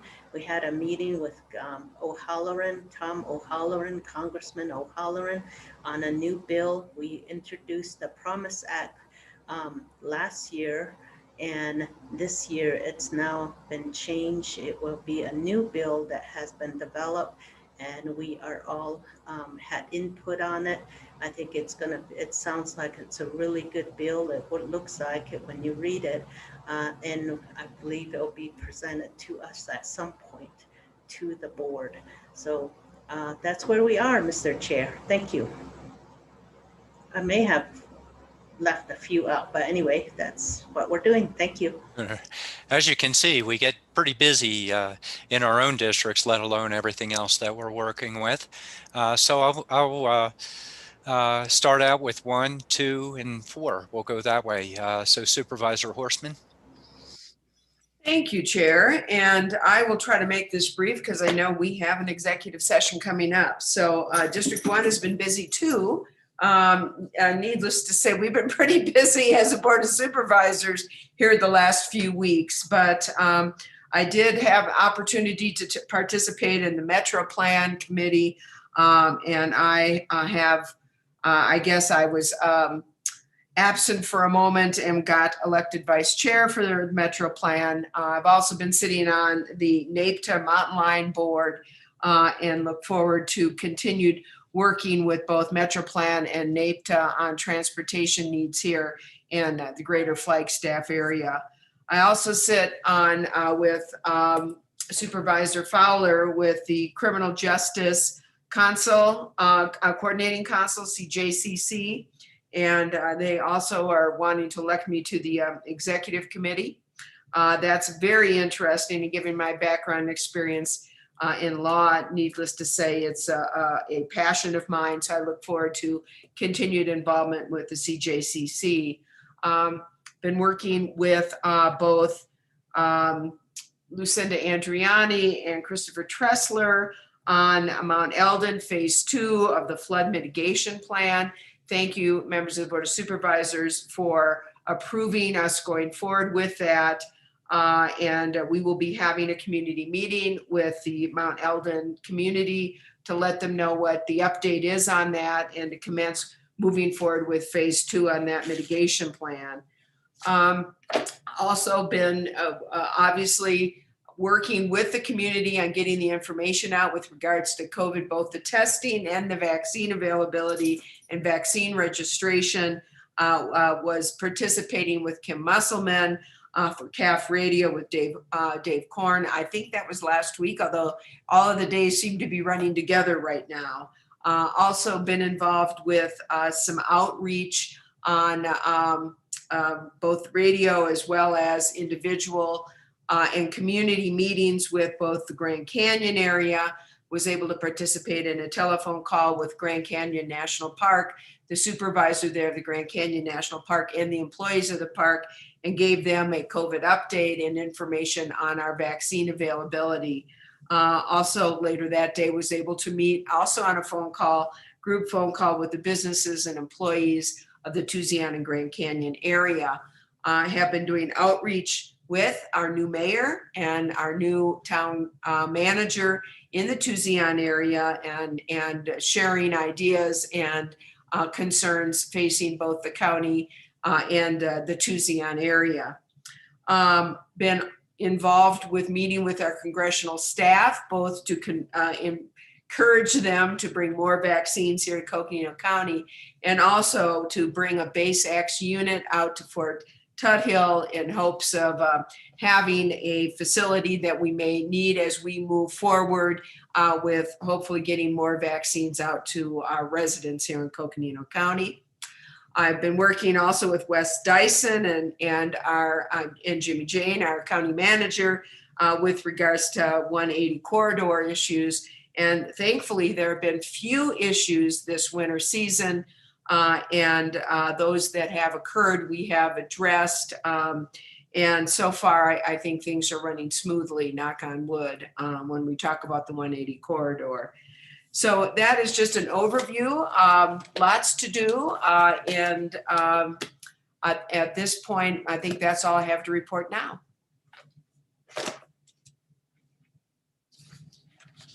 All right. Trying to find my mute button again. Fantastic. District 1. So we'll go to, oh, wow, we'll really put you on the spot here, Hero. District 2. But you know something? You just became supervisor, and I hear maybe you've had 1 or 2 phone calls. Yes, I have. Just a couple. Yes, everyone. Hello.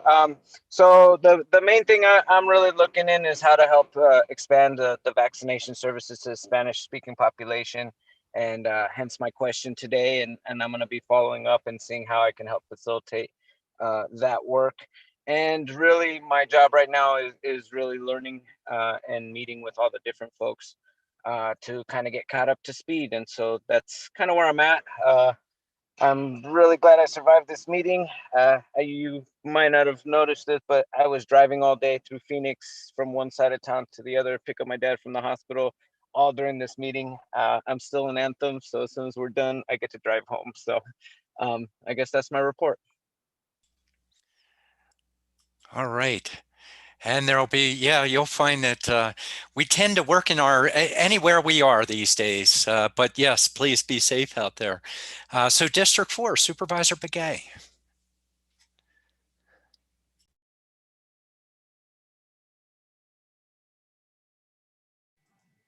She may not be on, Mr. Chair.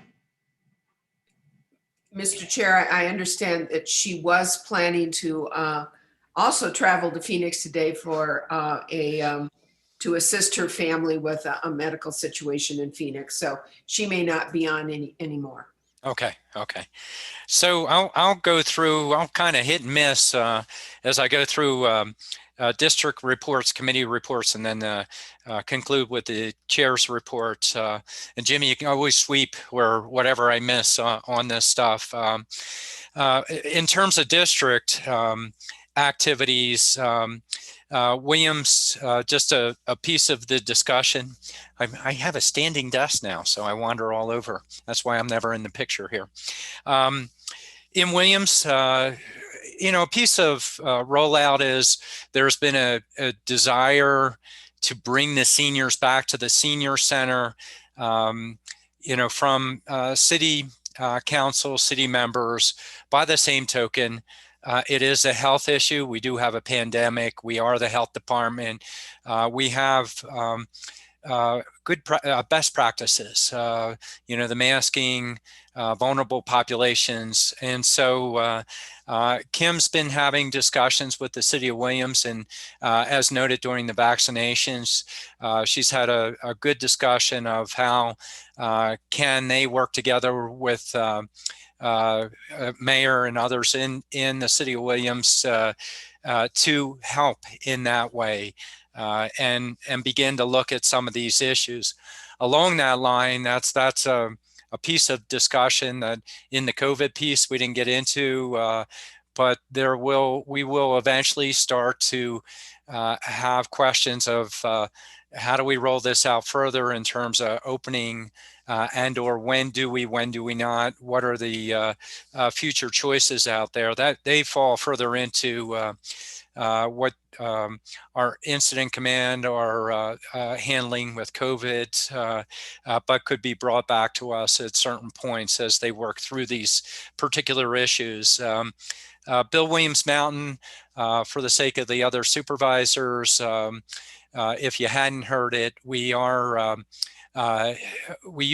using some of our flood control combined with the Forest Service bringing forward money and matching up with the Forest Foundation. We've been able to do thinning up there to in a preventative way. It is our most vulnerable population if we were to have forest fires and then flooding to come off that mountain. So we've been an area of prioritization, and we're working on visioning. In the parks area, similar idea in a different kind of way. Forest Service is going to be doing large thinning projects out in the parks area. And we're going through a repeat of what we did for 15 years, educating the community buys into the thinning, and yet we haven't been doing it the past 5 years. And that's worn off a little, or we've had new people. So we're working together with a huge partnership with Kaibab National Forest, APS, state, you name it, in our acronyms. But we're all trying to work together to educate the community about not only the Forest Service thinning, but looking at the community and best practices on what we need to do in that region there. The Starlink conversation that we had, will there be certain areas that people take a look at, in the future. Apparently there are signups that are occurring in the parks area, like rapidly. So I think there's a cluster already that's evolving associated with that. Next pieces would be, I'll swing over. In Belmont, we had an update from APS. They're planning on building a substation out there because of the growth in the community and also in the region. But with Camp Navajo and its potential, they are going to put a substation in. In the meantime, we had our snows, and what happens typically, we have a lot of communities that, for lack of better terms, are islands. There's a freeway that's unsafe for the sake of safety. DPS, Sheriff's Office, they work together. And a lot of times we have our trucks and passing population for the freeway travel pull off into these communities. It's a safety issue. That's why it happens. There isn't a place to go. It does impact communities, and yet they're trying to do the best they can under the circumstance associated with that. And we had it for quite a few of our communities, not just Belmont, Munns Park, a little bit of Kachina Mountain Air where it occurred associated with that. But it also brings up snow-based issues. Some of you will get referrals or phone calls or all. If you could stick to your districts, we'll get them. We'll respond. We'll go to Public Works if we go ahead and get them with it.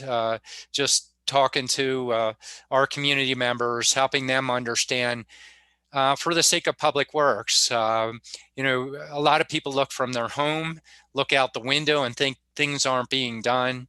Our Public Works department, when they have big storms, they start with the primary routes, primary corridors, secondary, tertiary. And if the storm's coming in and slamming the community, sometimes they're just working that primary artery that just to open it up. They're repetitively until they can get ahead of that and then move on to the next and the next. So we become educators for the sake of Public Works, as well as them working on it, on what they can do and how they're going about it. It really helps to check in with Lucinda and Mark and their guys. Often Mark is handling it, and or our assistants handle those type of phone calls that come in. But winter time's here, and it's part of our activity. Similarly, but a little bit different, land planning issues, new soups, you're going to get emails. What we try and do is our assistants coordinate it. If it's in your district, usually your assistant will coordinate with Lindsay, with community development. If it's at the Board of Supervisors level, if it's at Planning and Zoning, we refer those over to community development. But our assistants try and package those up. It's okay to respond, but if you do, please let them know. Otherwise, we get a redundancy. There's a lot of repetition. Sometimes they're reaching out to all of us. Always be sensitive to the district rep when you're doing that. But it's something you might want to think about and talk to your assistants and Lindsay on what happens with those. You'll have community members that will want to meet with you. It's your prerogative on how you go about it, depending on the type of hearing. If it's quasi-judicial, then no, you should not be going and meeting with them, but land-based subdivisions, that kind of thing. If you choose to do that, that's a possibility, so you can get the lay of the land or reach out to people. So many or several hearings. We've got a month or two to get up to speed, but they're definitely going to be coming in. Just in Kachina Village, another item. So we have Kachina Highlands that's coming up probably in March. So you'll start hearing from my district if you haven't already associated with that. Dollar General, there were complaints filed with their lighting. I have to say that with Mark Stento, our lighting, that we share this position with the City of Flagstaff, and it's coordinated with our joint land use study for the sake of the Naval Observatory as well as our codes. He reached out to them. They were very cooperative. They're working together on those issues. Since this is a new position, you know, there's a backlog, and Mark's doing a really great job related to that. We also have, you might get visits. There are proposals for a solar farm coming in on the Babbitt Ranches, in this case up in District 1. I'm sure they reached out to Supervisor Horseman on it, but they're wandering around trying to educate folks. If you have any questions, I really encourage you to reach out to community development staff. You know, if it's a new thing for you, you're not sure, it really helps to have staff advise you so that you understand what's going on. And so they're a resource, you know, as you address these types of issues. Let's see, Joint Land Use Study, the Implementation Committee. So Joint Land Use Study, for those that aren't aware, it's a big plan that we put together with the Naval Observatory and with Camp Navajo and adjacent communities looking for compatibility. There's an economic development piece. There's a forest restoration piece associated with it. There are additional land-based planning efforts coordinated with the Joint Land Use Study.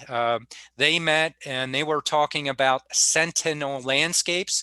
It's a special designation that's sought at the federal level that can be used as a management tool. So they're exploring that concept. It was one of the recommendations that came through the plan and is an action element associated with that. COVID, same thing. Greg's pumping out information. We try and get the information out to our stores that are usually, they're the go-to place where people pick up their mail and they can see the posting of COVID where they might not have access to internet, or maybe they don't use it, and word of mouth, it really helps in our rural communities. So we're doing that outreach as we always have, and Greg will post on our Facebook updates. We did get a little backed up, but we're getting them out there. I did have a visit, just to give you a heads up, that there's a group that wants to do a Shakespearean festival out at Fort Tudhill. They're reaching out to Parks and Rec staff. They want to try and grow that if they possibly can, but they've been impacted by COVID. And so I might consider that for a future community initiative, just so you're aware of that. Fort Tudhill was closed during President's holiday, and I hear that worked out really well, just a compliments to the coordination that occurred with it. As I work through the geography of my district, Sedona, we have all kinds of transportation issues that you're going to hear about. I'm a little bit behind on reaching out to the group, but quite a bit of activity, a lot of visitation that's occurring. We are, as you can see, we are the playground, so to speak, especially during COVID, although I think it's also the new norm on it. When I hop over to, that's, you know, a quick summary of my district. There's a lot more. I am on the Transportation Advisory Committee for NACOG, which is a subcommittee of NACOG. I'm the current vice chair, and through that, I had been with MetroPlan, but now through TPAC, I am the representative, and I am the chair of Rural Transportation Advisory Committee. That's all the rural councils of governments and the metropolitan planning areas, so MetroPlan and NACOG. And so our discussions, we've met with legislators. There's a lot of movement, as you heard, on legislation, potentially revenue components that might get through. So there are key ones and part of not only the county's priority list, but County Supervisors Association priority list. And then when you get into these special committees associated with transportation and their prioritization, they fit well with their recommendations and their priorities that we all lobby and work together on with that. We already told you about the Legislative Policy Committee. I don't necessarily do updates, but just, you know, Eric and I tag team. That's part of his presentation related to that. I do that on a weekly basis on Fridays, except for the County Supervisors Association when everybody attends, which is coming up this week. One other meeting that I'm going to, well, two other ones.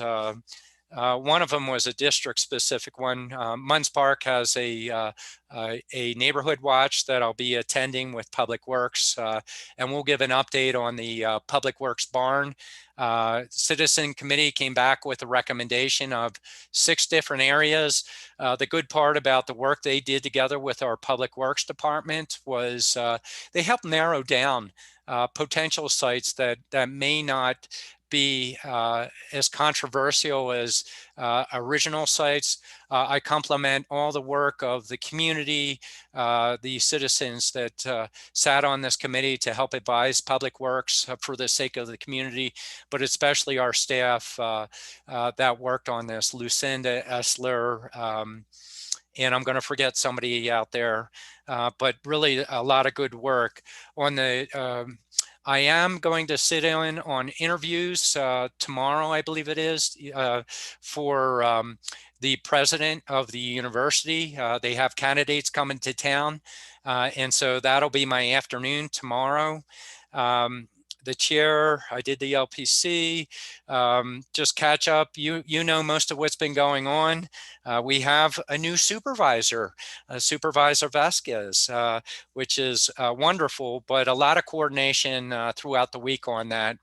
And then Lucinda and Siri and I, we've gotten through just about all of our presentations. So for budget with our electeds, we have, I think, either 1 or 2 more to do that, but we've been doing that as a soft introduction before staff goes out, Lucinda and Siri, to meet with the departments individually, work through the budget, and then bring it to the board in our budget hearings that we will have later on. I did visit with Coral Evans. I think all of you had. Yeah, I covered some of my district stuff, but really my focus as chair was our own board's priorities that we have for the federal level. And so that was a big piece of it. Also attended with Jimmy the on I think a weekly basis. I'm starting to lose track. The elected officials and leadership. So that's directors and elected officials, just giving them an update of our different appointments that we work through. Supervisor Archuleta's transition to the Biden-Harris administration. You know, the updates that we're seeing, the county manager recruitment, the redistricting, and the budget, which was an important thing that I worked together with Deputy County Manager Andriani, Lucinda out there. Also, Jimmy and I had meeting with the electeds independent of the directors to, there's a semi-regular meeting that the chair gets together with the electeds to catch up with them, help with communication, see what's going on. Their discussion was the strategic planning. They'd like to have a more participatory role associated with that. That's something that, you know, obviously we're waiting until we get our new county manager before we step into strategic planning. But these are preliminary communications from their perspective. Again, cities and towns, focus is primarily COVID, have been attending those, although Vice Chair Fowler usually has been handling those ones. You're aware, as Supervisor Horseman told you, about federal updates and what we had targeting using her relationship. She was able to speak on behalf of the board. I'm hoping with time, as we all get to know each other, let's pick and choose different supervisors for different opportunities. So continue to work through in that way. And that'll be a quick wrap. We've had a long time that we haven't done these reports, but you can see we're all busy and there's probably a lot more that hasn't been said. Jimmy, just touch bases. You did chair report real quick. I mean, not chair report, but manager's report. Probably other stuff where it was triggered, but maybe not on that. Very comprehensive. Well done. Okay. I don't have anything else to add. Okay, fantastic. Okay, so with that, we're on to our last item. And our last item is that we definitely need to, it's item 16, consideration and possible approval of a proposal of settlement of the litigation of Perlmutter versus Coconino County with direction and authorization with the board's attorneys. And so we would need to go into executive session to discuss this item. And Rose, is that your advice? Oh. Yes, Chair, that is my recommendation. All right. Supervisor Horseman. I will move per the advice of our legal counsel to move into executive session. All right. And I need a second. I think that was Vice Chair Fowler. It is. All right. All in favor of the motion, vote aye. Aye. Aye. Now, just for the sake of, oh, fantastic. Thank you, Supervisor Vasquez. Those mute buttons, time delay associated with it. Just for housekeeping, this item, this is the last item on the agenda. You need, for the sake of the supervisors, we need to leave this meeting and turn it off and then hop over into our other meeting in our calendar, our Teams meeting, to go into executive session. All right. Did I miss anything? Not seeing it. Just real quick, are you guys coming back? Are we coming back? I'll turn to Rose for a second here. I can't hear you, Rose. Still no? We can hear you, bubbly, but we can hear you. Okay. Can't hear you. Nod your head or yes or no. Can you give us a visual signal? I think you can hear me. Yes, we are coming back after this. Is that correct? Yes. Okay. All right. We'll leave this and we will return after executive session.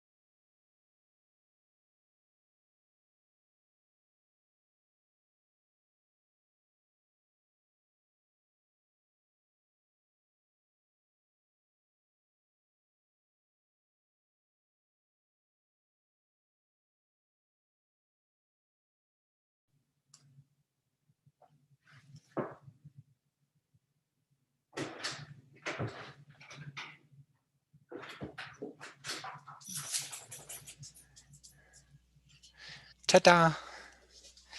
All right. Okay. We just left executive session. We are on item 16. Just checking in, it looks like we have a quorum present. Let's make sure we have our attorney though, very important here. She's there. She's on. Okay, good, fantastic. I didn't do my who's in the crowd button this time. With that, we are posted to potentially take action associated with this item. So I'll turn to Supervisor Horstman. Yes, thank you, Mr. Chair. And at this time, I would make a motion that we direct our legal counsel to propose a offer of judgment for a settlement of a litigation and to act on that offer of judgment and settlement on the county's behalf. All right, I have a motion. I need a second to that motion. You're on mute, Supervisor and Vice Chair Fowler. I will second the motion. I have a second by Vice Chair Fowler.